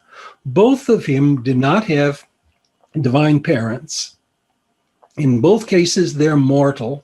In both cases, they die. And Mark is trying to say that Jesus is a mortal who rises. And there, Jesus is like in Q, he's a Galilean. He gets baptized by John the Baptist. He's identified as the Son of God. God works through him, and he dies, and God vindicates him. The final thing that I want to mention, and I'll give you plenty of chance to come back at this, is the Johannine tradition. And I consider Papias in the Johannine tradition. And I know that you're going to view these references with more skepticism than I. And so that's something that we can talk about. But just to be as precise as I can, I'm going to read a couple very short passages. And of course, these are ones you know well. So I'm not trying to school you in this. Yeah. Right. I'm trying to school the viewer. Yeah. The only trustworthy claim from any early Christian author to have known Jesus personally appears at the beginning of 1 John, where the elder identifies himself among multiple eyewitnesses. Quote, what was from the beginning, what we have heard, what we have seen with our eyes, what we have observed and our hands have handled with regard to the Logos of life. And the life was made manifest, and we have seen, give witness, and proclaim to you as the eternal life that was with the Father and was revealed to us. What we have seen and heard, we also announce to you.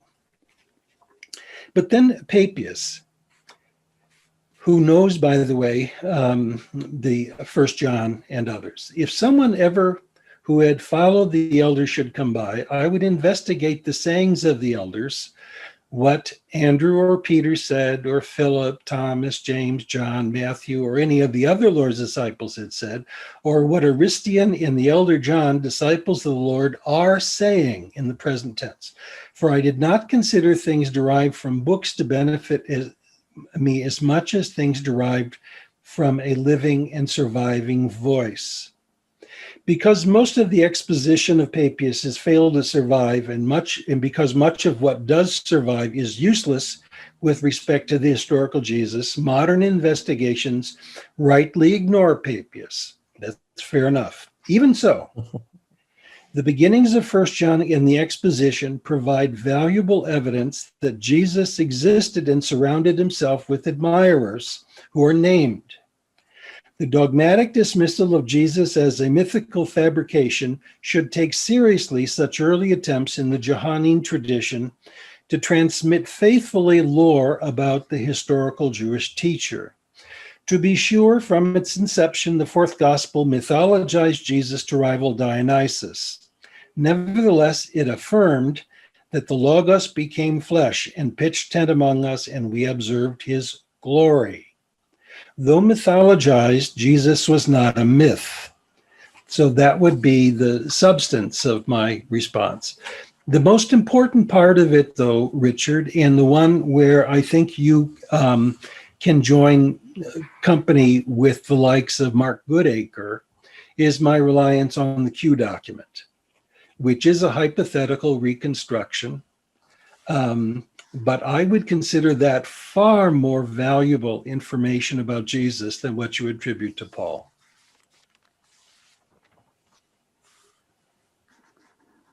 Okay.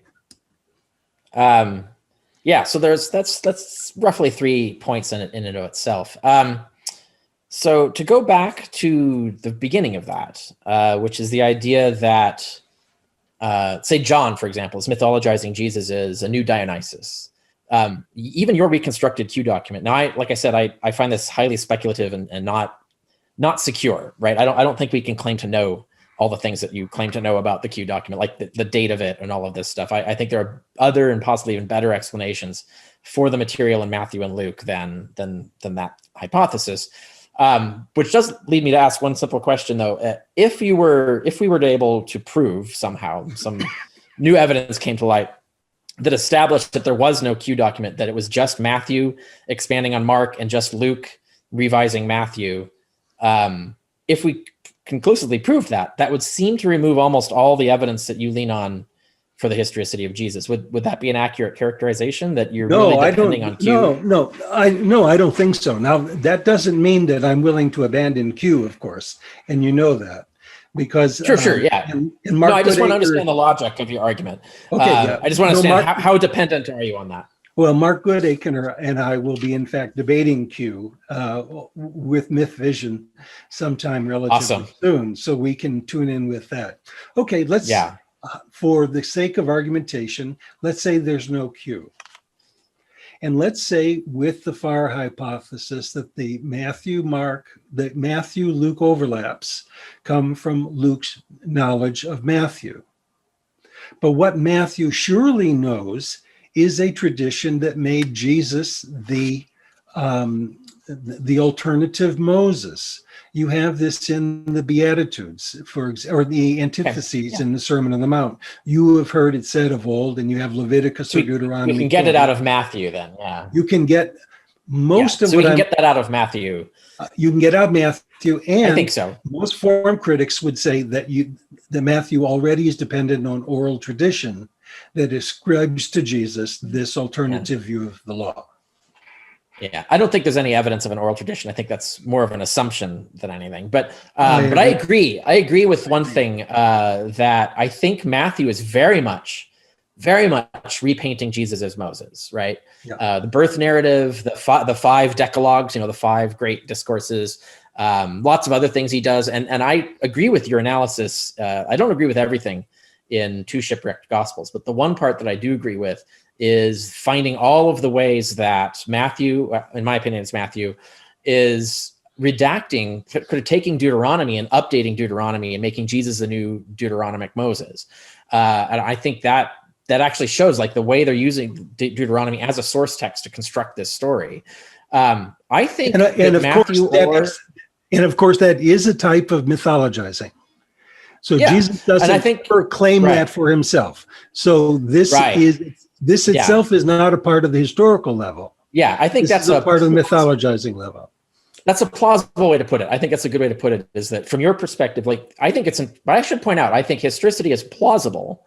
I give it a 1 in 3 chance. I don't think it's like beyond belief, but I do think there are plausible theories of historicity. I just don't think they hold up ultimately with as strongly as an evidence as people think. But one plausible view is just what you said, that Jesus was a particular type of teacher, and then when they came to tell his story, they constructed into a Mosaic myth. That's right. Yeah, that's what I would say.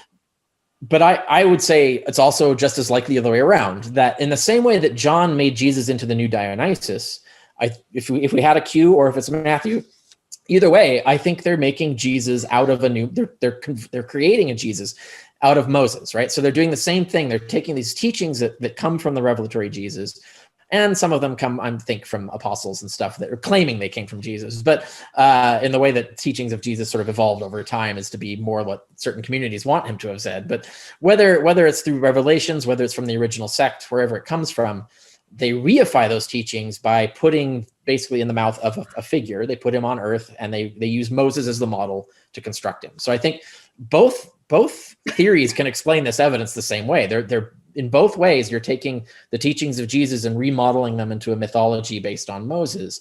And I think that's, we can't decide between those two possibilities from the evidence that we have presently, other than the fact that that Paul doesn't seem to know of any of this.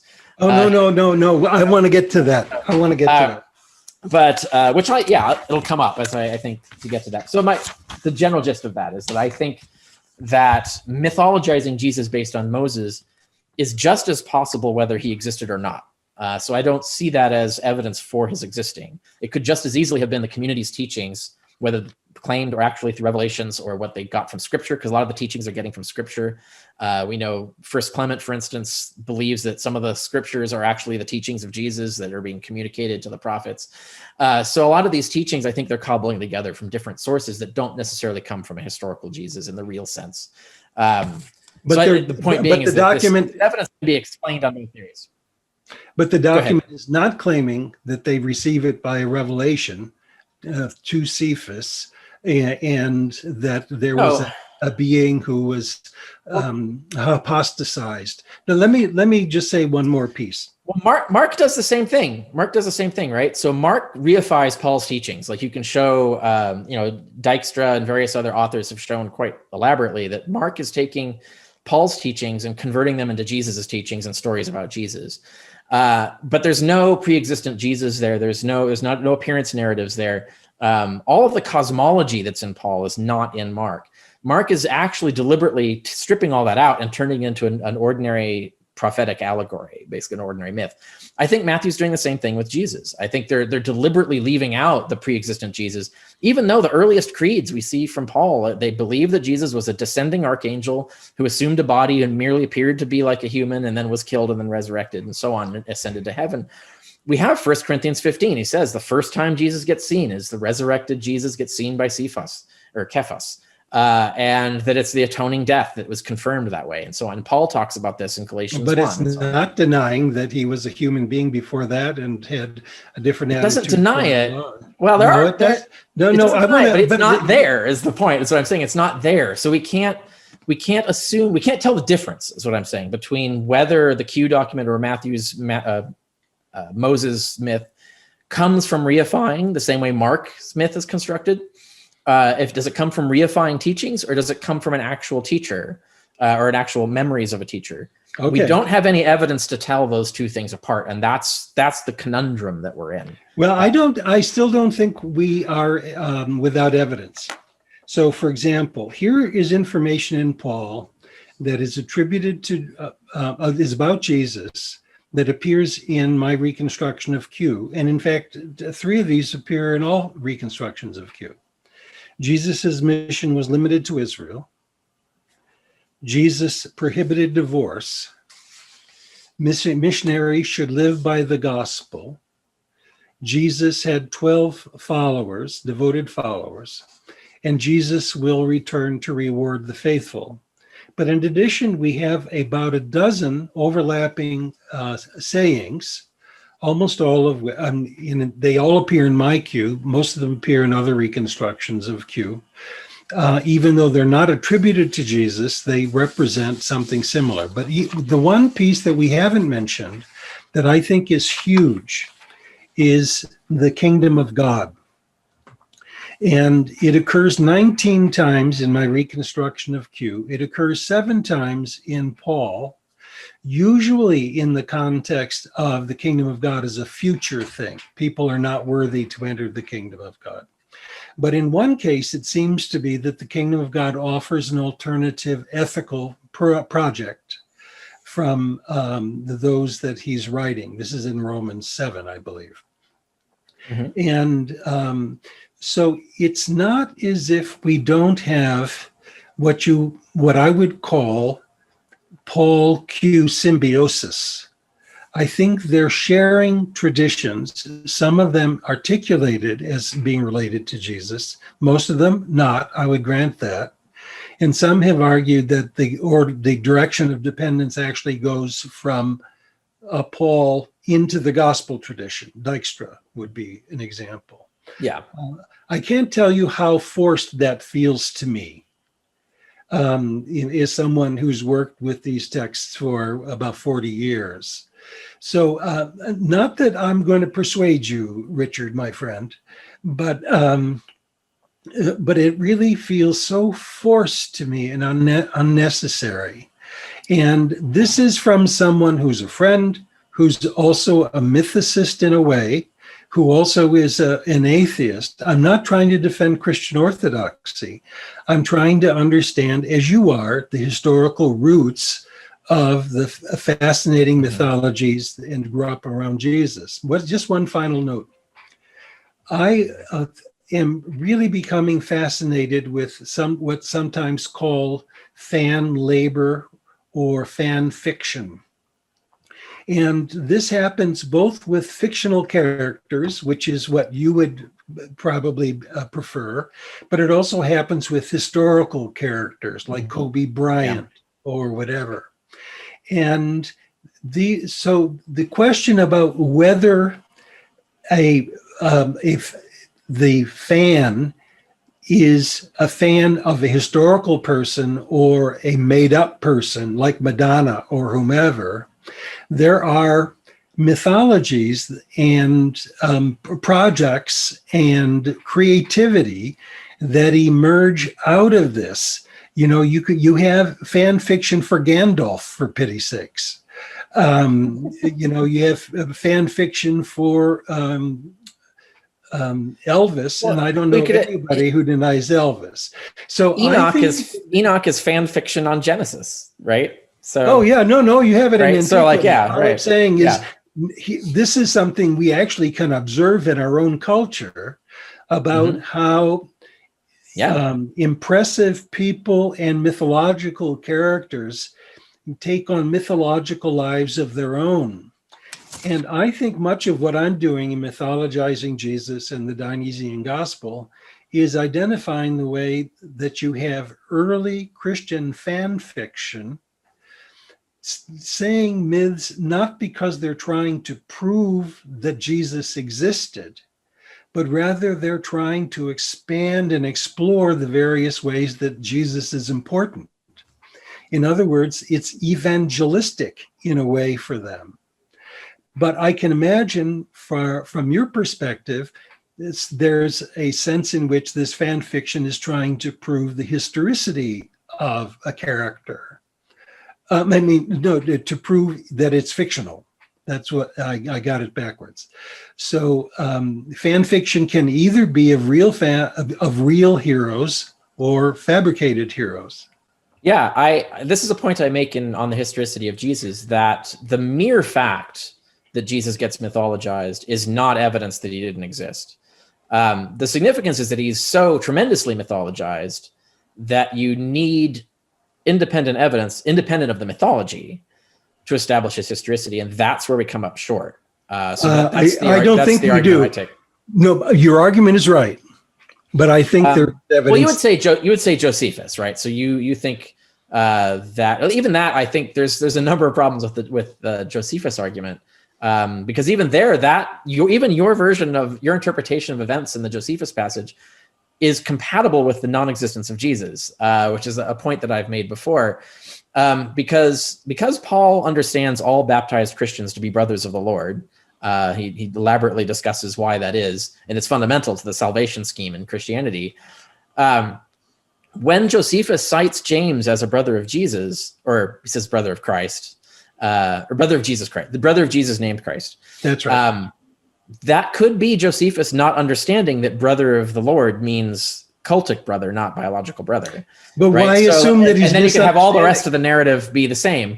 I think you've got the interpretation of that passage wrong as well. But I think even if we granted all of that, we can't establish from Josephus that there actually was that he was the biological brother of an actual Jesus rather than the spiritual brother of the deity that he worships, or the demigod. But then he should have said that the others are brothers of Jesus too, because they're. Well, that's the thing though. It's like he wouldn't say that if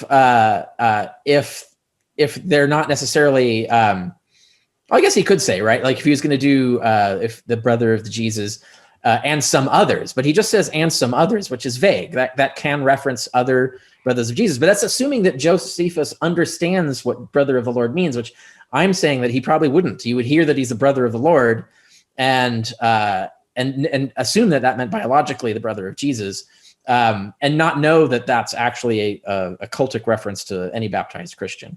So, but I don't think that's actually what's going on in that passage. I think actually Josephus is referring to Jesus Bamnamnius.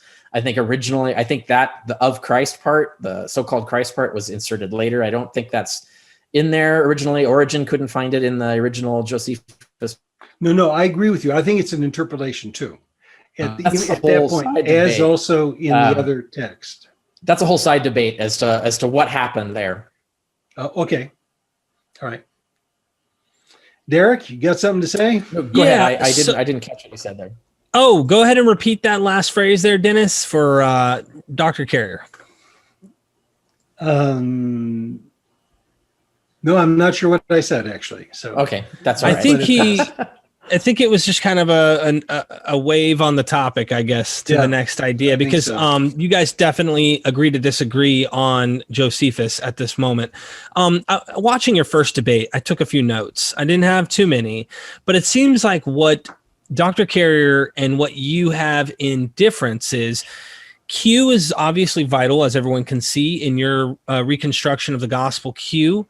And Dr. Carrier starts with Paul being the most primitive information we can have pertaining to the movement and the figure Jesus Christ, or Jesus, the so-called Christ, and his movement, Cephas and others such as James and so forth. What we see is oftentimes I see, such as your theory, Dr. Carrier, is people will use Paul and say, hey, Paul doesn't talk about a ministry on earth. He doesn't talk about people, demons being cast out, a miracle working Jesus with his ministry. And this seems to be the strongest evidence. Is kind of an argument from silence. Like, wouldn't he say something if this were the case, or if this guy did any of this stuff? And he doesn't. But in the debate, you mentioned, Dr. Macdonald, paranesis between Q document and Paul's writing. For argument's sake, suppose Q exists. Is there a does Paul know Q? That's my question. Do you think Paul knows Q, Dr. Macdonald? No, I don't. Although several serious scholars have thought he must have, especially because of the business of sending out the disciples 2 by 2 in a mission, and they should live by the gospel and so on. No, I don't think so. I think that there are major differences in terms of time. I think to make Q available by the time of some of Paul's early writings is way too early, because the author seems to anticipate the Jewish war coming up quickly. So I think it's more like just before the war, which is when James, the brother of the Lord, was killed with others. So I think the dating is problematic. And I don't think you need to have a literary connection to explain shared tradition. Okay. Thank you for that answer. Dr. Carrier, would you like to comment on that? And then maybe I'll follow up with another question. Yeah, actually, I can tie in something, an unfinished thread that we left hanging earlier about Dijkstra and his theory being forced. To give you an example of how I think it's the other way around, you take Mark's story about Jesus and the coin, right? Pay unto Caesar what is Caesar's. So you have this whole story. This is a classic example of how people were in schools at that time were taught to invent stories like this, to communicate ideas like this. But when Paul's talking about paying taxes in Romans 13, he never cites Jesus. He has no knowledge that Jesus said any pithy, clever thing like this. He surely would have cited the Lord if in favor of his argument that you should pay your taxes. No, he just gives a straightforward, here's why you should pay your taxes. And he tries to argue why you should do this, why you should not resist the government, and you should pay your taxes and so on. Paul is clearly stuck with his own argumentation here. He doesn't know anything about a Jesus tradition about the pay unto Caesar what is Caesar's. Mark is taking Paul's Romans 13 and converting it into a story about Jesus and a pithy saying about a coin in order to communicate Paul's teachings. The order of evidence, I think, is very clearly from Paul to Mark inventing a story about Jesus based on Paul. Okay, and there's many other examples of that. That's just the key one. And I think Matthew's doing the same thing. Possibly Matthew as he's part of the Torah observant sect. He's anti-Pauline, if anything. I think Matthew might have traditions similar to the way Mark is using Paul. There may have been more writings or sayings or teachings of James or Peter or so on that Matthew is reifying. He's doing the same thing to their teachings that Mark did to Paul's teachings. And the key point is that we can't prove that's not happening. We have no way to tie it back. I want to tie into a couple things. One is, Richard, your rhetoric, and the other is, which is related to how you argue, and the other is a different history of tradition about the paying of tax. Paul's clear that you should pay the tax. The statement about give to God what's God and to Caesar what's Caesar is not at all clear. And in fact, in the context of the controversy, he's putting the responsibility for that judgment back on the Pharisees. So I don't think it's a clear one, but I just think I need to call you out on something. You can't get by as a historian, in my view, by saying it could be this. There could have been writings of Peter and James and so on that are going about. Or why not think of it this way? Certainly. Or I think it could be the other way around. That's not evidence, and it's not even argument. It's speculation. No, that's actually That's my point, actually. That's my point. You're doing the same thing, but you're just assuming it comes from Jesus, right? And so what I'm saying is that to tell the difference between these two theories, where these teachings come from, and we have a model with the taxes teaching. I think what Mark is doing is specifically he's actually building a story that responds to arguments against Paul by reifying Paul's story and having Jesus say a pithy saying about it. Okay, and I put it was unknown to Paul. Well, I put it in here, but anyway, so.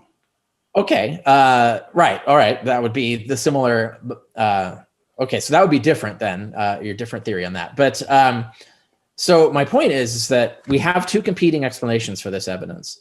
So what we need is evidence that favors one over the other, and we don't have that. So that's my argument, is that we have possibilities that are equally good. No, those are two different questions. To tell between them, those are two different comments. Methodologically, it's one thing to say we don't have evidence. It's another to say that we have different interpretations of evidence. And I think there is evidence in some cases where you think, well, so for example, argumentation has to do with plausibilities. And you know this, you argue these things all the time on the, Yeah. and you use plausibility. So instead of— That would count as evidence, I think. A plausibility argument would count as a use of evidence, but go on. Yeah. That's fine. But I would say that for me, evidence means an object to interpret, and that plausibility has to do with the likelihood that one interpretation has priority over another. Now, I would quite agree with you that in many cases, we don't have the evidence we would like. And evidence that Christian fundamentalists and traditionalists have used as evidence is probably mythological evidence. So we agree at that point. Yeah. But we can't abandon the notion of plausibility. And I think what we need to maybe take away from this debate for all of us is that there are disagreements and there are ambiguities in the material, and we have to not be skeptical, but more analytical in weighing the probabilities of what is more compelling as an argument in various cases and which ones are less so. And I'm perfectly willing in certain cases to grant a ground to you. By the way, I'm not willing to grant ground on Josephus. I think that's, I think my reading is the correct one. Oh, that's interesting. Yeah. Okay. Go ahead. Okay. I might bring that up then. Go ahead. But I think that we need to distinguish between what we would consider evidence and what we would consider probabilities. Okay. Yeah, but the probabilities also have to be based on evidence, right? So you have to have some sort of evidence-based reason for assigning a different probability to one thing versus another. So like plausibility would be based on, is that plausible in context? And then your evidence would be the context. And like, that's not what someone would say or something like that. There's always some sort of evidence that is girding the probabilities, that is supporting the probability assertions. That it's symbiotic and it is fine. We can let that go. Okay. Derek, did you have another thing you wanted to get in? Well, Dr. Carrier, hold Josephus for a moment, because I'd love to hear what you guys have to say in this particular one, but I don't want to put everyone to sleep just yet, because Josephus can put some people to sleep that I know. But honestly, something that came to mind, and this isn't one of my notes. I've got notes I'd love to ask about reverse priority, but I suspect we can hold that for the Q debate, because that'll be really important between you and Dr. Goodacre. I wrote this down, so remind me, the crucifixion being multiply attested. Okay, so just keep that in mind. But something I wanted to this is my own journey. And as I've been studying scholarship coming from someone who's obviously amateur at this, and I'm looking to you guys to learn the information. I told this to Dr. Price, for example. I said, Dr. Price, I wonder if some of the evidence that you're kind of putting to the side, you're maybe too critical of, like you're not allowing it to potentially be evidence for. He goes, that's possible. It's very likely I could be hypercritical on some things. I mean, he is a Dutch radical for crying out loud, But no, I'm just making my point. And I said, one of the things that I thought was interesting, and maybe I'll get your thoughts first, Dr. Carrier, and then Dr. Macdonald, because this kind of goes into the vein of the mythologizing. In the mythologizing between the development of the Synoptic Gospels all the way to the Johannine Gospel, I've heard from people like Ian Mills, upcoming PhD candidate, Mark Goodacre, other critical thinkers. They've said, well, it seems like an earlier tradition in Mark has Jesus claiming he's going to do certain things, and it flops. It doesn't happen. So later Gospels are patching up these things, which seem more human in nature, almost like Jesus said, I will tear down this temple and rebuild it. And then later on in John, well, he was talking about his body, guys, the rebuilding of the temple was spiritual, not literal, or it's referring to Jesus' resurrection. And historicists use this kind of idea that there's a development from like a possible actual tradition of a man who said something was going to happen, or he was going to do something or whatnot. And it failed. Like he actually is a failed apocalyptic preacher. And so they spiritualize it, cognitive dissonance, as believers in the sect, saying, well, he obviously is true. We aren't going to let that go, just like they wouldn't let Yahweh go. And they continue to believe this man even after he died. This also touched into Paul. So I guess my question would be focused on that. Like, how do you deal with that kind of evidence? Have you heard of any evidence that makes you kind of question that and say, you know what, that's possible evidence for historicity, Dr. Carrier? And then we can ask a question about Paul after we're done with this, with you both responding to that idea. No, because that actually comes from Mark, not John. I mean, John does do the thing that you're talking about, but the I will tear this down and rebuild it in 3 days, that's a line in Mark. So Jesus actually, and we know this actually from Paul, is talking about the building from God, which is we're going to inhabit our new bodies that are waiting for us in heaven.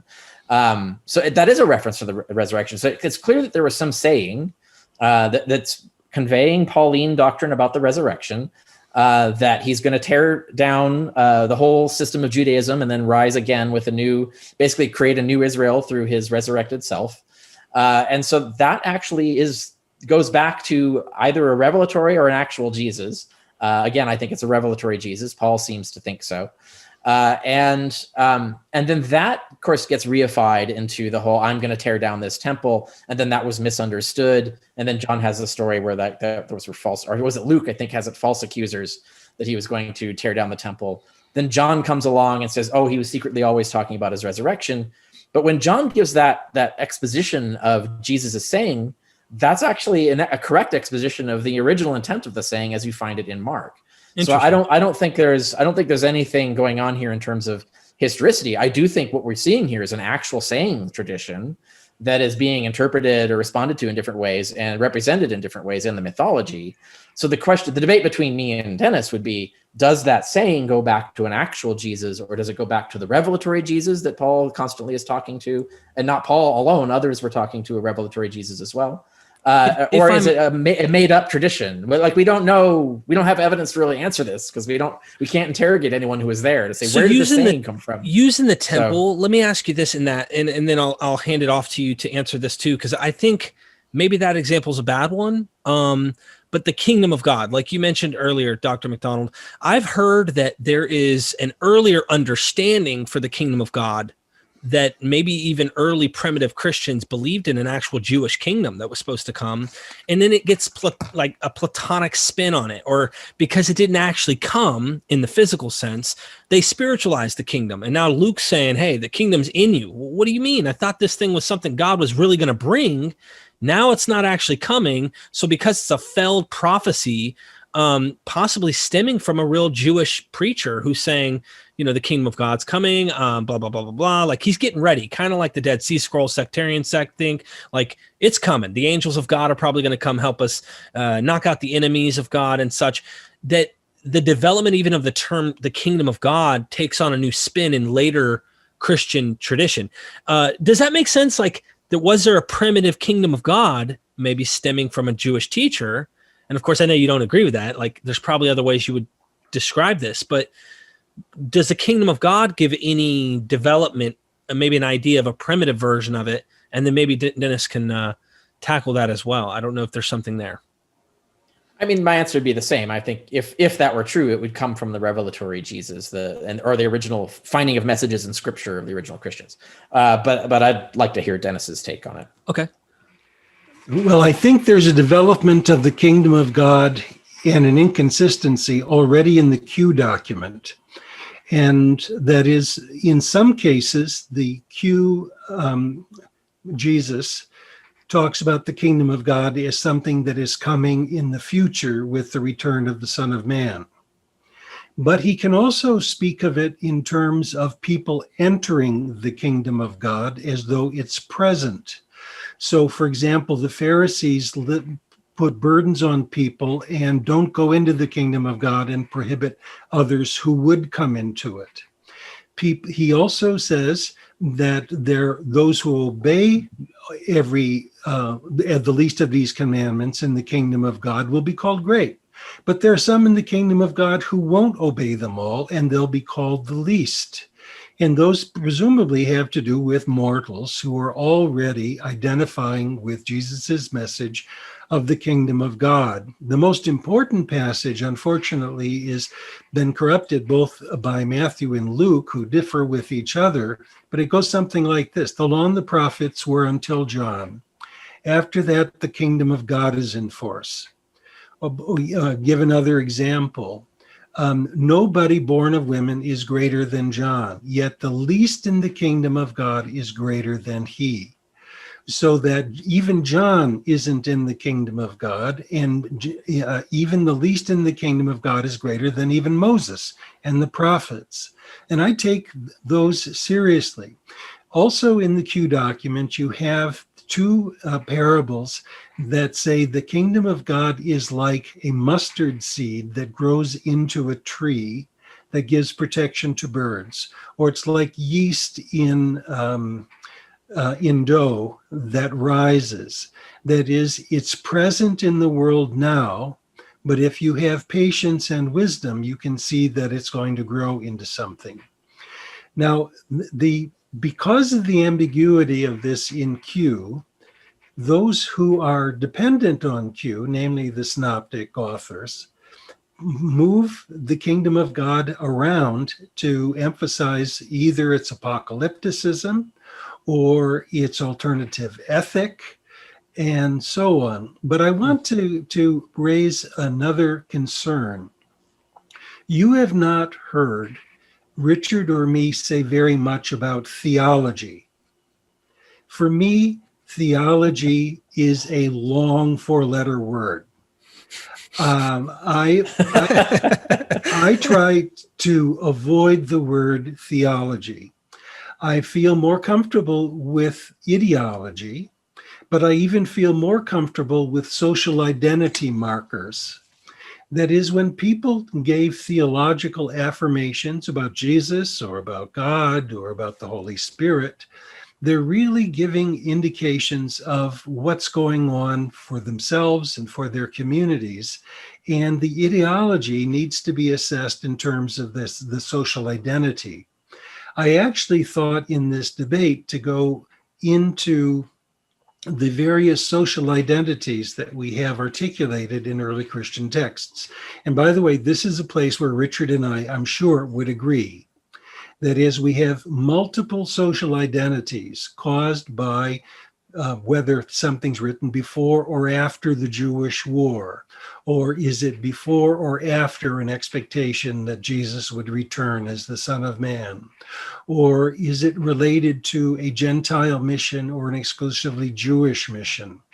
And I think one of the new tasks of the New Testament scholarship going forward is to, if you will, de-theologize theology and replace it with a more sophisticated understanding of social identity, and to understand the relationship of ideology and identity.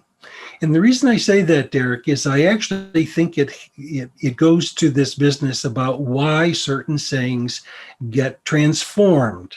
I won't go into my own interpretation of the temple word, the temple destruction word, but you can see this very clearly about whether the message of Jesus is to go to Gentiles or not. Is it to go to Samaritans or not?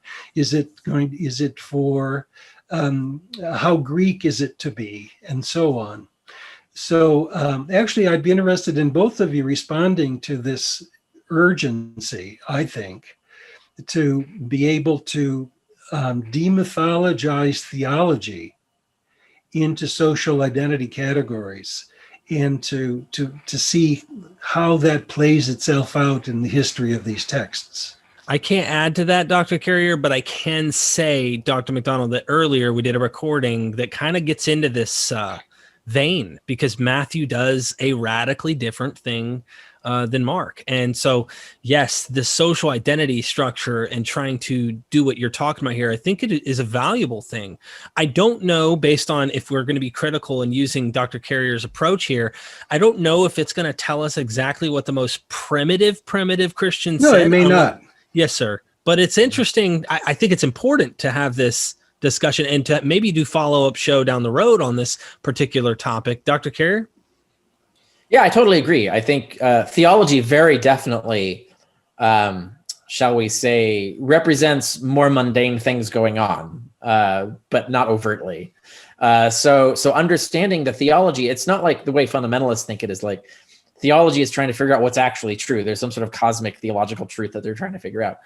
No, really what they're trying to do is they're trying to sell or market certain ideas or beliefs in the mundane real world, and about maybe even about the mundane real world. And the theology has to map onto that as a means of structurally communicating it and promoting it. Now I agree that's some of the most useful things that I think biblical scholars could do is try to find that social construct of what is socially, culturally behind these theological differences. That's awesome stuff. I do think, however, we often can't know the answer. As one thing Dennis said is that my approach is destructive more than constructive, and I think that's because I think biblical scholars are attempting to claim too much, more than they can claim to know. We have crappy sources and almost none of them. All right. So like there's so many questions we would love to know so much more about, but we just can't. And I think there needs to be some sort of evidential humility at some point to say, well, we don't really know the answers to these questions. We can propose some possibilities. Like I think Dennis has built a lot of good examples of that is a plausible explanation of that. Now, is that, like you said, does that go back? Is that primitive? Is that what really how it started? We might not know. And we might not know if Dennis's interpretation is the correct one, but I think oftentimes the way we're looking at theology, it's credible. An example I would promote to people is Bart Ehrman's book, How Jesus Became God. He has like the last chapter or the second to last chapter where he does the Nicene Creed. Like how did that monstrosity, that Frankenstein's monster come about? And he gives a very good social political explanation of how that happened. And I think that's a good example where I think he's right. We can't conclusively prove it because we don't have the minutes of the Council of Nicaea. We can't interview the people. We can't do what a journalist would do if this was a Congress, a law passed at Congress or something like that. We can do a lot more of this stuff with like the founding fathers and the Constitution than we can do for like the Creed of Nicene Creed. But we can do some things. We can talk about, well, there's some evidence that looks like it's going in this direction. This is why. And you can at least say that. Let me respond. I want to be clear what I mean by social identity theory and its advantages. You gave a good example from Bart Ehrman's work, and to extrapolate from that, a lot of this social identity discourse is happening in the Guild as we speak. So it's not foreign. What is foreign is to use modern sociological methods to map onto that, how that works, who benefits from certain theological agendas. How does it stratify gender or class or race? And politics? And I think there's a lot of social mapping that can go on. So I think a lot of this concern about social identity happens in the Guild, but I think it's a bit too haphazard. And I think we could get new hermeneutical leverage on these by using a more sophisticated sociological methodology. So you're quite right to identify places where it happens in the Guild and how it can be helpful. I actually think it can even be more helpful if we replace theological language with social identity identifications. I can give two examples. That's all I mean by that.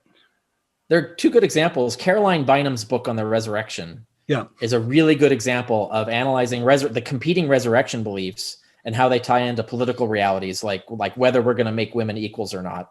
And there's a lot of, like, she does a good job there. Who did the Crisis in Corinthians? Dale Martin.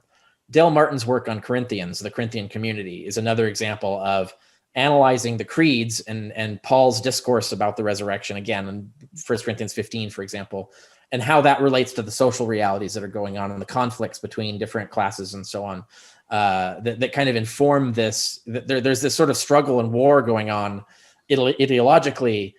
And, if you're a fundamentalist, you see it as all talking about the metaphysics of the resurrection. But if you're like Dennis and I, we see the subtext that there's some real stuff going on here that has to do with politics and society and culture that are really informing what these debates are and why certain sides are being taken. And I think that's the kind of biblical studies I want to see more of, for sure. I agree.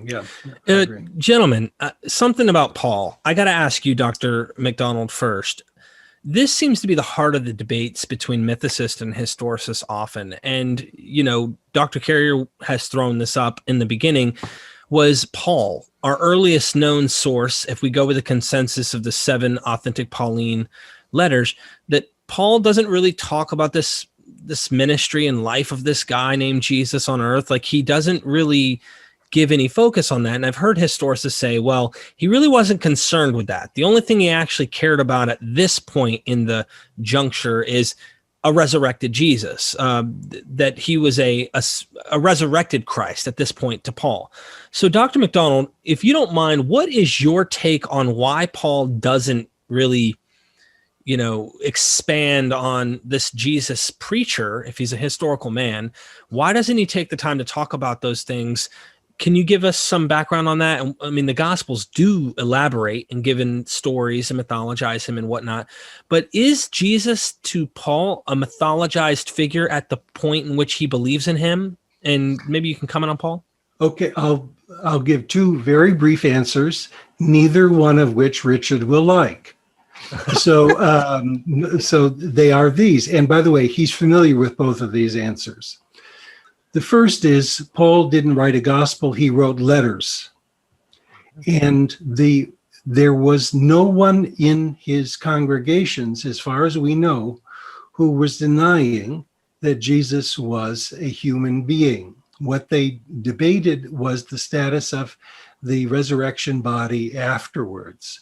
So he had no reason to talk about the historical Jesus. One piece that I didn't read to you that I had meant to is that Paul writes in Galatians that he spent 2 weeks with Cephas.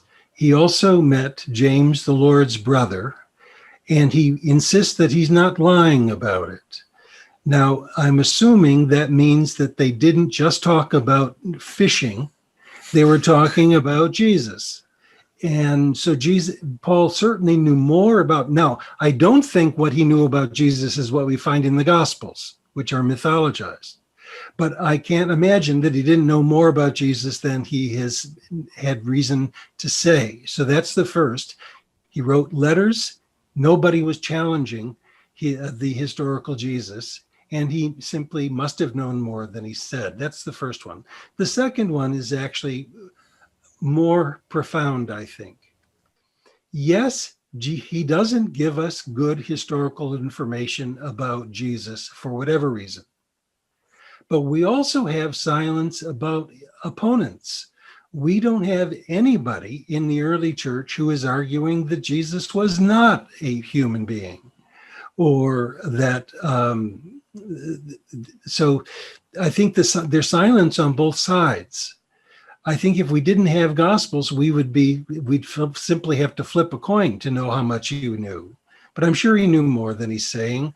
And it's not what we find in the Gospels. He knew more than he's saying. And we also don't have people objecting to the claim that Jesus was a Galilean teacher. Yeah, and I have responses to both of those. Take the latter first. I think we do actually in 2 Peter and Ignatians. I think both Ignatius and 2 Peter were written to rebut certain Christians about whom we don't get to hear. We don't get to read their texts. They're gone. Who were denying the reality of the gospel narratives, who were basically denying the historicity of them. And these were Christians, fellow Christians, that were denying it. So we know there were Christians who thought the Gospels were completely mythical, and the faction that wrote to Peter and the faction that wrote the Ignatian letters are against them and actually vilifying them and condemning them as heretics who should be shunned and so on. So we do know that that's a curious argument, though, because the author, of course, is saying that these aren't myths. So Ignatius and nobody's saying that Jesus himself is a myth. They're saying that we do not follow these myths. The people they're arguing against, right? So 2 Peter says, how dare these people suggest that these are myths? And 2 Peter is a forgery. He says, and I was personally there and I saw Jesus and met him, etc. This is evidence, clear evidence that there were Christians who were denying the historicity of these narratives. But we don't get to hear from them. We don't get to hear from them. And I think to go tie back to another thread we left dropped is I think 1 John is one of these forgery texts, texts that were built to rebut these people. I think it fits right into the tradition of 2 Peter that it's protests too much, as they might say. Like, I don't think anyone would write the first section of 1 John if there weren't other Christians who were denying that they had physically handled and met Jesus and so on. So that it affords us evidence that there were such Christians. We just don't get to hear from them directly. We only hear about them through the complaints and attacks on them by these other authors. That's the second point. And the first point, of course, I answered that. I have a whole chapter on it in Historicity of Jesus, chapter 11, where I deal with this. And I think it's mischaracterizing the mythicist position. I should say the defensible mythicist version of things. It's not the argument that anyone was denying the historicity of Jesus. It's rather that if there were a historical Jesus, there would be questions and controversies regarding his life and what he said in life and what he did in life. There would be tons of examples for Paul to draw on as for authority to authoritize his teachings and lessons and so on. There'd be questions asked of him about it. There'd be examples he could pull from. So there would be countless occasions for him to mention the historicity of Jesus incidentally. And out of 20,000 words, he never does.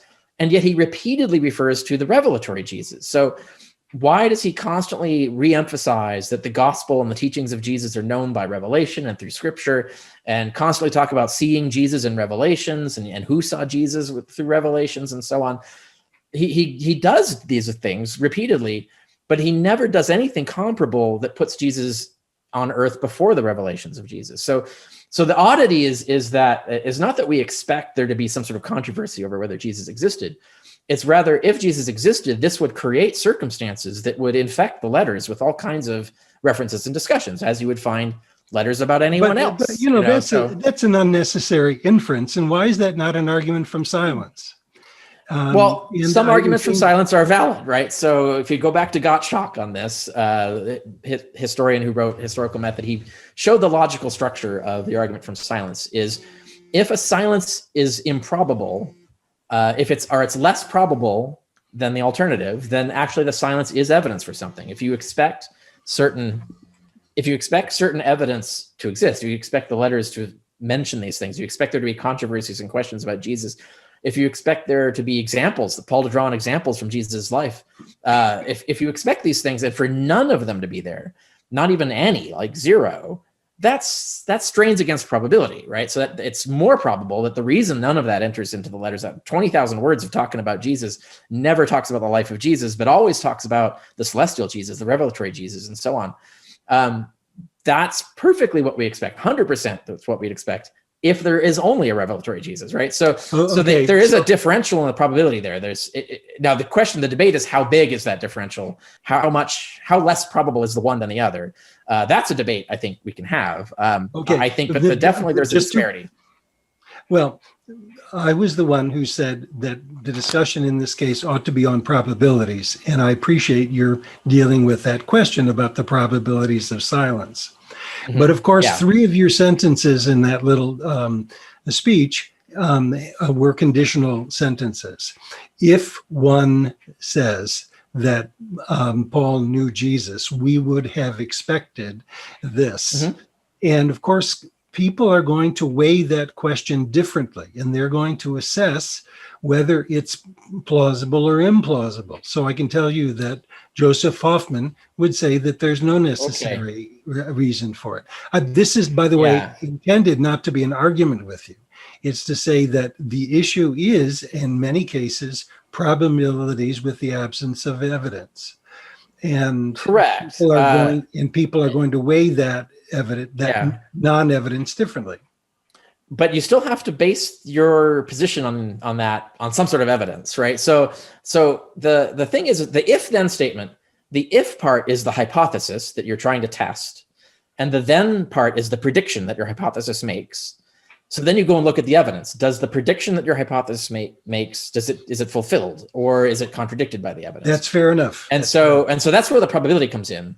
Yes. But to assess that probability, you have to base it on other probabilities. So when someone writes 20,000 words about a figure who's an authority and about whom a great deal, so much happened that it actually launched an entire religion around it. When that happens, typically letters that are written about this person are going to mention things like that's going to come across to mention things about them.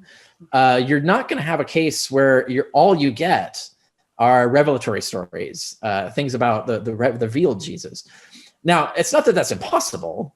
It's just that that's less likely. It's less what we expect. If we had blinders on and didn't know what kind of documents we're going to get, and we started with a particular thesis of Jesus, and then we removed the blinders and looked at the evidence, we would be really perplexed at why Paul never mentions anything about anyone seeing Jesus before his death.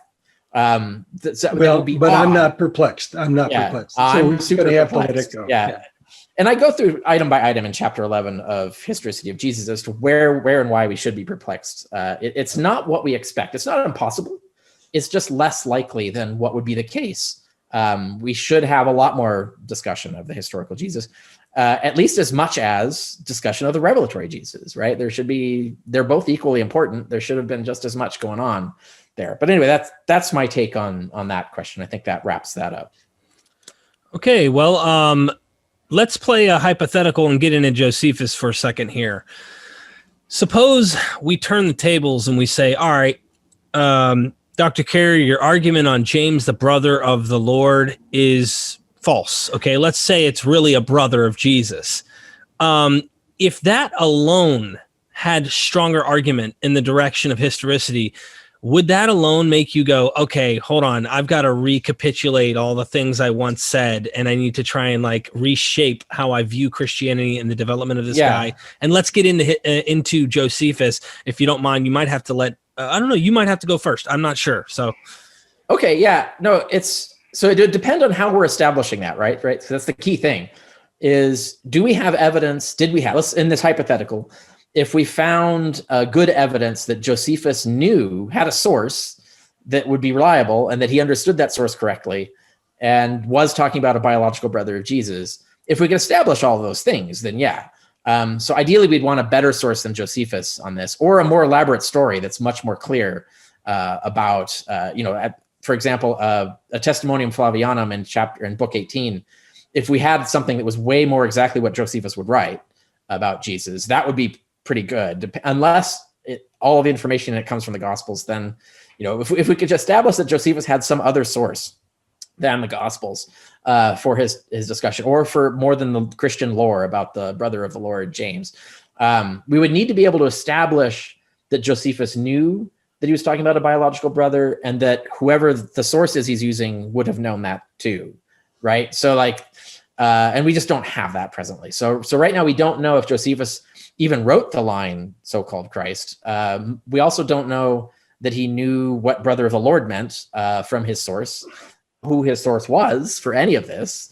And incidentally, this story about James completely contradicts the version of the death of James in Hegesippus, which is the only Christian source for the death of James. So there's incongruities here that would have to be overcome somehow with a better slate of evidence than we have. We just don't have that right now. Now, if we had a lost letter of Paul that we could authenticate, where he goes into when, very clearly mentions James being the biological brother of Jesus, growing up with Jesus, for example, or something like that, that would be a clincher. That would seal the deal. We would just need one good authenticated letter from Paul with one line that a believable line like that is all we would need. We don't really need a whole lot of evidence. It's just the evidence is so poor, we don't have it presently. Dr. Macdonald, would you like to comment on that? And one question I have, maybe you can answer, Dr. Macdonald, even though I should probably ask you, but I want to allow conversation on both sides, is does Josephus ever mention someone's the brother of someone and he's not talking about them actually being their literal brother? Or do you think this is I think Dr. Carey might suspect this is Christian interpolation, so therefore it's using a Christian source, so therefore it's saying a baptized Christian or something to that effect. But I don't know if Josephus ever uses a reference like someone so-and-so is a brother of them in a non-biological sense. So that, just throwing it out there. But yeah, we get into Josephus? I don't think Josephus would understand that at all. Or it wouldn't immediately be obvious to him that it could mean a non-biological brother. So I think Josephus's tendency to refer to brothers as actual brothers is why he would do so here, because he doesn't know about the Pauline doctrine of adoption. But anyway, that's just to clarify my point. Okay, Dr. Macdonald, what are your problems with his criticism of the Josephus situation? And then maybe we can get a little bit into that back and forth before we wrap things up, because we could really get into so much stuff, and I don't want to take up too much time. There's always a little detail or example that can be argued, but in Josephus, it seems like if there's any extra biblical documentation that we're going to really want to use as a source, Josephus seems to be one of the stronger versions of it. So would you like to elaborate on this, Dr. Macdonald? Of course I would, yeah. And I want to do something of a mind game with us. First of all, I would want to say that we do have an early potential reader of Josephus who, if he saw this text, took it to be the brother of Jesus. Namely, in the Acts of the Apostles, we have a reference to the death of James, the Lord's brother. And Steve Mason has argued that that is a reference to what he would have read in the Antiquities. So I know there's a big debate about that. But the James in Acts is killed by the sword. James in Acts is killed by a king by sword, and not by stoning. That's correct. Yeah, and not by the Sanhedrin. But he certainly understands it to be around. Also, I should point out, Acts never says it's the brother of Jesus. That's a presumption that we add. None of the Jameses in Acts is identified as the brother of Jesus. That's true. That's important to note. So let's go back to Josephus's story, though. And let's bracket the question of the brother of Jesus. And by the way, first of all, for this, Josephus doesn't need a source. In this part of what he's writing in the Antiquities, he's in Jerusalem. So he can be an eyewitness and a reporter without having a source in front of him.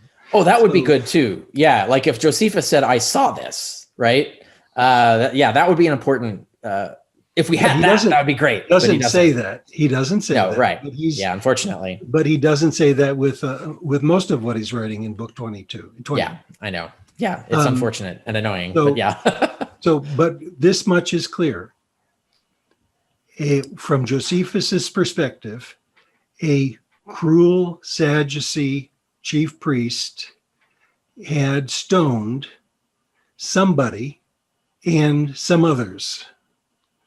And those who had a different view of Torah that was more tolerant and more precise faulted Ananus for doing so and complained that to make him desist from doing it again.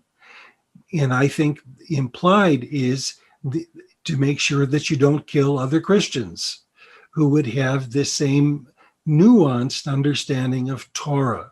Now, that's the case whether or not you think James is the brother of Jesus or not.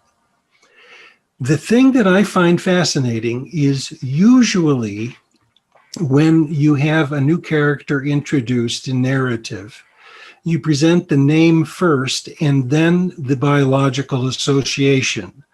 So, so-and-so, the wife of so-and-so.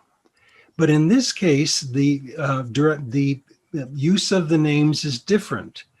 The brother of Jesus, and by the way, I think the Christ, called the Christ, is a secondary Christian interpolation. You also have it in chapter 18 in the Testimonium Flavianum. And then you have James by name. Now the reader presumably knows who this Jesus is better than James, because James now is going to get associated with someone that the reader knows. Now here's where I'm sure Richard would want to go with this. There are 9 characters in Josephus that are named Jesus. And so the reader by book 20 would have been exposed to lots of Jesuses, right? So if you move away from this idea of the Christ, then you have a reason to say, which Jesus is the reader likely to know. But then I'd want to know, what other Jesus do we know of that had a brother named James or Jacobus? And why would there be a kind of following of that person who similarly is violating Jewish law to the extent that the strict Sadducee would have him expelled? So this is a case, again, I think, of historical probabilities. I wouldn't want to say that Richard has no validity in his interpretation of Josephus. From my perspective, it seems forced and unnatural. And so I think maybe we could leave it at that unless Richard wants to come back, or you, Derek. No, I actually, I want to comment on that.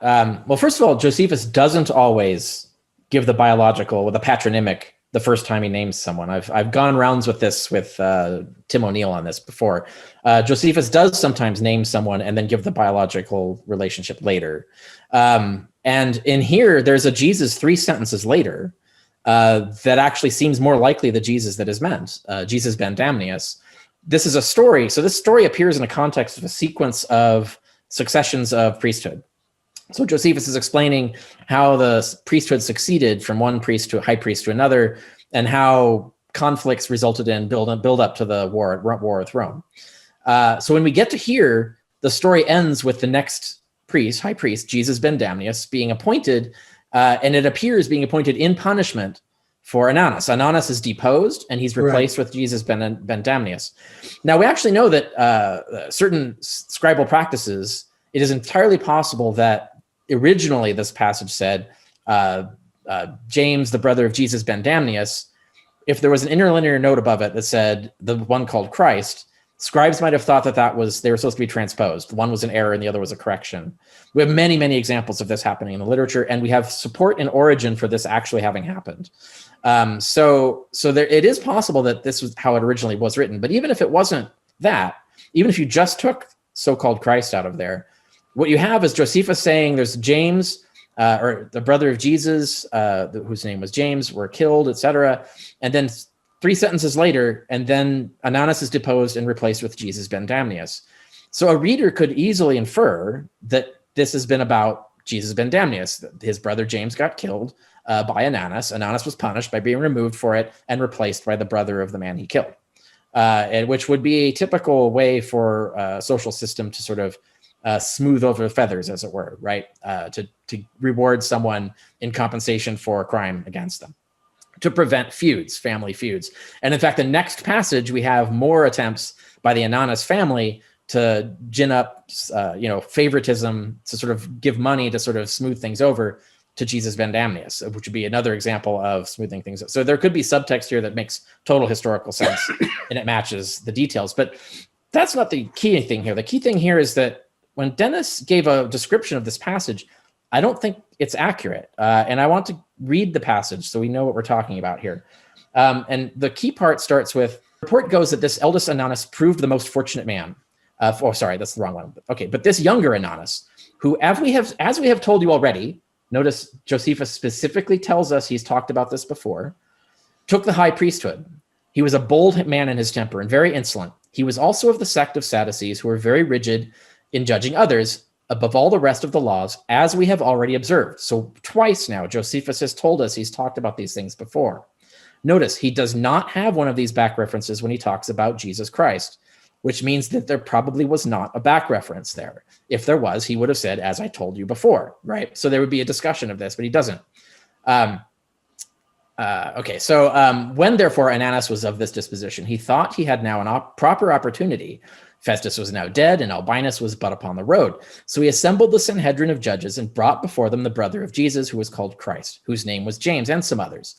And when he had formed an accusation against them as breakers of the law, not changers of the law, mind you, just breakers, they're just regular outlaws, he delivered them to be stoned. Notice they're not described as Christians. There's no mention here of why they're being killed. There's no mention of what their crimes were. But as for those who seemed the most equitable of the citizens, and such as were the most uneasy at the breach of the laws, they disliked what was done. They also sent to the king, desiring him to send to Ananus that he should act so no more, for that what he had already done was not to be justified. Nay, some of them went also to meet Albinus as he was upon his journey from Alexandria, and informed him that it was not lawful for Ananus to assemble a Sanhedrin without his consent. So their concern was not that Ananus killed these people. Their concern was that he procedurally assembled a Sanhedrin without consent. So they actually don't really care about James and this other guy. Like the people who are interfering here think Ananus just assembled a court and prosecuted some people unlawfully. I can't tell you how much I disagree with that reading. Okay. I mean, it's what it says. And even if you look at the Greek, I don't think it changes much. Why is it that Josephus goes out of his way to contrast the view of the law by Sadducees and Ananus and the view of the law of some in the city who are more accurate with respect to the law and more tolerant?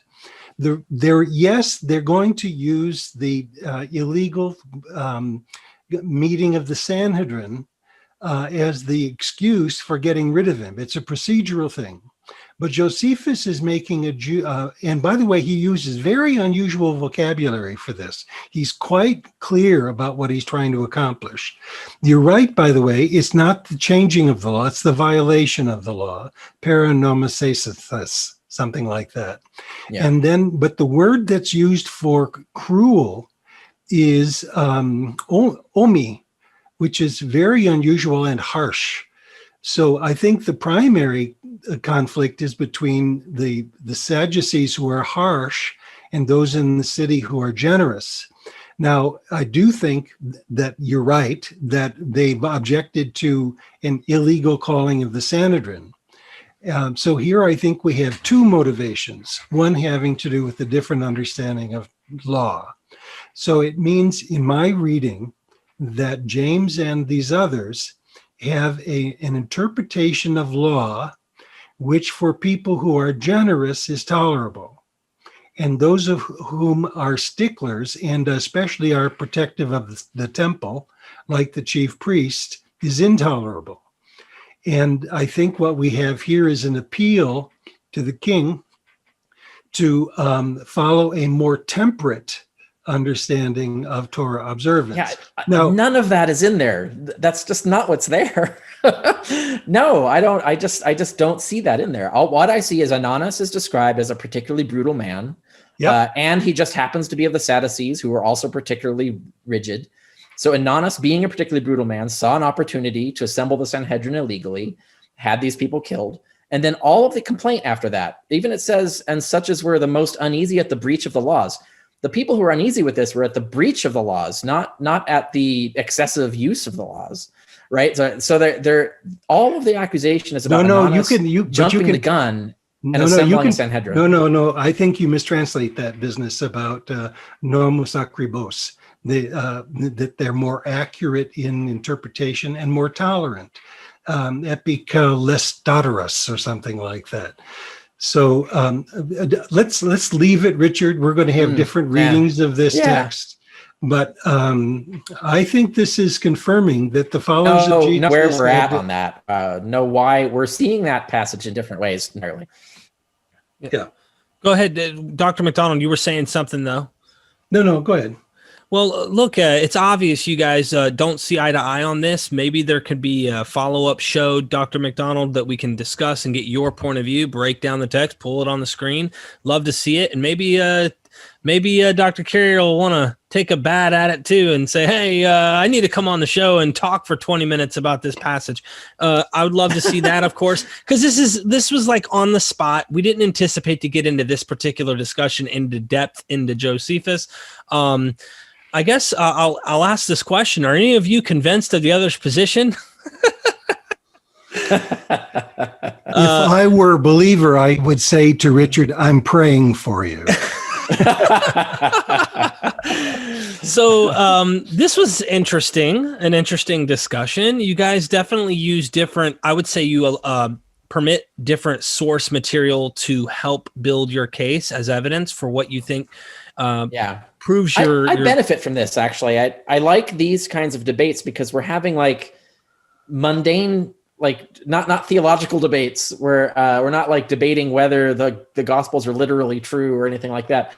No, we both agree how we're supposed to approach these texts, and I think we agree even in methodology. And so we're just disagreeing on what probabilities we assign to certain things. And that's exactly the kind of debates that scholars should be having about this sort of stuff. So that and so this gets all that other stuff thrown away, so it's out of the way, and so we can focus on like real debates that actually matter in terms of how we decide one way to go for these things, rather than getting constantly distracted on how dare you suggest that Jesus didn't really ride into Jerusalem on a donkey, rather than having those kinds of debates, we're having this kind of debate, which I think is productive and more scholarly and more useful, I think. Anyway, that's my take on what we've been talking about today. Dr. Macdonald, would you like to ask a question or make a statement? I'd like to make a statement. Derek, thanks so much for arranging this.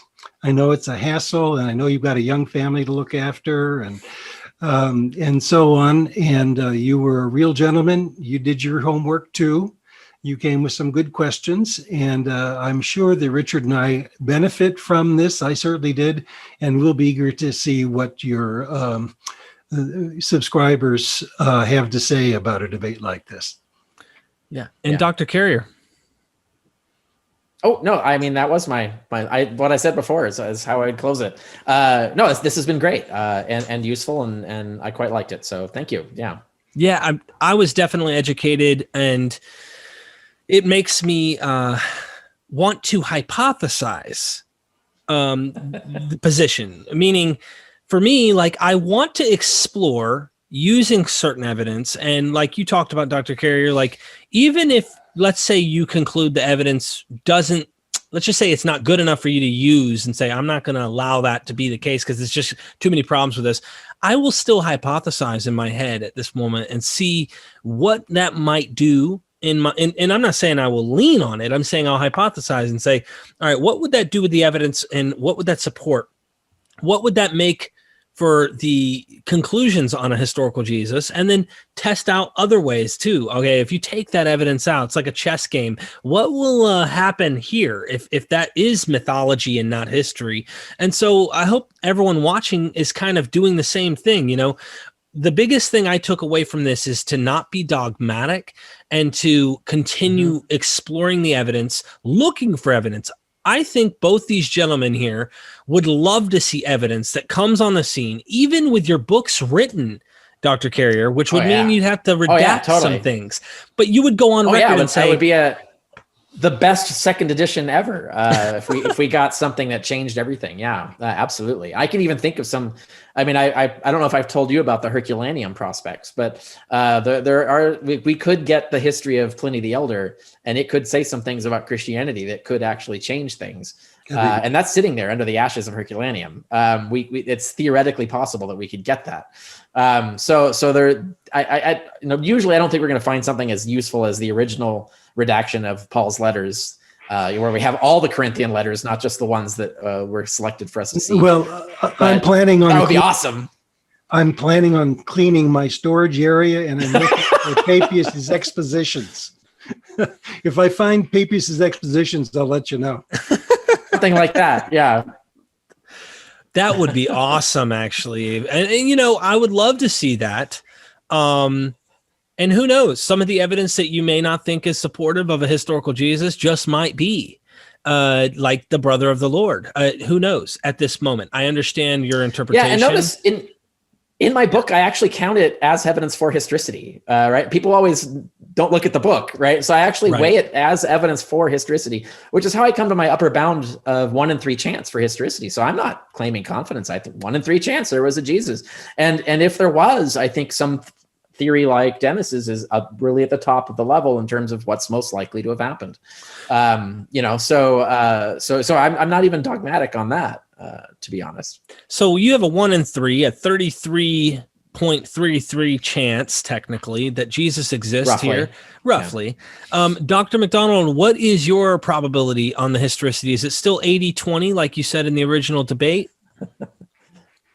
No, it's probably like 92-8 probability, but historians are not going to commit themselves to 100% certainty. So we hope, but yes, right. So I have to be open to things I don't understand, but for me the evidence is compelling that there was a historical Jesus who very early on in various ways was mythologized, so that it's very difficult to dig through the myth back to the nuggets of Jesus's experience.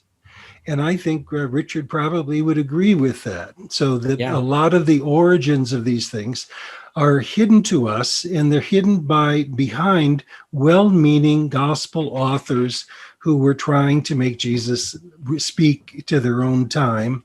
And that can be appreciated. By the way, I love these texts, but they don't do what Christian believers think the texts can do. And I think this discussion is kind of highlighting how difficult it is and how insecure it can be in digging through these materials to find what we would consider responsible historical nuggets. Truly. Yeah. You guys are awesome. I really do appreciate it. Ladies and gentlemen, you guys witnessed one of the most polite debates I've ever witnessed in terms of in these discussions. And these guys totally disagree with each other when it comes to conclusions. Probably on some foundations as well, like the Q document, the sayings of Jesus, the Logii. Is Papias actually a source that could be used? We know Dr. Macdonald does think so. And I know that Dr. Carrier doesn't. He thinks that this is Eusebius and possibly bad evidence. I would suspect that you can't really rely on Papias to make any real claims according to it. Now, I'm not trying to put words in your mouth. You can correct me. Yeah, my position's a little more nuanced than that, but you're in the ballpark anyway. But yeah. Okay. Both of the gentlemen are using different evidence, so I really do appreciate this, and I hope that everyone watching will go down in the description, get a book of Mythologizing Jesus, consider the Jewish teacher to epic hero, check out On the Historicity by Dr. Carrier. It's a thick book. Yeah. If you're not like a big book guy like me, this is his new book, this is actually the one you want to get, because this is a lot more, I guess you'd say, Derek Lambertish. It's simple. It's not complicated, and it doesn't take you forever to read. You guys can get it in audiobook too. He has it on Audible for if you want to listen to it. Not this yet. Book. On the Historicity, though. Yeah, all my other stuff's on Audible. I still haven't recorded JFOS due to pandemic concerns, which I'm working on. I'm recording this month, so Audible will be out next year, but unfortunately it was delayed this year. Well, I hope you read Dennis's book on the Dionysian Gospel and do a review on your blog, which everyone needs to go get a hold of that as well, because I really fell in love with that book. The Dionysian Gospel just made me, I didn't know that much about Dionysus till I read this, and I was like, whoa, okay, so this is just amazing. I really hope you guys help these two gentlemen out by buying the materials and contributing in some way to get this information out there, even by sharing this video, liking this video, getting others aware of who Dr. Dennis Macdonald is, because both of you guys, the guild does not agree with you, okay? Both of you. And the guild of scholarship says, nope, we're not agreeing with these guys. These guys are on the outskirts. And I'm sorry, MythVision podcast will not be silenced. We will continue to bring this material to you, even if you're not in an academic setting where they're allowing this material to be spoken of. So enough on that. You guys have anything else you'd like to add? Yeah, Richard, stay warm. Okay. Thank you. I will. Thank you. And don't forget, we are MythVision.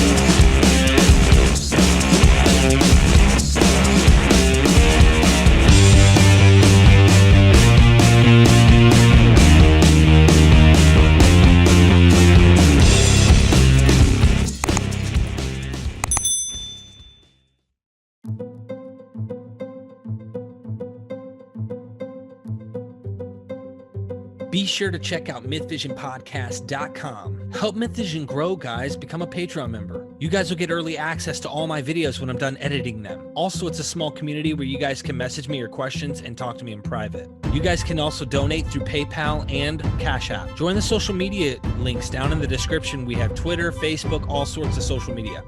Help the community of MythVision grow. Hit the subscribe button, hit that bell so you guys are notified every time I do a live video and you don't miss any of my content.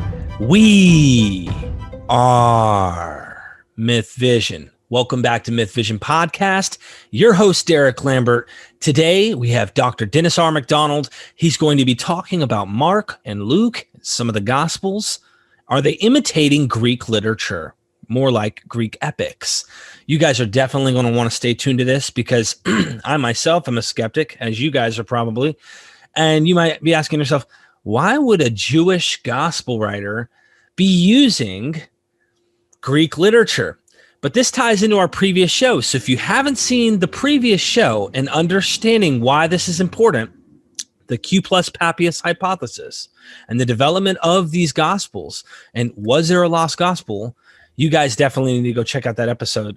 We're going to be mainly focusing on mythologizing Jesus, okay? But Dr. Macdonald, and I'm going to start calling him Dennis. He told me I can call him Dennis. Very respectful people with credential. So, Dennis, if you don't mind, can we do a recap on the previous episode, what we did, what we delved into, and your hypothesis here, and then we'll move into this episode. Sure. Thank you, Derek. Last time we talked about the synoptic problem, and I want to talk about what we call the status questiones, that is the status of the issue. Most scholars hold, and for good reason, Markan priority of the synoptic gospels, Matthew, Mark, and Luke. Mark is the earliest, but there's a huge dispute about Matthew-Luke overlaps. People argue that among the many people who had written before Luke, which he mentions in the preface, is the Gospel of Matthew in addition to Mark. That's the so-called Farr hypothesis, and its major advocate today, Mark Goodacre, and I apparently are going to be talking about this sometime at the beginning of the year. Other people say, no, Luke did not know Matthew, so the extensive overlaps between Luke and Matthew, when they're not dependent on Mark, must come from a common source.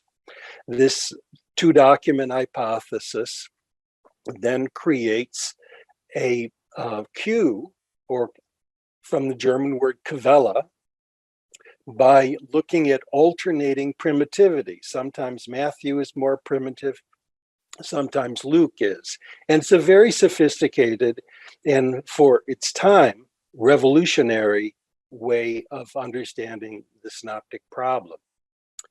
Both the Farr hypothesis and the two-document hypothesis, however, have problems.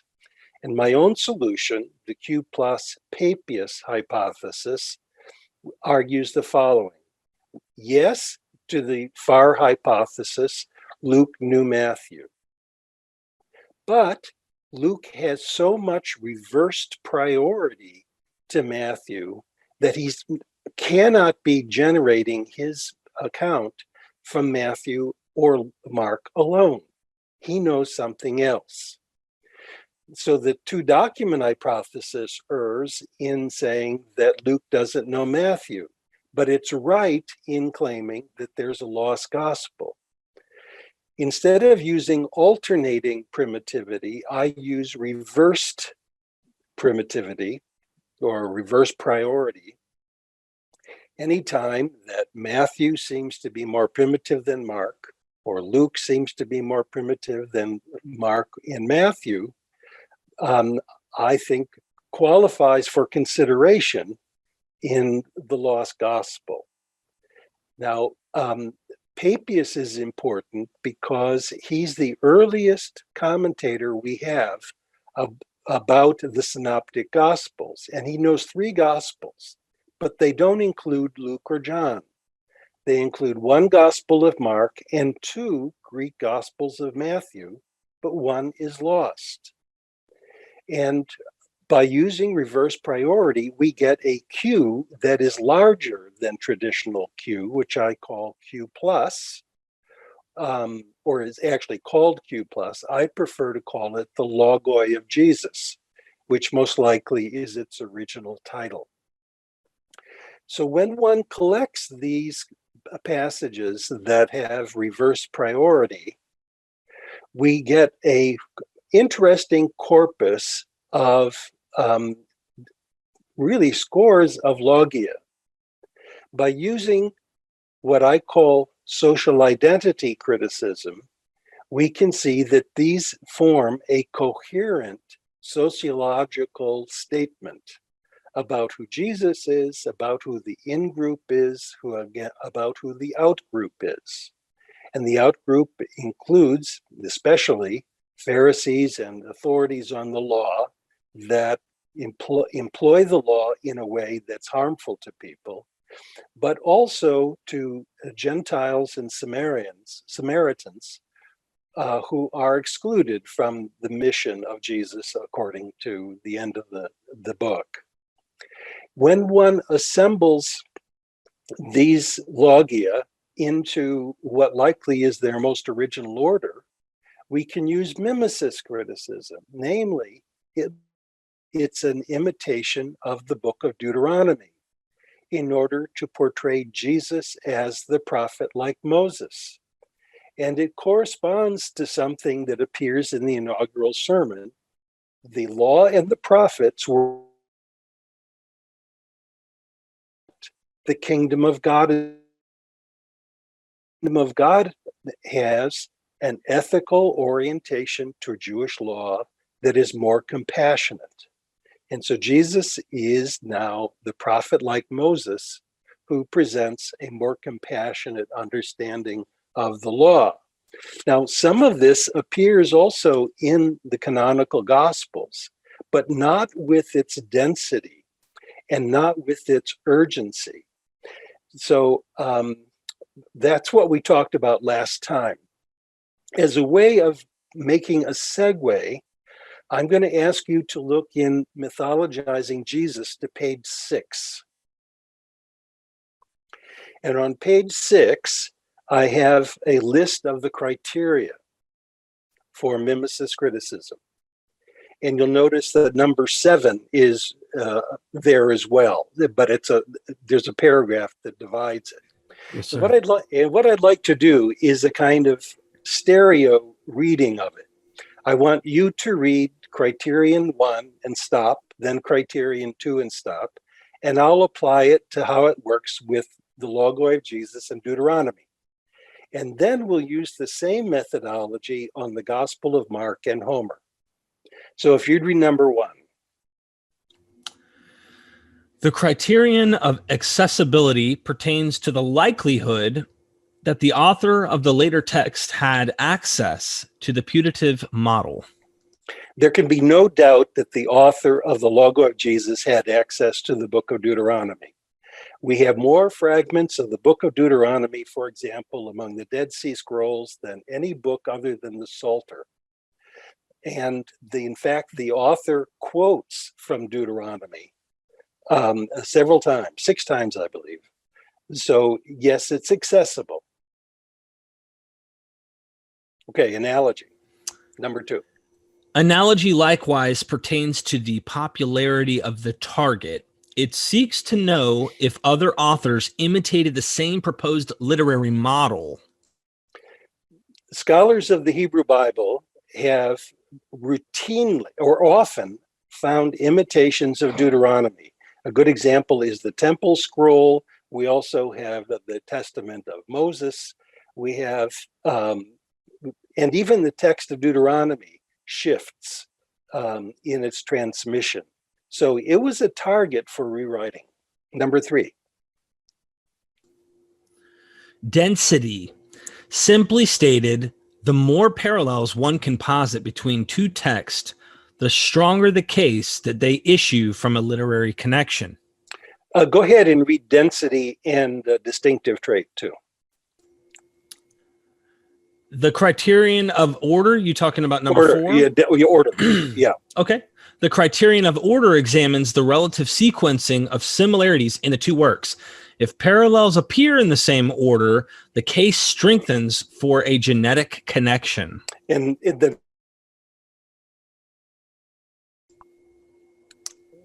go ahead and read the next one. Distinctive traits. A distinctive trait is anything unusual in both the targeted model and the proposed borrower that links the two into a special relationship.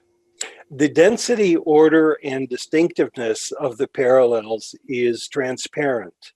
It begins, the logo of Jesus begins with John the Baptist in the wilderness preaching repentance to Israel. The book of Deuteronomy begins with, these are the words that Moses spoke to Israel while in the wilderness. The logo of Jesus ends with the promise of thrones to the 12 disciples, saying, you will sit on 12 thrones judging the 12 tribes of Israel. Of course, Deuteronomy ends with promises of what's going to be in the promised land and the division of the tribes by judgeships.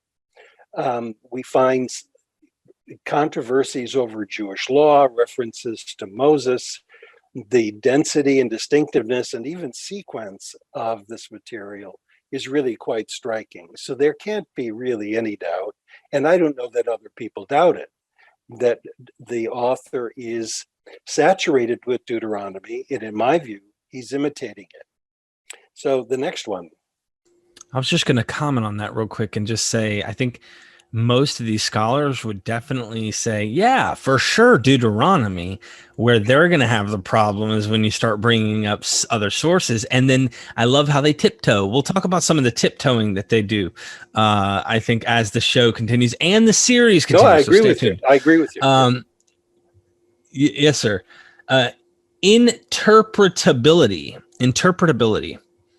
assesses what, if anything, might be gained by viewing one text as a debtor to another.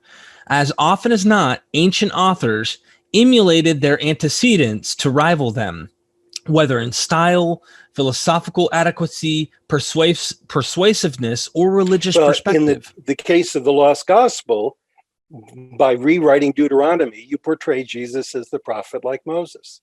Yeah.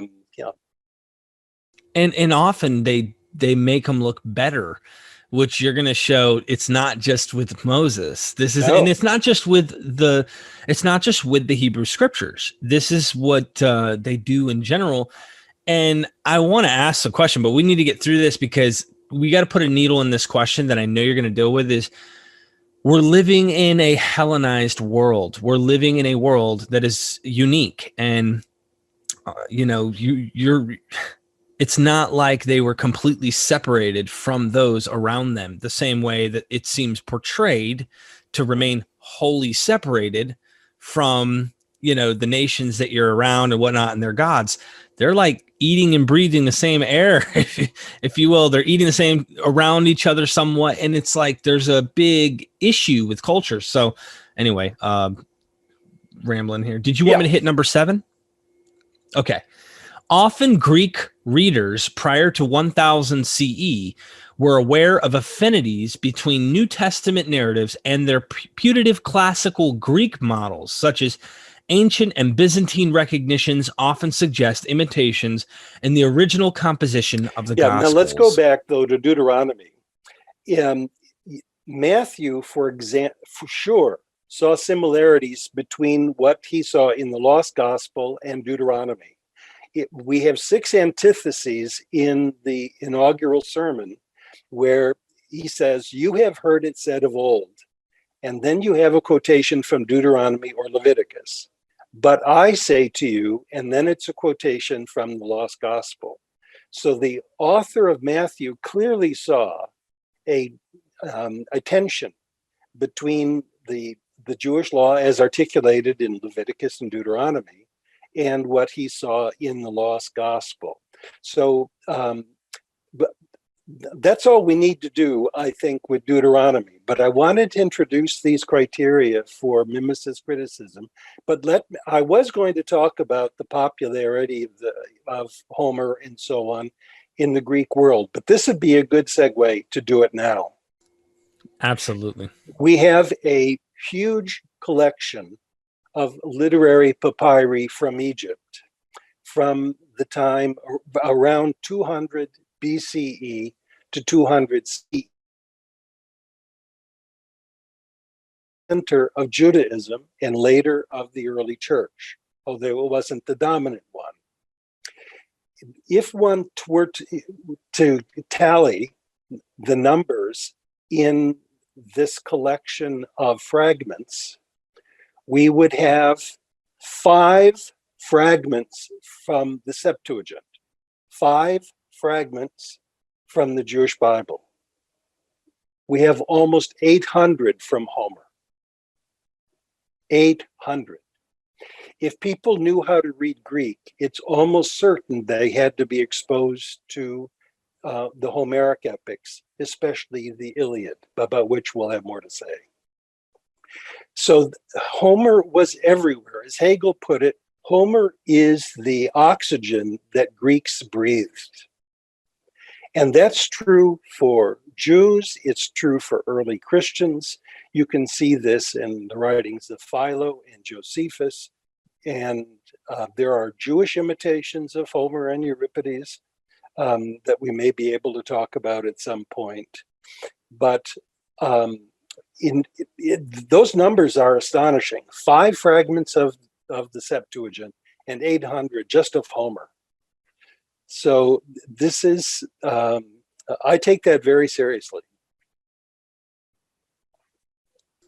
Yeah, I mean, that would play a significant role, especially if, and I always ask this question to people, you know, we can argue over if there was a really original Hebrew Matthew, because that's one of the issues that I think can be addressed while we're in this vein of the Papias claim. Papias claimed there was an original Hebrew of Matthew, but and you don't agree with that.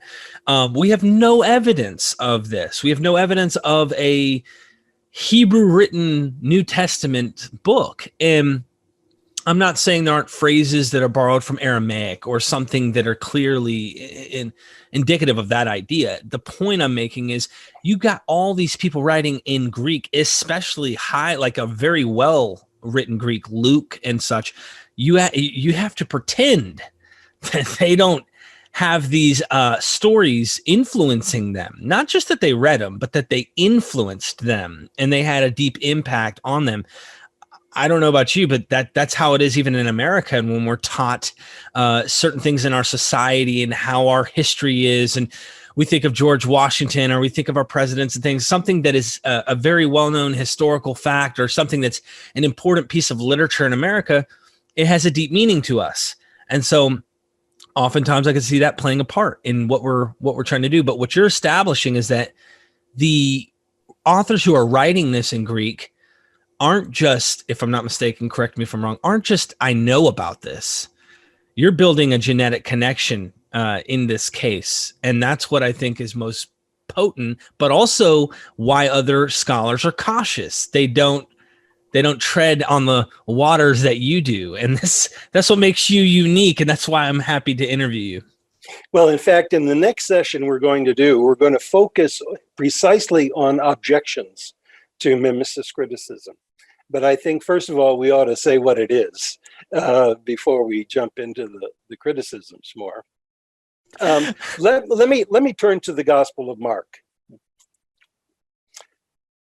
By using social identity criticism, we can say certain things about the Gospel of Mark, whether he knew the logoi of Jesus or Homeric epic or not. We know that he's writing after the Jewish war, and it's extremely painful for him. He understands the Jewish war in part to be a result of God's punishment on Israel for not accepting Jesus and his followers. His Jesus is a suffering Jesus in a way more than in the logoi of Jesus. And in fact, he becomes the prototypical martyr. The in-group for Mark, that is his audience, are those who are willing to bear their own crosses and to suffer with, so that the primary thrones that are preserved for the hereafter are preserved for martyrs, those that can drink Jesus's cup. He also is in lament that the temple has been destroyed, but understands it as God's punishment through Rome for Israel's disobedience. I think we can say that no matter what his literary antecedents were. Now, if he knew the logoi of Jesus, and I'm going to not try to make that case terribly strong right now, I've made it elsewhere in time, from the from the logoi of Jesus to the Gospel of Mark, he would have taken objection to the following things. First, Jesus prohibits a mission to the Gentiles and to the Samaritans. Mark is insistent that the end will not come until all the nations have the good news preached to them. So he's going to have a problem with the logo of Jesus at that point.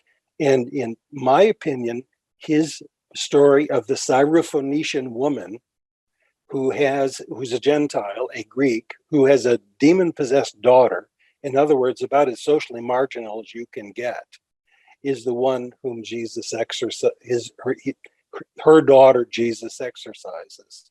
So it shows how open Jesus is to the outsider. He's also going to take exception to what seems to have been the case in the logo of Jesus, that Jesus says, I will destroy this temple and build another. Because the temple's been destroyed, Jesus didn't do it. Jesus certainly didn't build another.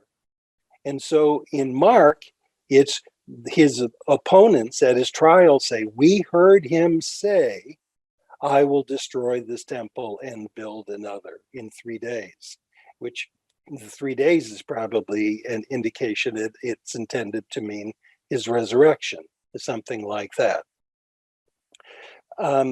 He also doesn't like it that Jesus promises 12 thrones to the disciples.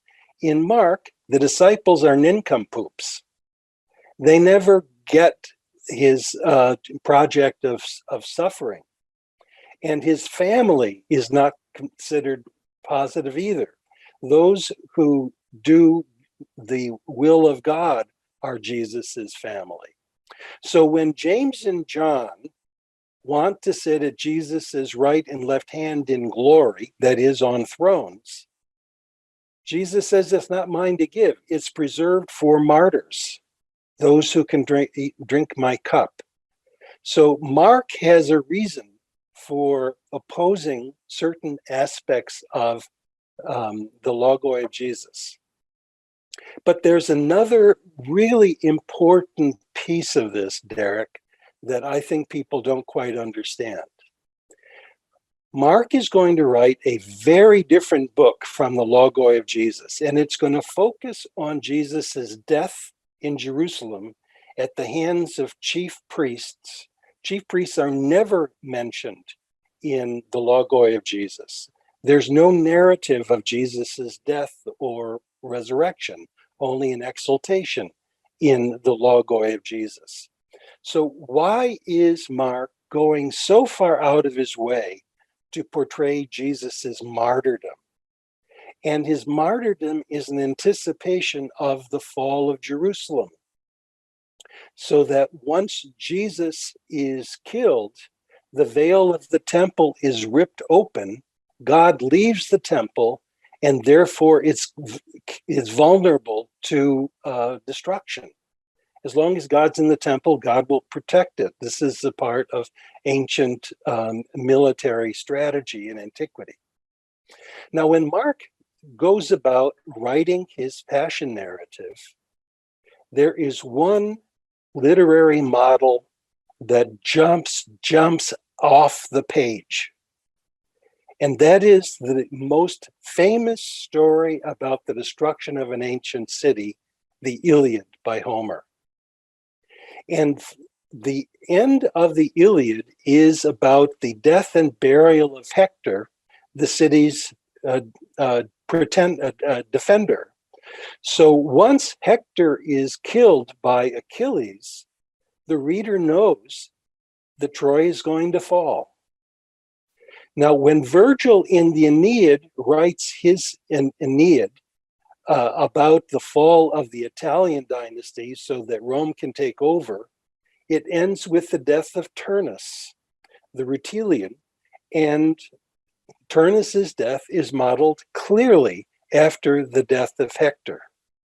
Now, whether Mark knows the story in Latin in the Aeneid or not, the Iliad is a perfect example of the relationship of a dead hero and the fall of a city that Mark exploits magnificently in order to express his own sorrow and the tragedy of the fall of Jerusalem. And I think the best way to handle this, Derek, for your audience, is for me to give a summary of the death of Hector and his burial. And because I'm sure that most of your viewers have not read the Iliad in the last 6 months. I don't know. I got a couple guys I could name, but most will not have read it. Yes, sir. Okay. And for the purposes of what we're going to be doing, I actually think it's pretty useful. And in order to make it economical, I'm going to look at some notes I've written for myself in walking through this. But let me just say what we've done so far. We've given a recap of the synoptic problem, my hypothesis about the logoi of Jesus, and as a rewriting of Deuteronomy. And we use social identity criticism and mimesis criticism to defend it. Use mimesis criticism, as we'll see, on Mark and Homer, very same criteria, and talked about Mark's social location being different from that of the logoi of Jesus, and it helps to explain why it's such a different book. But now we're going to see that his concern about the fall of the temple and the death of Jesus picks up themes that appear in the Iliad. Right? That sounds like a wonderful, wonderful idea. Yes, sir. I'm excited.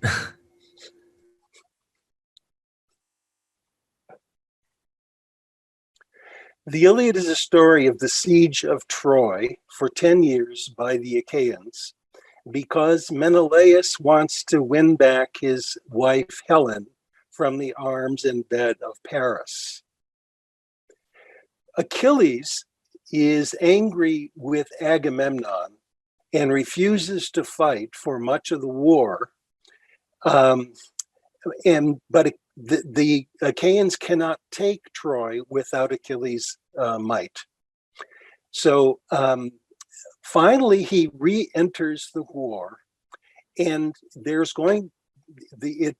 book 22 has a face-off between Achilles and Hector, in which Achilles destroys Hector and anticipates then the destruction of Troy. When Hector says goodbye to his family in book 6, his mother offers him wine to ease his pain. And Hector refuses it because he doesn't want his senses to be blunted, and goes back out to fight, and he never sees his family again. So that's the farewell. When Achilles comes back into the battle, single-handedly, he fights against the Trojan army and sends them all back into the city for refuge, all but Hector. Hector decides his gods, Zeus and Apollo, are going to come to his assistance once again and give him victory over Achilles.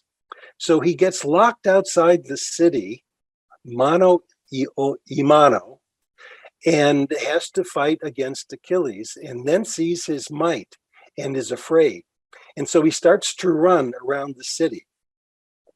Athena, who supports the Achaeans and Achilles, changes her disguise, her appearance, into that of Hector's brother Deiphobus. And she appears to him and says, "Hey, brother, let's both take this guy on. We can take him."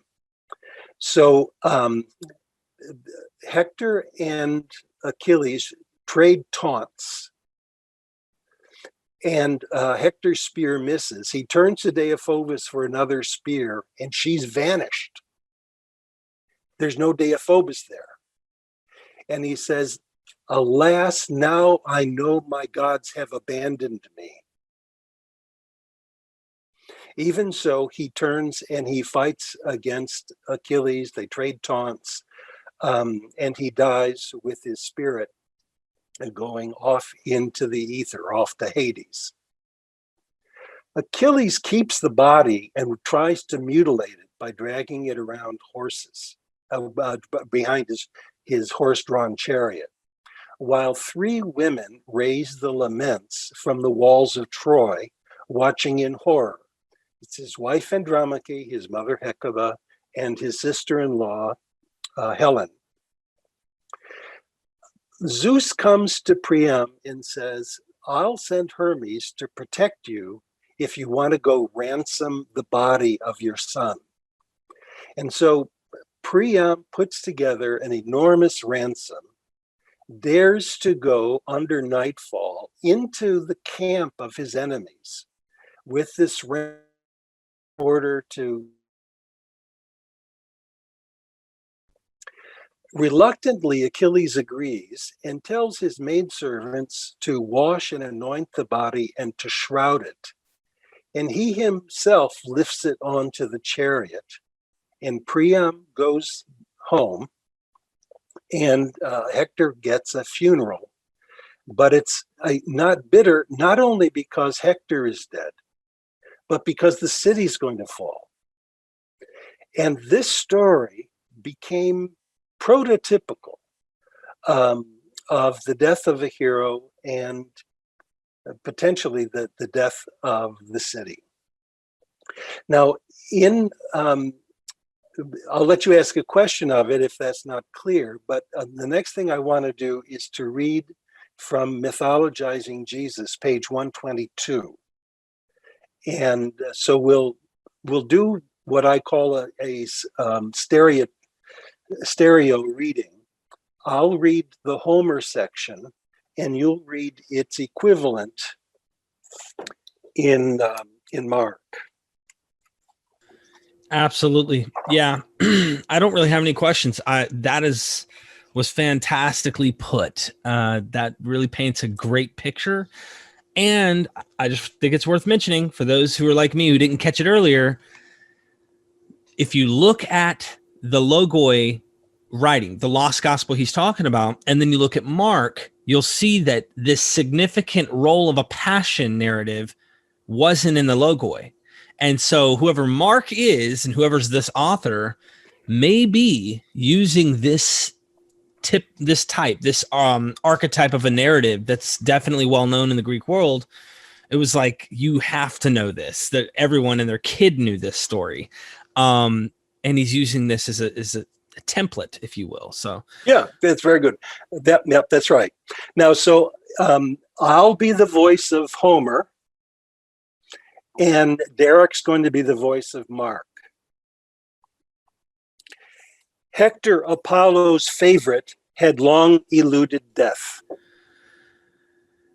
Jesus, God's son, had eluded death. This is Mark 15. Hector's troops fled into the city for safety, leaving him to face his fate alone. Jesus' disciples fled for safety, leaving him to face his fate alone. Zeus passed judgment, Hector must die. Pilate passed judgment, Jesus must die. Hector had refused mixed wine offered him to relieve his pain. Jesus refused mixed wine offered him to relieve his pain. Achilles and Hector traded taunts. Various hostile groups taunted Jesus. Hector called for Deiphobus for help, but he had vanished. The bystanders thought Jesus called to Elijah for help, but he never came. Hector then knew that he would be killed, for his gods had abandoned him. Jesus knew that he would be killed and complained that God had abandoned him. That parallel is extremely compelling, in my view. Hector's soul went to Hades with a shout. Jesus uttered a loud shout and expired. Trojans mourned him as though their city had been destroyed from top to bottom. At Jesus' death, the curtain of the temple was rent from top to bottom. Achilles gloated that he had just slain one whom Trojans considered a god. The centurion gloated that he had just executed a bogus son of God. The women of Troy, watching Hector's death from their walls, cried laments. 3 women watched Jesus' death from afar and presumably lamented. So that is the parallel those are the parallels I would draw between the death of Jesus and the death of Hector. Now, I want you, Derek, to go to page 127, and we'll compare the rescue of Jesus's body with the rescue of Hector's corpse. Here we go. Ready? Okay. Yes, sir. Hector's father, King Priam of Troy, noted for his piety, courageously traveled at night to ask Achilles for the body of his son. Just so everyone knows, Mark 15:42 through 16:1. Joseph of Arimathea, namesake of Jesus' father, and a distinguished member of the council who himself was waiting expectantly for the kingdom of God, courageously went at night to ask Pilate for the body of Jesus. Achilles was amazed at Priam's daring. Pilate was amazed that Jesus died so quickly. The gods had protected Hector's body from decay and mutilation. Jesus' quick death and immediate burial prevented decay and mutilation. Achilles agreed to the old man's request. Pilate agreed to Joseph's request. Slave women anointed and wrapped the corpse for burial, and Achilles placed it on a bier. Joseph wrapped the corpse for burial and placed it in a tomb. 3 days later, 3 women came to the tomb to anoint the body. The Trojans covered Hector's grave with large stones. Joseph rolled a large stone at the door of the tomb. At the end of the Iliad, the reader knows that Troy is going to fall because its hero is dead. The reader of Mark already knows the temple has been destroyed, and as a divine judgment for not following Jesus and so on. Now, I think those parallels are undeniable. The question really is, with mimicist criticism and its opponents, is this story simply around in the culture? It's the way people would talk about the death of a hero. Or does he have a reason for an imitation of it so that it's better than and not just the same as? So let's run through mimicist criticism as a way of cementing a literary connection between these two and not simply a folkloric or a cultural commonplace. We know that the Iliad was the most popular book in antiquity. And we know that in art, the scene of Priam asking for the body of his son from Achilles was the most replicated image from the Homeric epics. So it was accessible. We have analogies of imitations. The most famous one I've already mentioned is in Virgil's Aeneid with the death of Turnus. We also have, I think from what we've seen, parallels that are dense, sequential, and distinctive, especially that awkward thing that has bothered exegetes over and over again. My God, why have you forsaken me? Because that's what Hector realizes once Deiphobus is not there. Elijah doesn't come either. So you have distinctive traits. What is the interpretability of it? This is not simply a lame imitation. Hector's body stays in a tomb. Jesus's body escapes the tomb. And he is going to be the leader of his crew, his believers, and so on in the future. He's already gone to Galilee, where they are to go and see him. And we can talk about that at some other time. Now, did ancient readers see the similarities between the death of Jesus and the death of Hector? Most probably did not. But we do know that some did. So that what I'm arguing for in the 20th and 21st centuries was seen already at least by the 4th century and as late as the 12th.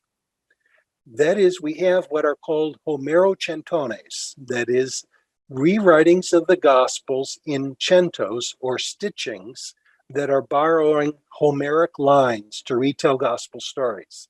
This is an early form of Christian poetry. When they retell the story, the death of Jesus, they frequently use lines from the death of Hector in Iliad 22. Please. The Gospel of Nicodemus went through 3 different stages, the last of which probably is anywhere from the 9th to the 12th centuries, has the 3 women at the tomb imitating the laments of Hecuba, Andromache, and Helen. And there can be no doubt whatsoever, because of the density of parallels, that it imitates Priam's rescuing of Hector's corpse from Achilles for narrating Joseph of Arimathea's rescue of Jesus's corpse from Pilate. It's transparent. You can't deny that. Now, whether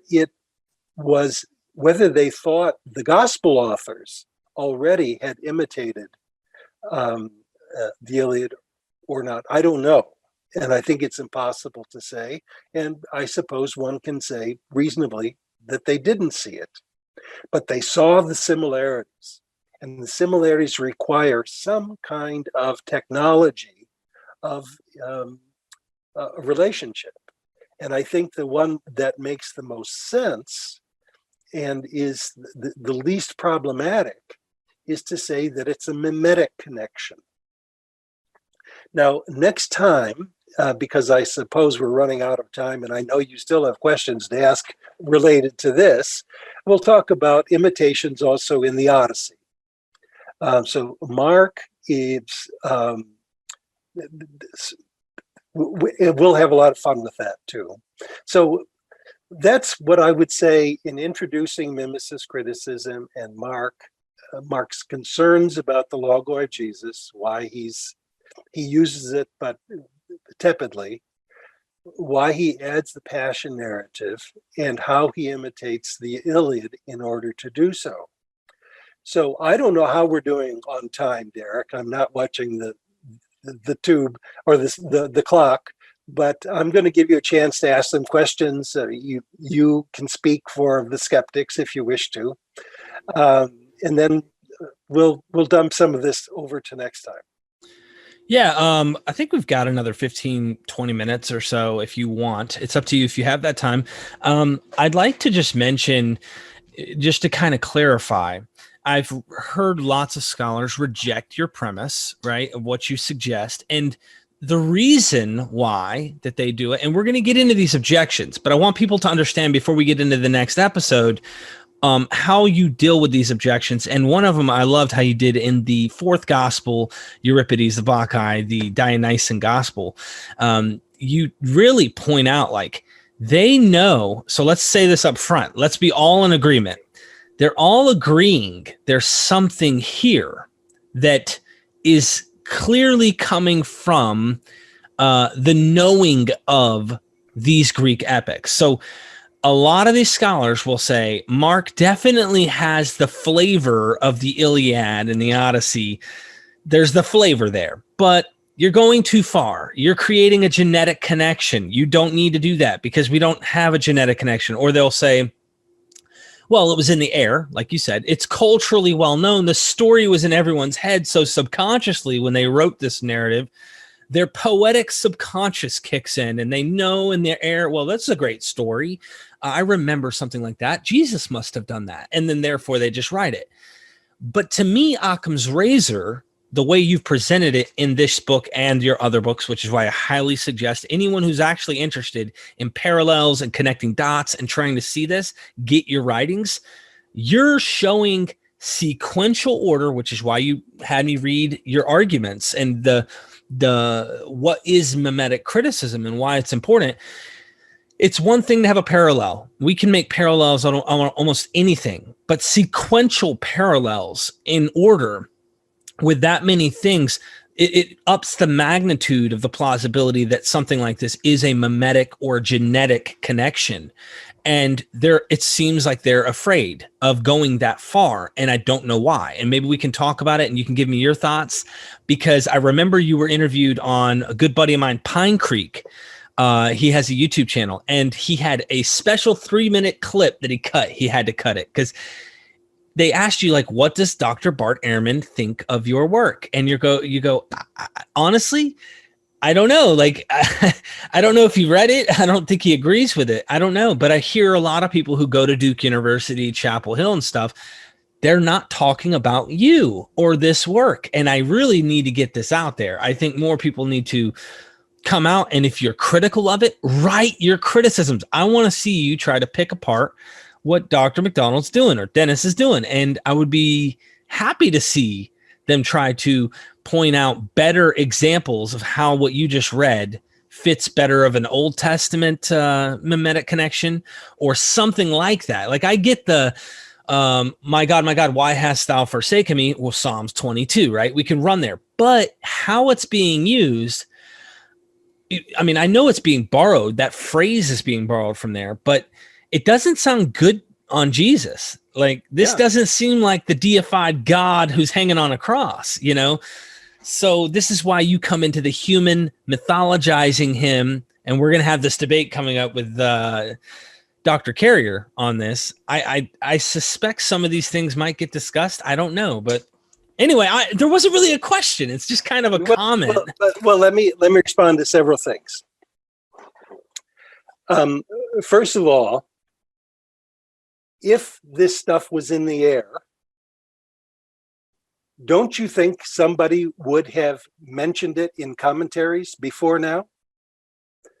So at least give me credit for being the one who's highlighted these parallels, because the parallels are not out there for everybody to recognize. That's the first piece.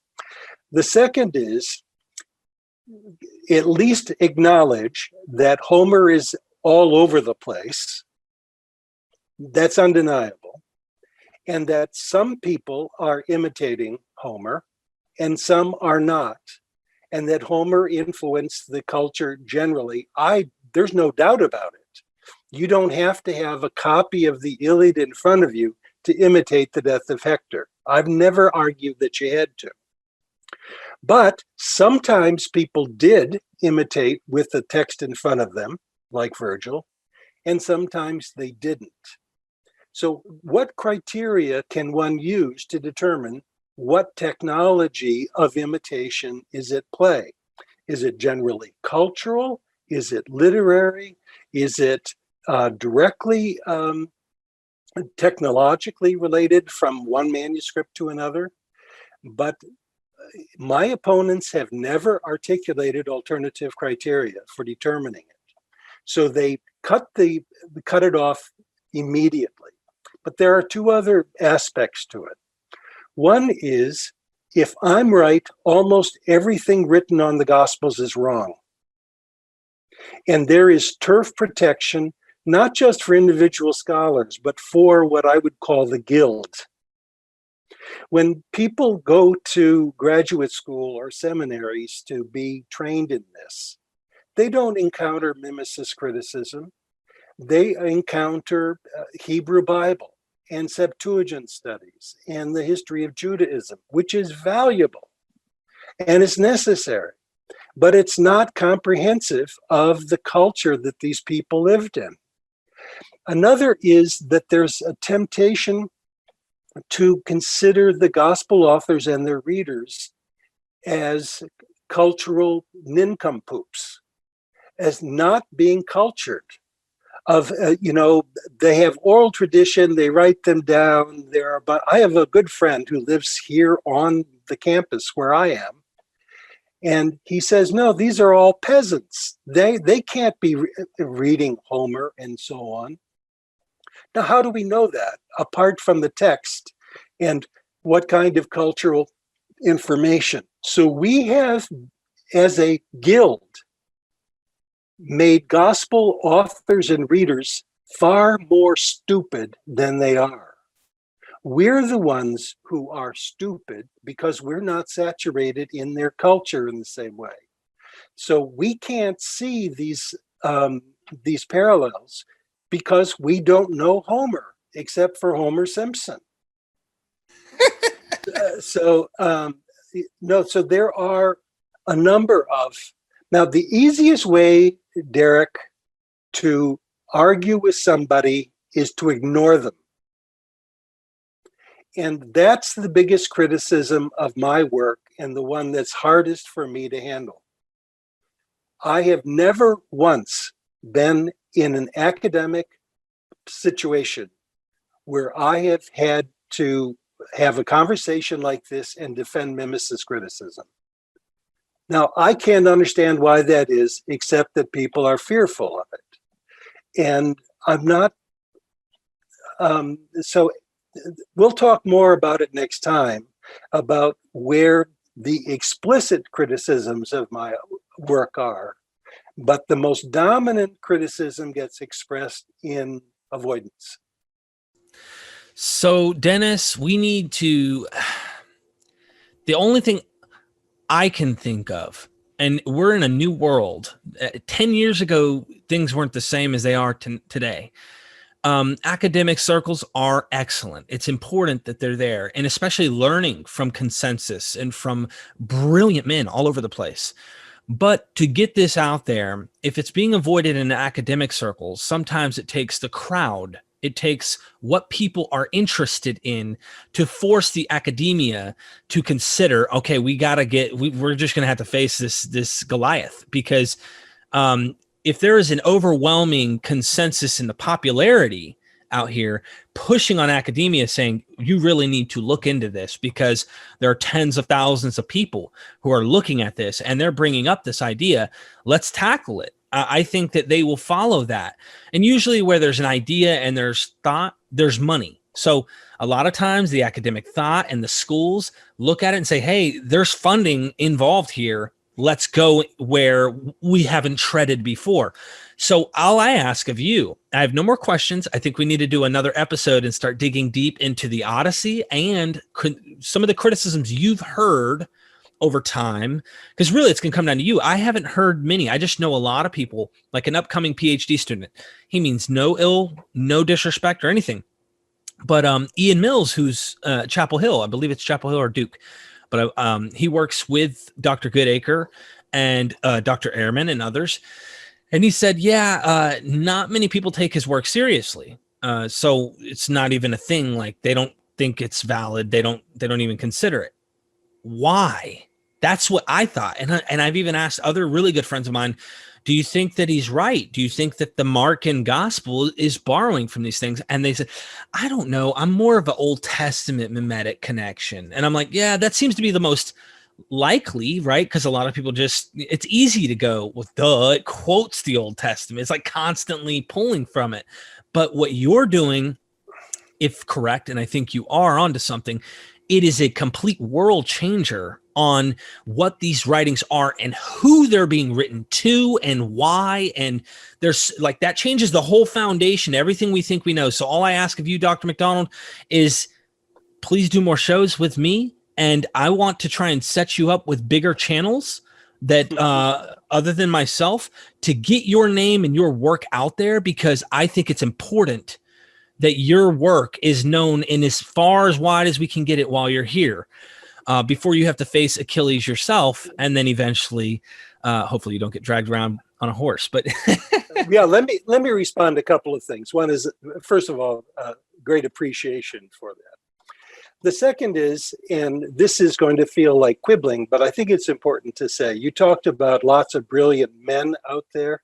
There are a lot of brilliant women in the field now too. And I know you mean that, and you're not being exclusive. Apology. Yes. So, and I think that's a part of the new wave that's important. I'm frustrated that very few women in the field have seen the possibilities of my work to benefit their own work. So that's another piece. One of the things that we've talked about, the academic inertia. And by the way, my students have trouble getting placed because of being tarnished with tainted with my work. And I feel badly about it. I feel awful about it. But it's not a good time for academics to get jobs anyhow because of COVID. But even so, they don't get traction. They do somewhat better in South Korea, by the way, than here. But the other institutions that are problematic are publishers. Publishers don't think that there's a market for this kind of thing because it is so out of the ordinary. So I have some friends who have really encouraged me to go, as we're doing it right now, through digital media and not through publishers, and to make things available as PDFs online where people can have them for themselves in their computers. They can print them out if they want. And I think we are in a sea change now in terms of media and the study of religion. And I think you're one of the people, you and others, are at the forefront of this media shift. Now, unfortunately, the media shift is going to have to include print culture. So the question is, what's that going to look like in the future, where we have, publishers and online publicity like you have? I don't know the answer to it, but I think a lot of the future of discussions like this is going to be online and in the form of digital communication, and not so much the old print culture. I'd like to say that with your first statement about brilliant men, the reason I had even mentioned men as the sex or male figure is because I was actually referring to the people that I've heard respond to me about your work. So yes, you're 100% correct that I actually interview quite a few PhDs on here, and some of them are women, even in New Testament studies, like anti-Judaism or anti-Semitic type concepts in the New Testament or in the book of Acts. Is there anti-Semitic things? There are people who write on these topics that are females, but the people that have engaged me and said to me, hey, that guy, I don't buy what he's saying, or I'm not convinced, are usually all men. I've never heard a female discuss. That's why I mentioned that. So we need to get this out there. If you're watching this and you guys know of a way to help Dr. Dennis Macdonald make this possible, to get this information out there, please let me know. You have my email, mythvisionpodcast@gmail.com. Also, you can help him out by buying the books and constantly getting this information out there. If you know of anyone in particular that has a channel that is interested in exploring these ideas and considering getting this information out there, also let me know. And I can try and get Dr. Macdonald hooked up with them to do shows and to present this to a larger audience. The more people, the merrier. And so I said it before, when I read this book, at the end of this book, I'll tell you, he has his grandson. and he's talking to his grandson, and you have to read the boxes, you have to parallel them, you have to really try and explore the mind of Dennis here when he's presenting this, because it's really, really pretty. It's beautiful the way that it's being exposed here in this book, Mythologizing Jesus. Let me actually retell the story very briefly. Please do. Yes. This is not my grandson, it's my son when he was 13 years old. Sorry. Although I did write Mythologizing Jesus for my grandchildren. So you're right about that. My son was 13 years old. He knew I was a professor, and he said, "Dad, what do you teach?" And I said, "Okay, Julian, our bedtime story, I used to read a story to him every night before he went to bed. And I said, for the next 6 nights, I want to lie in bed with you, and I want to tell you 2 stories. I want to tell you one story from Greek epic, Greek poetry, and I want to tell you one from the Gospels about Jesus. And then I just want to talk about them and see what you think." So the first night we talked about some adventure stories of Odysseus. And then I told stories about Jesus and the caveman and the turning soldiers into swine and so on. And I said, "You see the similarities between those?" And he said, "Oh, yeah." And I said, "Well, what are the differences?" So we talked about those differences. Now we did it the second night, and we did it the third night. We did it the fourth night, fifth night, sixth night, we did it again. And I said, "Julian, I have 2 questions I want to ask you. One is,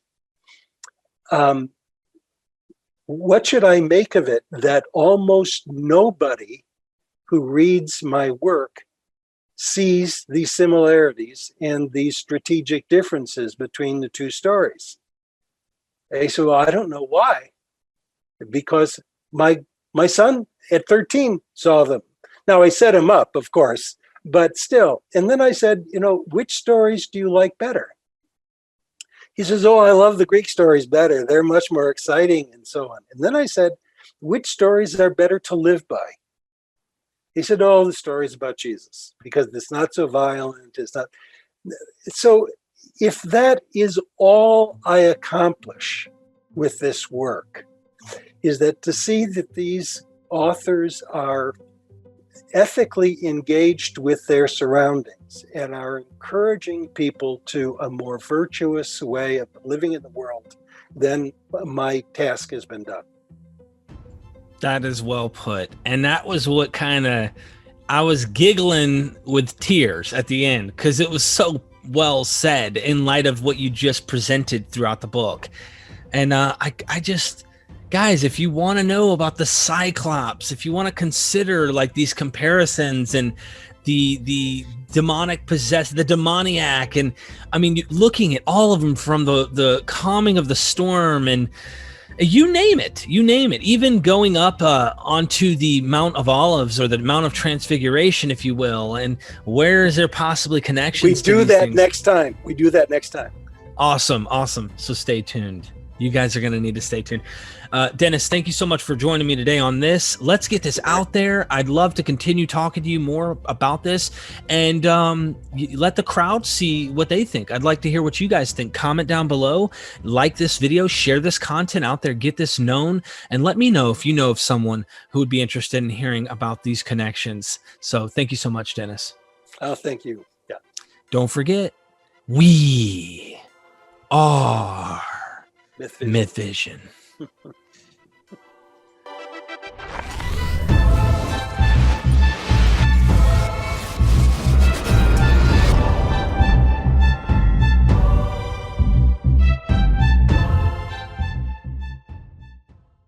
Mythologizing Jesus, from Jewish teacher to epic hero, with Dennis R. Macdonald. You want to check this show out for sure. If you want to see mimesis criticism and direct parallels on showing how the Gospels, especially the Synoptics in this case, are borrowing from the Homeric epics and the Greek myths and stories, you're going to want to check out this show. This takes a whole new dynamic to the development of the New Testament. Things that are once again overlooked by Dr. Ehrman. He doesn't even discuss the mimesis criticism and talk about these stories and how they developed these stories from older myths from the Greek world, as well as copying from the Old Testament. Dennis R. Macdonald's going to have one heck of a show with me. He really enjoyed it. I enjoyed it. And if you like this show, don't forget to subscribe, like, comment your thoughts on the subject matter down below. It helps this channel grow. And ladies and gentlemen, I have a Patreon now for MythVision, so you can help support the channel. If you want to be initiates, if you want to join the heresies with us, go check out the Patreon down in the description. You guys can start for as little as $3 a month. I really appreciate all the support I can get to help keep this channel growing. Thanks a lot.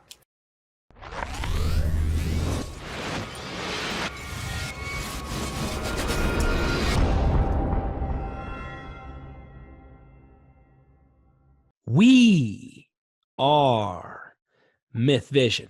Welcome back, ladies and gentlemen. I have a treat for you today. Let me tell you, I'm excited. I've been waiting for this episode here for quite some time, and I just recently finished the gentleman's work. So welcome to the show, Dennis R. Macdonald. How are you, sir? I'm fine. Thank you, Derek. Thank you. I want to get through real quick on a little short bio for everybody so they understand who you are, why this is important. And look, guys, I'm not going to go through the whole thing because if I did, I'd just be reading you the Bible. That's how long this guy's got a rap sheet here with what he's dealt with in the academic world and his research. And I don't mean that in a funny way. I mean that seriously. Dennis R. Macdonald received his PhD from Harvard University in 1978.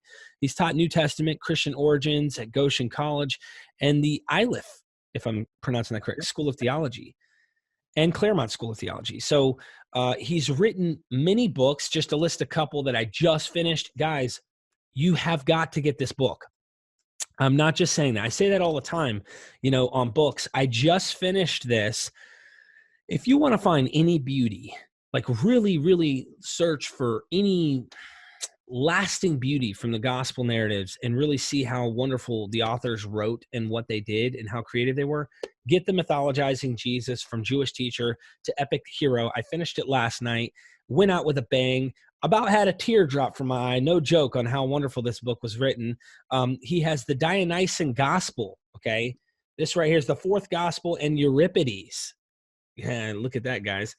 All right, from the earliest gospel Q plus to the Gospel of Mark, solving the synoptic problem with mimesis criticism, which we're going to talk about mimesis criticism today, and Luke and Virgil, imitations of classical Greek literature. Be on the lookout. Check these out. They are down in the description, as well as the links to go to his websites, and any other information will be down there that Mr. Macdonald would like to talk about. If you want me to call you doctor or just... Oh, Dennis is fine, Derek. Yeah. Yes, sir. I'll call you Derek too. Yes, sir. I'm fine with that. I have no PhD. So, well, thank you for joining me on the program here for sure. No, that's a pleasure. I actually saw you on other YouTube channels in the past. I've seen you debate with Dr. Carrier on the historicity. I've seen you discuss this theory to some extent. And I even, one thing I loved that Pine Creek, Doug, I really like that guy. He's a really cool guy, and he does a good service, I think, on talking with Christians and trying to like understand why they believe the way they do and kind of make them challenge. And on that show, he was interviewing you about your Homeric epics in the Gospel of Mark book, which is an older version, I think, of the Mythologizing Jesus, I think. Yeah. Okay. And he asked you about Dr. Ehrman. And he's like, what's up with this guy? Like, did he look at your book? Did he think there's something here? It doesn't sound like he's following mimesis criticism. No, he doesn't. And in fact, I've had, Bart is a friend of mine. We respect each other's work. Right. But I told him one time he has to redo everything he says about the Gospels in this widespread introduction.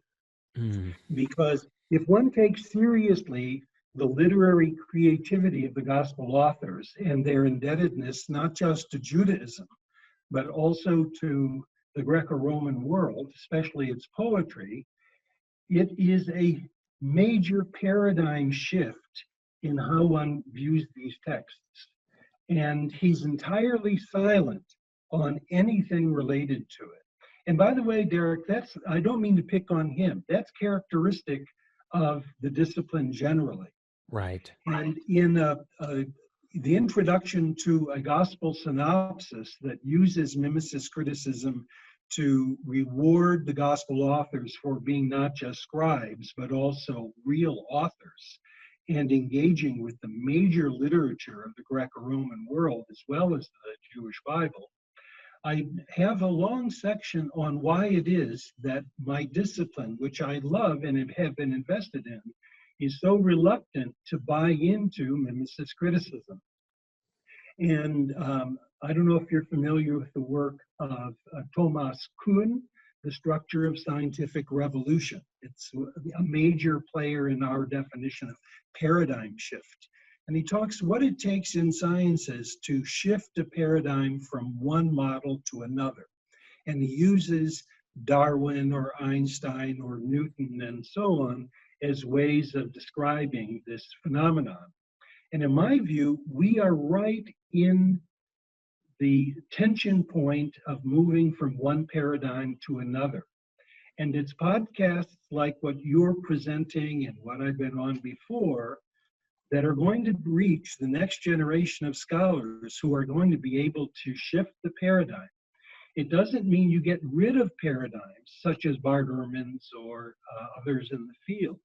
It's rather you enrich the paradigm by allowing it to account for new information, new discoveries. And I'd like to think I've been involved in the discovery of parallels in classical Greek poetry that otherwise have been ignored or invisible because of the inertia of biblical scholarship. And we really are, we are seeing wave after wave of increase in interest in mimicist criticism, but we're not yet at full tide, if I could put it that way. And that's why I so value the exposure that you're helping me have with these books, because those paradigms don't shift easily. And sometimes I've been the victim of hostility.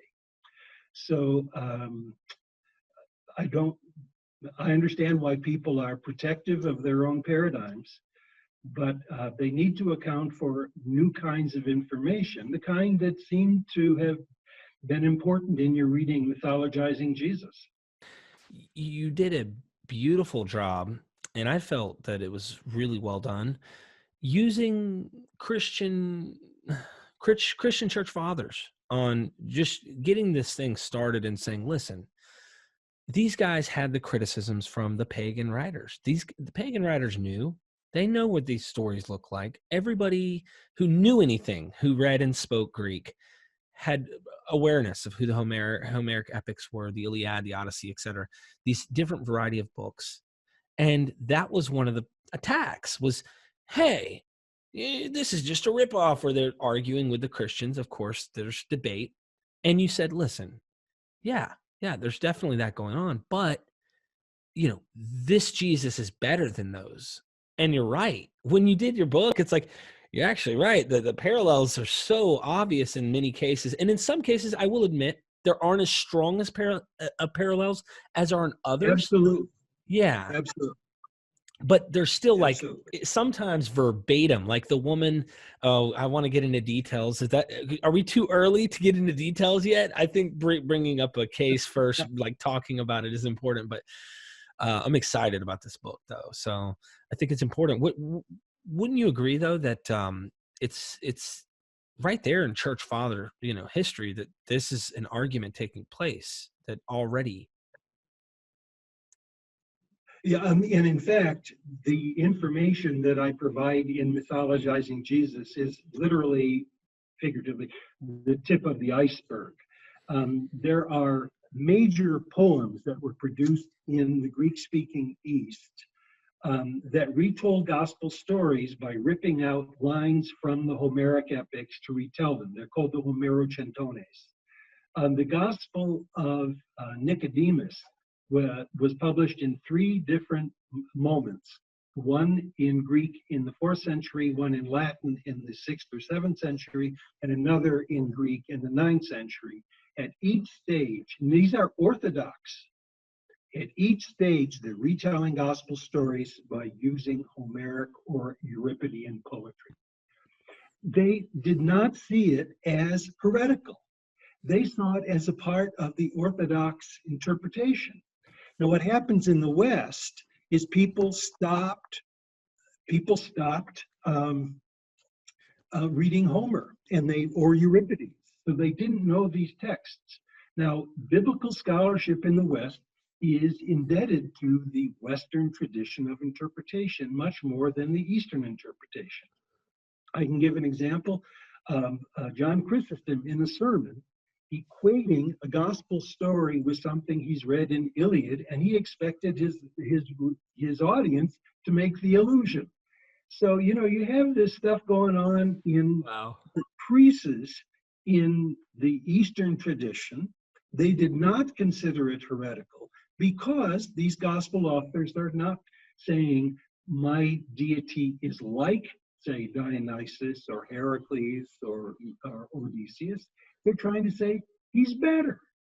Now, one of the things that I've tried to champion, but have not been very successful, is for people to understand that theology is largely social identity construction. And if you're reading the Gospels hoping to find history, you're going to be disappointed. If you read the Gospels interested in knowing how narrative constructs social reality and bonds people together in their environment, where you have, say, Homeric deities, or you have the Jewish God, or whatever, then these texts make theological sense. They're not theological in that they're linked to history in the same way as many people would like. They're linked to history because historical people wrote them in historical circumstances, trying to address social realities. And narrative is a brilliant way of reconstructing and founding new social identity. So one of the things I think that the challenge for the next generation is for not to jettison theology, but to understand theology as social identity formation. And it's a creative, wonderful MythVision process. MythVision. Interesting. I wonder where I got that. Yeah, that's, you know, I wrote a few things down, and I love what you said there because it's been my recent quest, if you will, my MythVision quest here on this YouTube channel to try and find the historical Jesus, which I don't want to go there on this show. We can do other shows. I'm very interested in hearing what you've discovered and where you go with it, because all of the mimesis criticism and stuff, but I just wanted to like point out that I actually entertain all avenues, right? So I allow the mythicists who come in, and I have historicists who think he was a rebel leader, and then others who say, listen, he was a magician, which I'm going to have Robert Connor on at some time, and he's going to come talk about the magician Jesus. And I entertain all of them. I love the idea, the notion.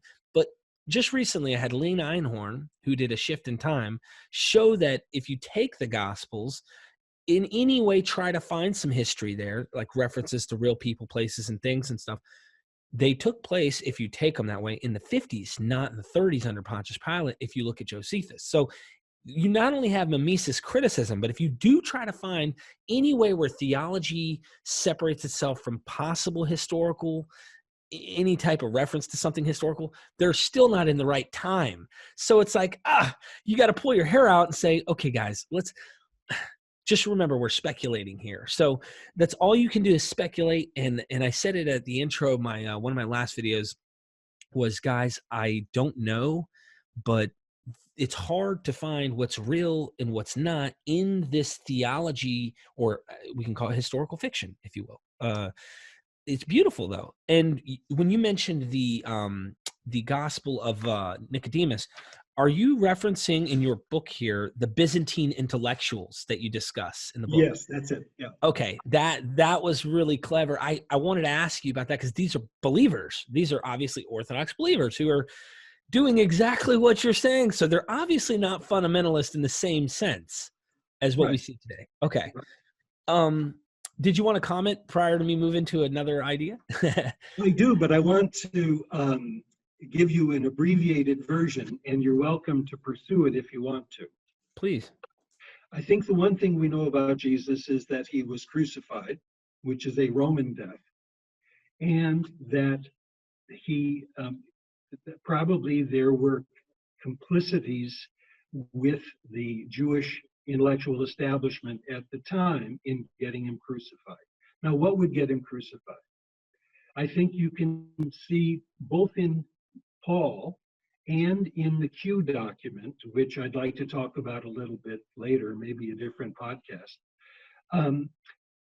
that Jesus in those texts is credited with redefining Jewish law in a way that emphasizes openness and compassion. And in the Q document, this is where we find lots of the controversies over the law. Jesus healing on the Sabbath, collecting grain on the Sabbath. The famous story of Jesus forgiving a sinful woman, I place in Q, where Jesus is explicitly opposing Jewish Mosaic commandment to kill women like this.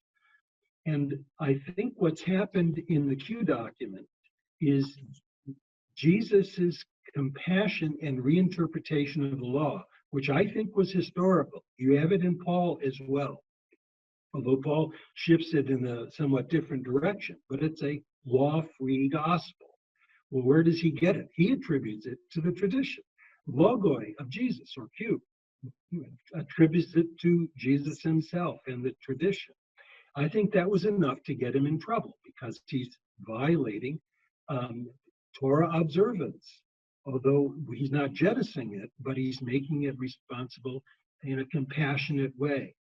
The author of the Lost Gospel is rewriting Deuteronomy to portray Jesus as the promised prophet like Moses, who is changing the law because of compassion. And it appears everywhere in Q. For example, you tie the mint, the cumin, and the dill. You should do those things, but you let the weightier things of the law pass, such as justice and love. So the way he's depicted in the Q document is a champion of the kingdom of God and a new understanding of what it means to be Jewish that is compassionate. The Q document, as I understand it, says, prostitutes and tax collectors will get into the kingdom of God before you Torah observant Pharisees. Now that is, I did not come to call the righteous, I've come to call sinners. So I think we can say that Jesus was not a Christian, but a Jew. He was Torah observant to the extent that the Torah didn't hurt people, but he also was a champion of compassion. Now, what happens in the Synoptic Gospels, in my view, is that vision of Jesus as a champion of compassion and justice and the outsider gets magnified into the Greco-Roman world. So Jesus is also more compassionate than Odysseus or Achilles. His God is more compassionate than Zeus or Apollo. And so this notion of Jesus as a champion of justice and compassion has a Jewish side, that is, that Jesus is the new Moses who changes law with an interest in compassion and justice and the outsider. And it happens in the Gospels by having that vision extended to the Greco-Roman world, where Jesus is also more compassionate, just, and has more divine power too than the Greek deities. So how do we talk about the fountainhead of such a revolutionary reevaluation of Judaism that is still present to some extent in the Christian movement today? Well, it started somewhere. Paul didn't know Q, Q didn't know Paul. So it's got to be back there, and they're attributing it to Jesus. So I don't think we know precisely anything that Jesus said. But I think it'd be very difficult to craft a Jesus that wasn't responsible for a radical and, for him, lethal reinterpretation of Jewish law. Interesting. I think we could do a show on that where you're going into your evidences on that. I know some people disregard Q altogether, but I'm interested because I do interview Dr. Robert M. Price often, and Dr. Price does think there's a Q, and he thinks there might be more than one source. So there's like possible, there's a variety of possible ideas going on. You have Q, and then you have Q plus, and then so you do go into this stuff. I'm interested in doing shows on those books as well when I can digest all of them, because reading is very difficult for me to do with my limited time. I can listen more than I can actually like digest the words, but this was such a good one. Derek, before we leave Q, let me just say one more thing. My Please. major project now is a mimetic synopsis of the synoptic gospels, which includes, in this order, Mark, Matthew, Luke, but in the first column is my reconstruction of Q. But it's a mimetic synopsis insofar as the literary antecedents to these pericope are, there's an introduction to the pericope that includes the relevant passages from the Jewish Bible and Greek poetry. I wish I could add Greek philosophy to it, but I can't because of the size of the book. But it's intended to be a reference work, and it should be available online in a PDF for free. And so I'm working with a publisher about getting that done, because at my age, I'm comfortable enough. I don't need the income. I really think exposure to this kind of information is more important. For that reason, I'm doing it in English and not in Greek too. So I'm hoping that to get a little more traction on it. Well, you guys hear that. So in any way, shape, or form, go down in the description and help in some way, shape, or form. Reach out, do whatever we need to do. Go to the links, check it out. Be on the lookout for this material, because I know that we're going to do more shows down the road where once you drop it, we're going to end up screaming it from the rooftops so everybody can hear about it. One thing that I thought was fascinating about this book, I usually reference my own personal journey. So like a lot of things I bring up, some people don't find as interesting as others, but I actually deconstructed from Christianity coming from a position called full preterism, not partial preterism. Full preterism is the teaching that the second coming of Jesus literally did happen because he said it would in that generation, and that generation will not pass away. I was fundamentalist Christian, so you got to kind of like really go over here to get in my brain to try and understand. But nonetheless, the final end, the apocalypse, the resurrection of the dead, everything was supposed to happen in that generation. And the second coming, if you will, his return to bring all things to an end, did. The gospel narrative had been preached to the whole world because we would use harmonization, and we'd run to Paul and we'd see Paul said the gospel had been preached to every creature. The gospel had been preached. The world was turned upside down with this message in Acts and other places that reference it as like already been preached to the whole world, and that they're just waiting for the end to happen. Well, I saw in this mimesis criticism that you brought up in here that you took an approach that Homer goes to war. He disappears for a while. They're all waiting and hoping he comes back, but they're afraid their guy Homer's not coming back. Yeah, it's not Homer, it's Odysseus. Right? Oh, I'm sorry. Homer's writing of Odysseus. Sorry, scratch that. Odysseus is going to war with Troy, and he dies, everyone thinks. Okay, as Jesus dies, as most think, and only a few know he ascends, but the narrative is a little different. Nothing's in exact chronological order. However, he's gone for 20 years, and then he comes back, but he comes back secretly.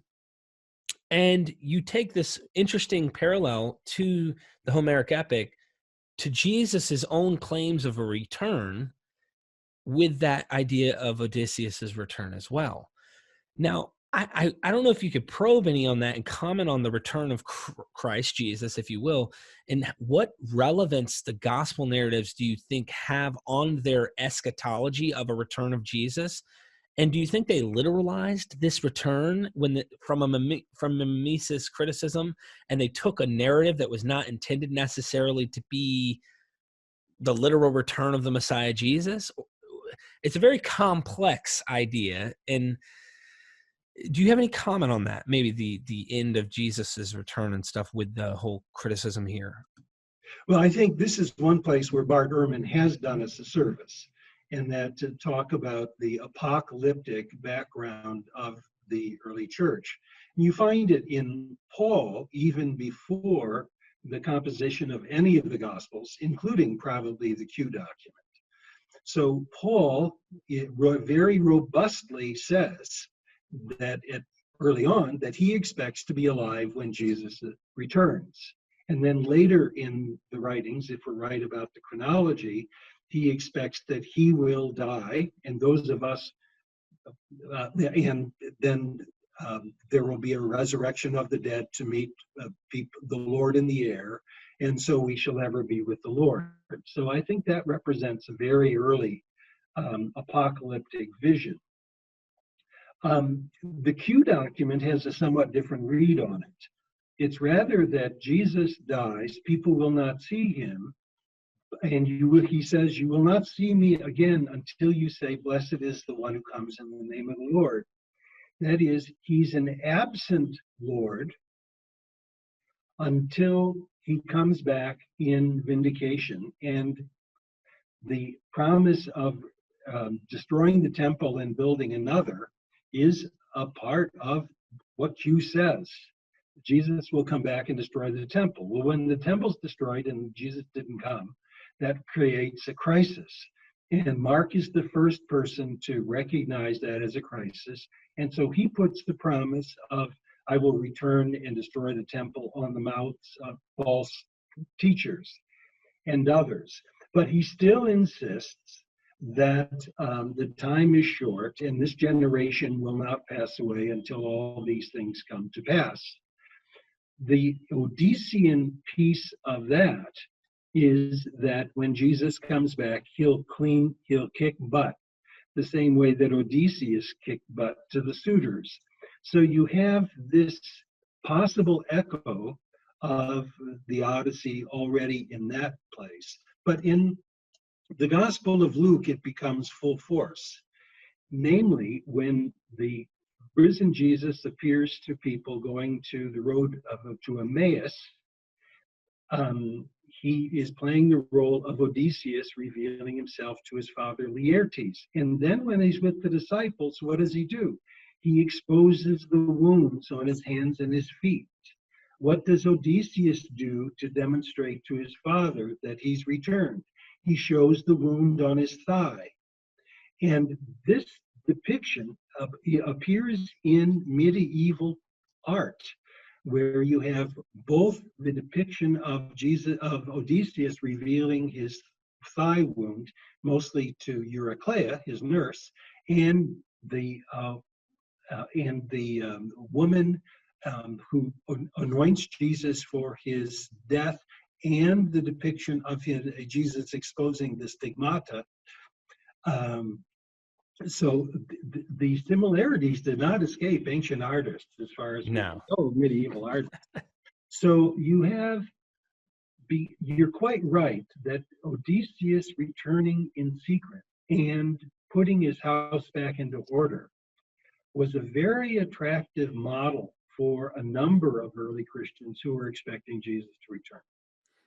And I mean, you go into the book and you show these things in ways I would have never, but then again, I'm not well read on these stories. So I really, really should, now you make me want to read the actual stories, the source material, and read these, because you'll enjoy it so much, really.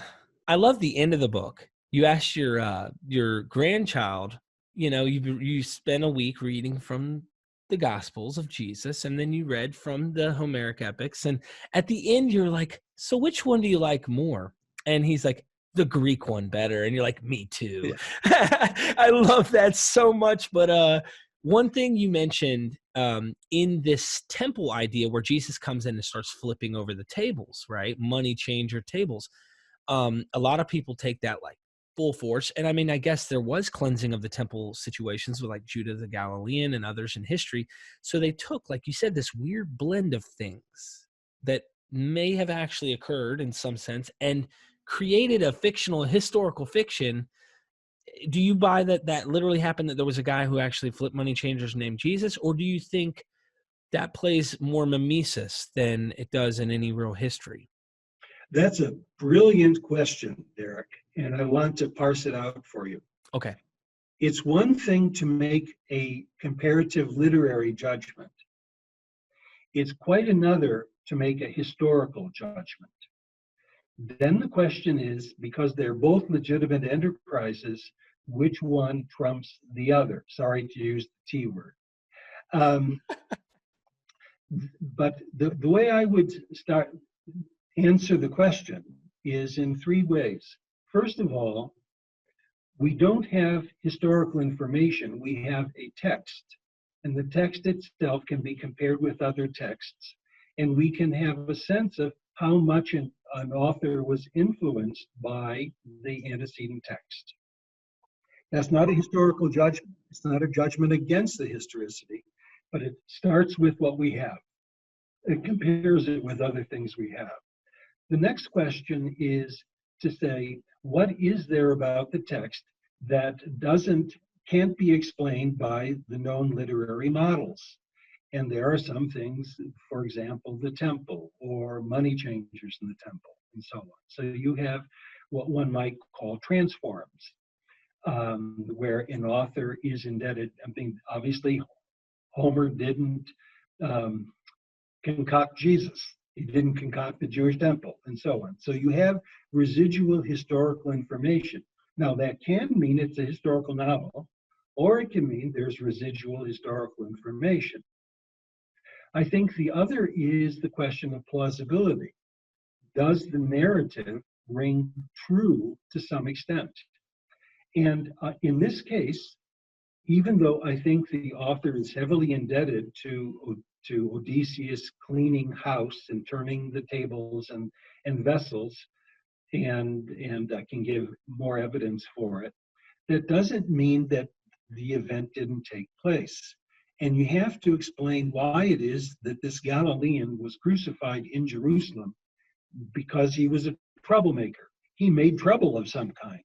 And this narrative may be a way of putting a narrative together to make it make sense. So I think it's plausible.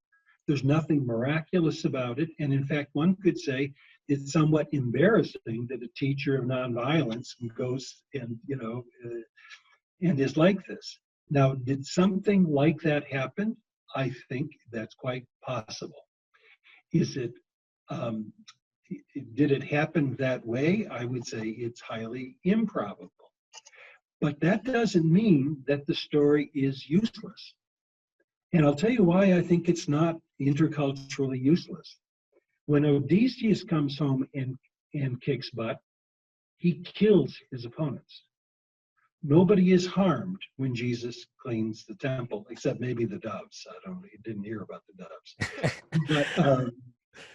But he is purging the temple and accuses the temple of being the place where oppression takes place. So even if one were to stay with the narrative over against the Homeric narrative, Jesus is relatively nonviolent. The humans aren't harmed. Yeah, and one thing that comes to mind as another possibility, if you will, is that they are maybe using Josephus and his histories to some extent, possibly. That could be something that they could be using and taking reference of ideas that might be pertinent or relevant to them and say, hey, this guy cleansed the temple. The temple was a big problem. Let's use a narrative and add this to it.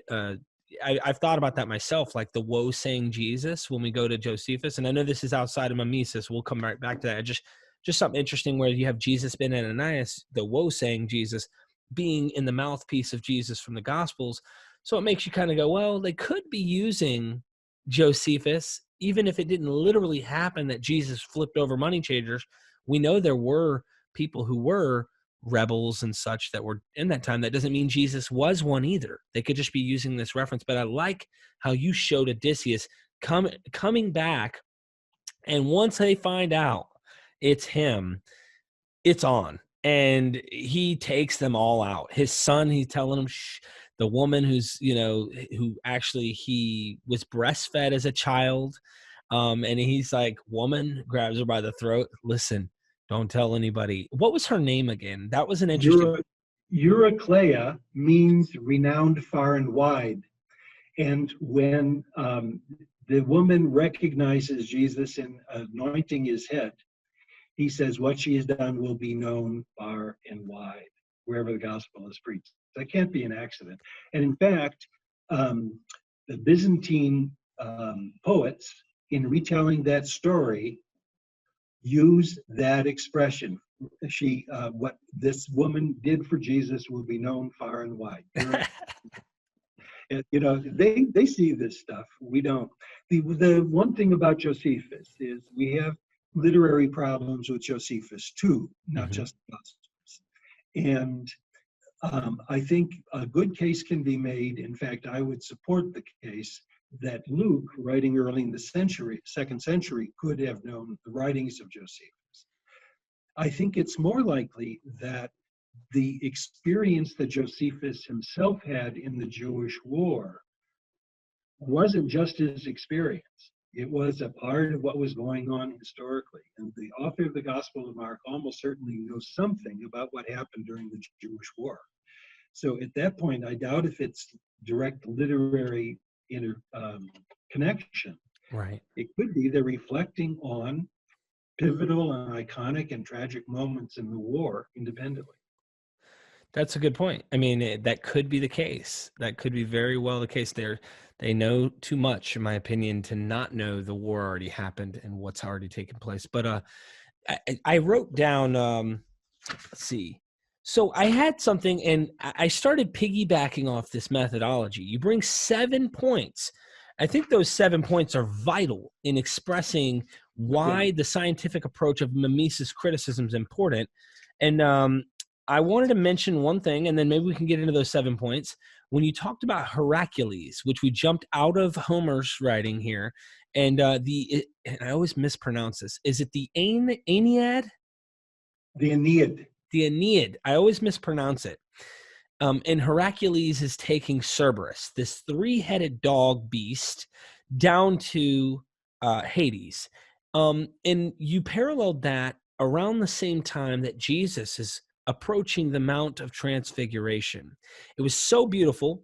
One of the things I had to write down, and I usually don't write in books while I write when I'm reading, but I had to. I was like, I have to write this down. So I'm writing in the actual book. And I said, okay, 3-headed dog. Do you see a parallel with the James, Peter, and John coming on the mountain as the 3 heads of Cerberus in any way, possibly paralleling the narrative? No, not until you said it. Never occurred to me. But just a modest footnote. That story is the only place where the Gospel of Mark is imitating Greek poetry other than Homeric poetry. He's imitating Madness of Thebes by Euripides. Right. And that story is so clear. The parallels are so smashing that you can hardly deny. Now, again, a literary judgment is not the same as a historical judgment. So did Jesus exorcise? My assumption is that he did. Okay. That he was an exorcist. So these stories are elaborations and beautiful elaborations on the exorcism, like the Gerasene demoniac. Sorry. No, not like the Gerasene demoniac. No, I hadn't thought about that. Well, I was picking up on how you were approaching this literary idea, and I said, let me see if there's a connection here. Because the first thing I thought when I saw that the Cerberus was being taken to Hades, of course, it's strange that, obviously in the Mount of Transfiguration, he's not taking them to Hades, he's taking them on a mountain. But it is interesting. Either you could play the role of, and this one didn't work as good as Peter, James, and John coming, but you had Jesus, Moses, and Elijah, which is 3 as well. So right. But what confused me is in the narrative, Hercules is separated from three-headed beasts. So I don't know how meticulous, but I thought about the three and I thought about the three heads and I said, maybe there's something there as well. Maybe they just had to have three characters come with him because there's a three-headed beast. I don't know. But I did like the idea that, what was the name of the god that got Hercules possessed? Well, Hera is always jealous of Heracles because her husband Zeus slept with Leda to Alcmene in order to sire Heracles. So she was always after him. And she sent a demon called Lyssa, namely Madness, to strike him dead, to strike him mad. Wow. Okay. Yeah. And that's. Let me come back to your thinking about Cerberus and the three and so Please. on. Because I think it's important. And here I want to talk about what it means to be left brain and right brain and how to manage that. Your imagination, the right brain piece of it, is really important. And I think so many readers of the Bible are not imaginative and they don't understand the playfulness of this literature. So you're really to be commended on the imagination piece. Now, of course, imagination also needs to be disciplined. So that's the left brain. And so the question is then, what kind of criteria can we use to make sure that that our imagination is really saying something about the text and not something about what we had for breakfast or last night drinking or something like that. So that actually is not a bad segue to the criteria of mimesis criticism, because it's one thing to have a rich imagination, as clearly you do, but it's quite another to kind of put that insight into the bank, if I put it that way. Absolutely. And I'm to tracking. say, okay, how do we discipline that? Now, the criteria are not foolproof litmus tests. They're rather considerations that if you didn't have any of those criteria met, then you don't have mimesis. But you don't have to have all of them. Right. And so they're actually, I think, intuitive. Is this okay to talk about the criteria now then? Yeah, if you'd like. Yeah. And I was going to say, I have the book up. You have 7 that you are, trying to do the left brain. Like, these are rules we should stick with. Not saying there's stuff that doesn't go outside of this. That's right. You can't be certain. And I think that's what you're trying to say is, look, guys, we can be imaginative. We can guess, like I just did with Cerberus. Okay. It's a fun exercise, but you do more than that in this book. I want everyone to know this is not just a playful imaginary thing. You're literally taking literary construction. Do you want to go ahead and take over? Do you want me to read off some of these criteria or? Go ahead. Okay. So here are the criteria of when we're approaching mimesis criticism. So number 1, the criterion of accessibility pertains to the likelihood that the author of the later text had access to the putative model. So would it be, in simple terms, is this text something that people have? Is this something that they probably were reading or were influenced by possibly? Right. Let me give you an analogy for the Hebrew Bible.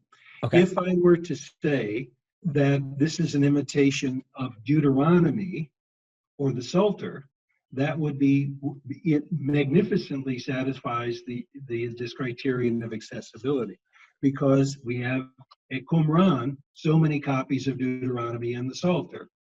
If we were to say that this is an allusion to Amos or Joel, we would have a big problem, because those texts were not widely known in antiquity, and as far as we know, they were never imitated. So the same thing happens with the Greco-Roman world. If we have certain texts that are widespread and used in education, they're more likely to be appealed to in a text and transformed than something that is scarcely known. And this is one of the beefs I have with my field. No Greek texts were more widely used in education or available in antiquity than the Homeric epics. Let me give you an example. We have 800 copies or fragments of copies of the Homeric epics between 200 BCE and 200 AD. For the same period, for the Septuagint, the Jewish Bible, total, we have 5 fragments, and they're only fragments. We don't have a complete text. So if we want to know what was available in the ancient world, that's what it was. What Latin texts was most widely used? Virgil's Aeneid. In the Anchor Bible, 6 volumes, in the Anchor Bible, 6 volumes, you have no entry for Homer, no entry for Euripides, no entry for Greek poetry, no entry for Latin poetry, no entry for Aeneas. And the Aeneid is the most important, the foundational document for the Roman Empire. Think of it. And it's written it was circulated already before the death of Jesus. It was widespread. We have a copy of it in the backpack of a Roman soldier who was sacking Jerusalem. So, this is how important these texts were. Wow. But in the discipline, they are invisible. One more example. We have, at the end of the Nestle said the 2728, we have a big index of ancient citations. We have 3,000 related to the Bible. We have 5 related to Greek literature, only 2 from poetry. It is an intentional amnesia of the field, and it's got to change. This is the paradigm shift that I'm hoping can happen. We have been really delinquent in paying attention to the cultural literary world of the New Testament. I love how you put that, because I've even told people, and this is off this topic particularly, but I've thought to myself, I suspect if you go back in time to the Osiris myths, I wonder how much we've really lost, how widespread, because Egypt had such influence on so many cultures and so many, surrounding places, and even the Canaanites, you name it. I suspect, even though there were no books written, I wonder if there were texts or even tablets or the clay tablets and stuff that may be widespread more than what we obviously have. We have a lack of evidence, but I suspect it was probably widespread to them in some sense, or the Sumerian myths. Who knows how much evidence we've lost, but we have evidence of how important these things are in the time, which is so important with your step 1 here, in the time, which I hear a lot of people when they debate, which is an interesting one, on dying and rising God comparisons, okay? I do think there are some. But what they do is they go, what was contemporaneous? You can't use Osiris, that's 2,000-year-old, story. How relevant was the Osiris mythology in the first century? Dr. Price suggests very relevant in many ways, especially in mystery schools. So, there's just, depending on who you talk to, you can't get around what you're saying here about these Greek texts. And then looking at the Gospels, which people like to try and completely hone in on the Jewishness of them. They literally try to remove them like they're unique and special in such a way that they are not tampered with by any outside influence other than this is just a continuity of the Old Testament. And I'm like, you guys should read this book. You want me to give them number 2? Yeah. Analogy likewise pertains to the popularity of the target. It seeks to know if other authors imitated the same proposed literary model. Can you elaborate? Yeah, well, with Homer, we know people were imitating it all the time, including Virgil, whom I mentioned before in the Aeneid. But we have other examples, Lucian of Samosata, and it really is all over the place. Whereas some other models that have been proposed as intertext are not nearly as popular as mimetic targets. Simple. I agree. And what he's suggesting here is that the Gospels are another one. All right. The synoptics for sure. Density, simply stated, and also, sorry, let me phrase that. Even John, well, you've got that, the Dionysian Gospel there. So got to get that book. Density, simply stated, the more parallels one can posit between two texts, the stronger the case that they issue from a literary connection.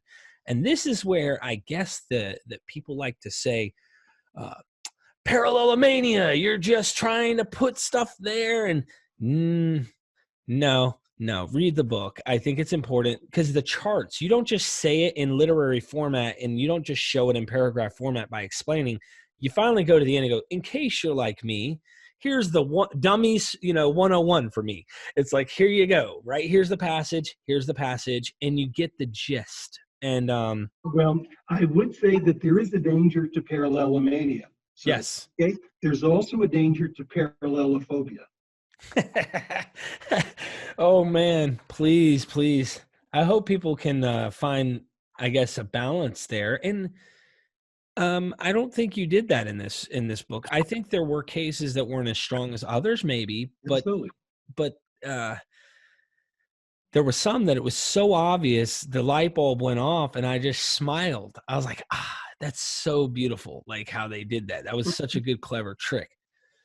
The criteria, number 4, the criterion of order examines the relative sequencing of similarities in the two works. If parallels appear in the same order, the case strengthens for a genetic connection. I think everybody kind of gets the gist of that is, if Jesus walks up a hill and then Odysseus walks up a hill, he yells at a woman named Far and Wide, let's just say, and Odysseus yells at a woman and says, you will go far and wide with this message or something.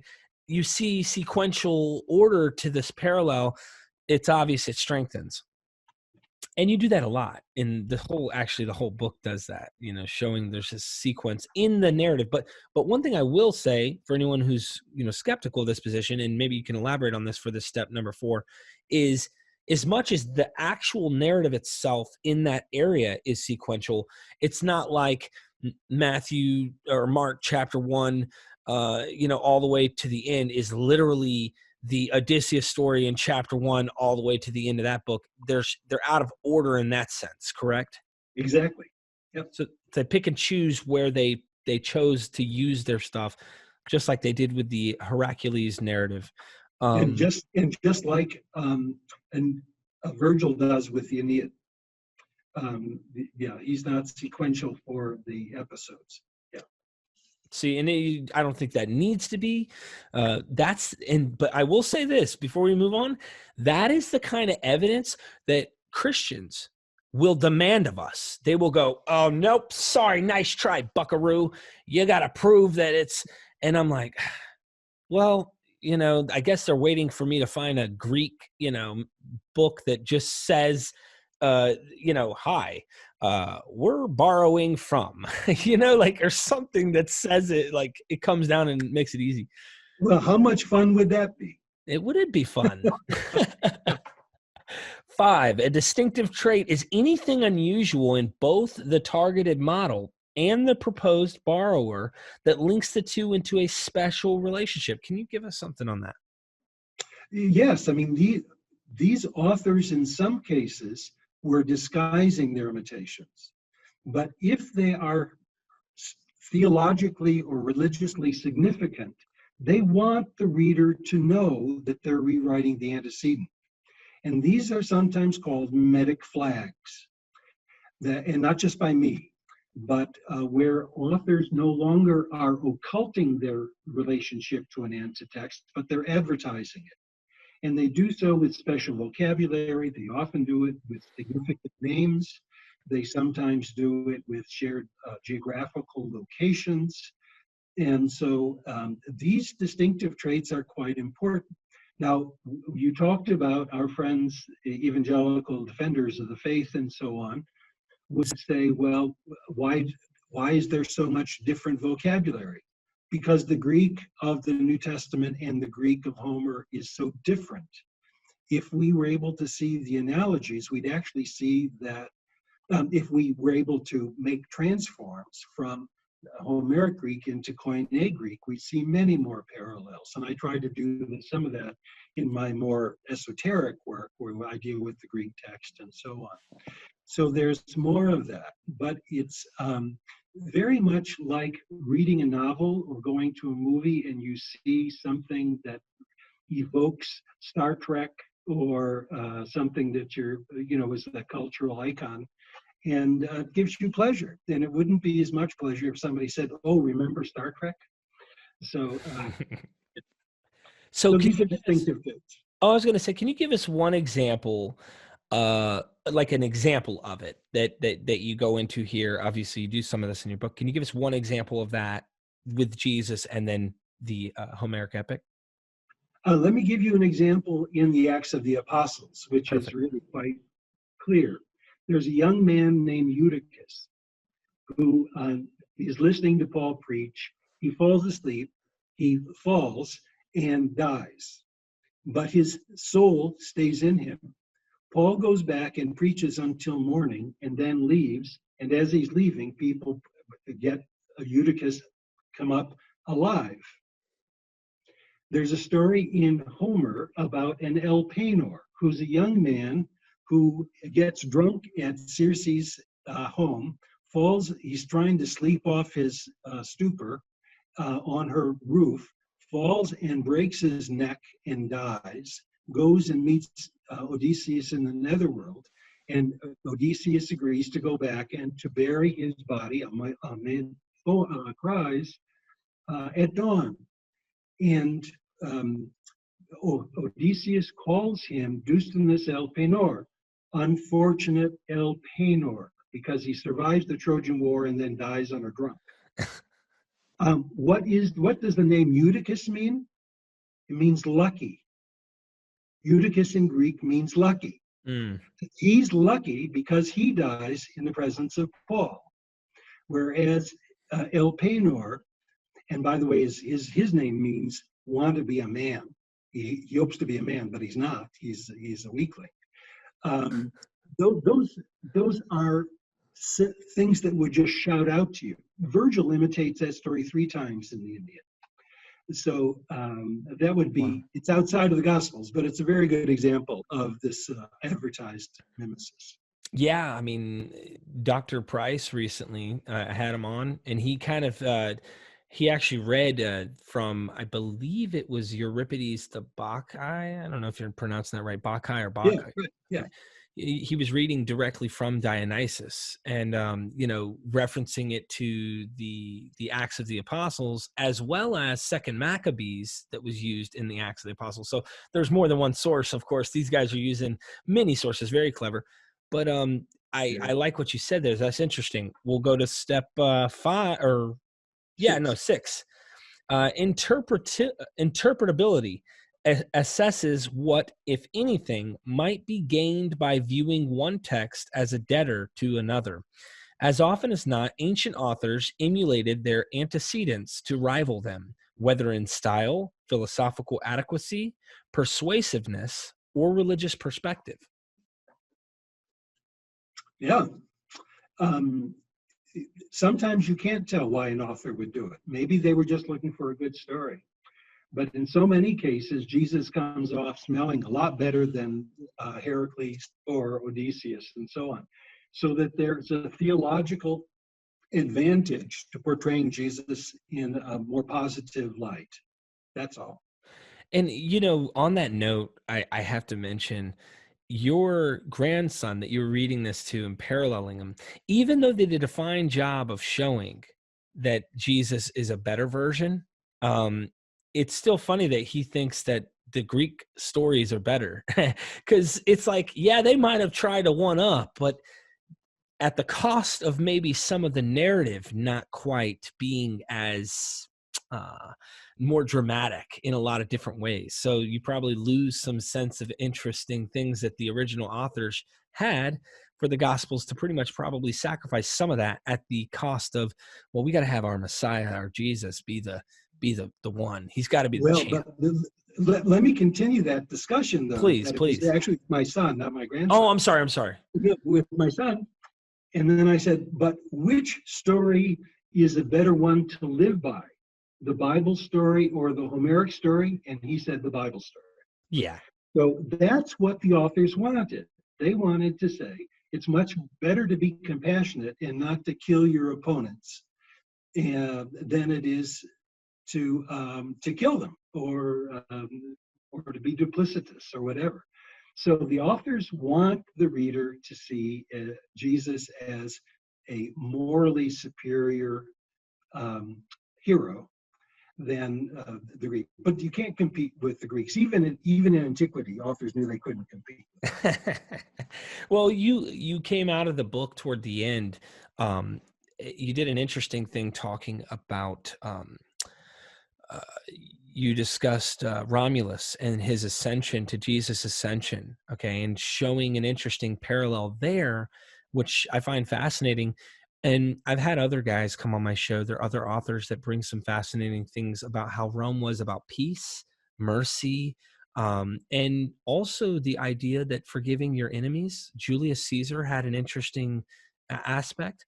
And so this does not pertain to this book particularly, but it's interesting if one wants to think maybe some of these rules might apply here, where they do have a mimic, if there is some type of synchronistic ideas going on or synchronicities, they're trying to syncretize the cultures maybe in some way in these books, the Gospels, or in the narrative of the New Testament. They could be using something from maybe Julius Caesar's or the Romans' ideas, because they're doing it with the Greeks for sure. On the Caesars, just throwing it out there. No, you can see this in Luke's infancy narrative. The shepherds are addressed by a heavenly army of angels who pronounce pax on all of goodwill. And this is an image that is borrowed from the Roman world, where you have an army that is trying to give pax. When Augustine, 4 centuries later, 3 centuries after Luke, is writing his City of God, he makes an argument that the Christian movement better exemplified the values of the Roman Empire than the Roman Empire did, because it actually did bring peace. It did love its enemies. And so that the rhetoric of empire, such as you find in Virgil, before Augustine, is better satisfied by members of the kingdom of God. Ooh, I'll caught that. All right. Number 7. Let me read before that. You said, I applied these 6 criteria in my previous publications. The Gospels and Homer and Luke and Virgil employ yet another that pertains primarily to the gospel narratives, and that is 7. Often Greek readers prior to 1000 CE were aware of affinities between New Testament narratives and their putative classical Greek models, such as ancient and Byzantine recognitions, often suggest imitations in the original composition of the Gospels, which I think you already mentioned. Yes, these Byzantine intellectuals were not embarrassed about extending the biblical narrative by imitating Homer or Euripides on their own.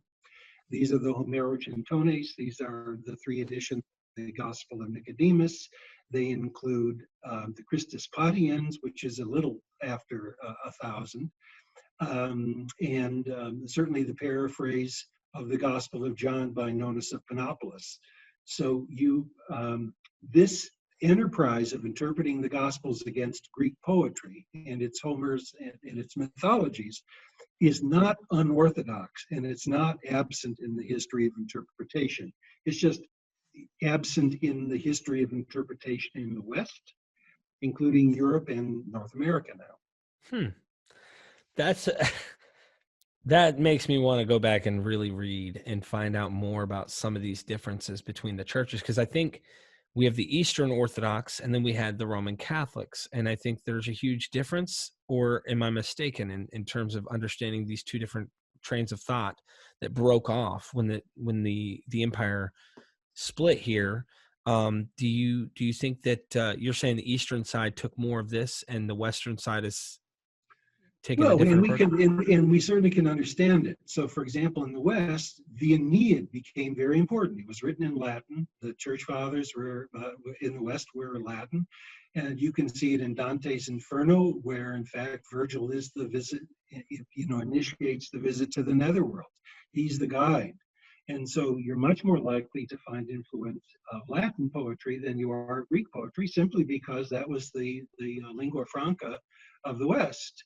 Whereas in the East, they were much more interested in Homer and Euripides. This is anyone who's watching who's made it this far, get the book. It's a really good book. And the examples, I almost feel like we're going to cover the whole book by the time we get done with this episode. And I'm not really, but there's so many stories here that parallel. And maybe we can give a few examples prior to ending this discussion, just for our audience. Okay, I'm afraid I'm running out of battery. Oh, are you? So let's take one and then let's do this again. So with that being said, ladies and gentlemen, check out the description. Get these books for sure. And be on the lookout for another future podcast where we will go into more information on these other books. And thank you for joining me. Well, I think your listeners should know that your first name in Hebrew means path. And I think you're setting us on a path of exploration. Thanks, Derek. Thank you so much. Don't forget, ladies and gentlemen, we are MythVision.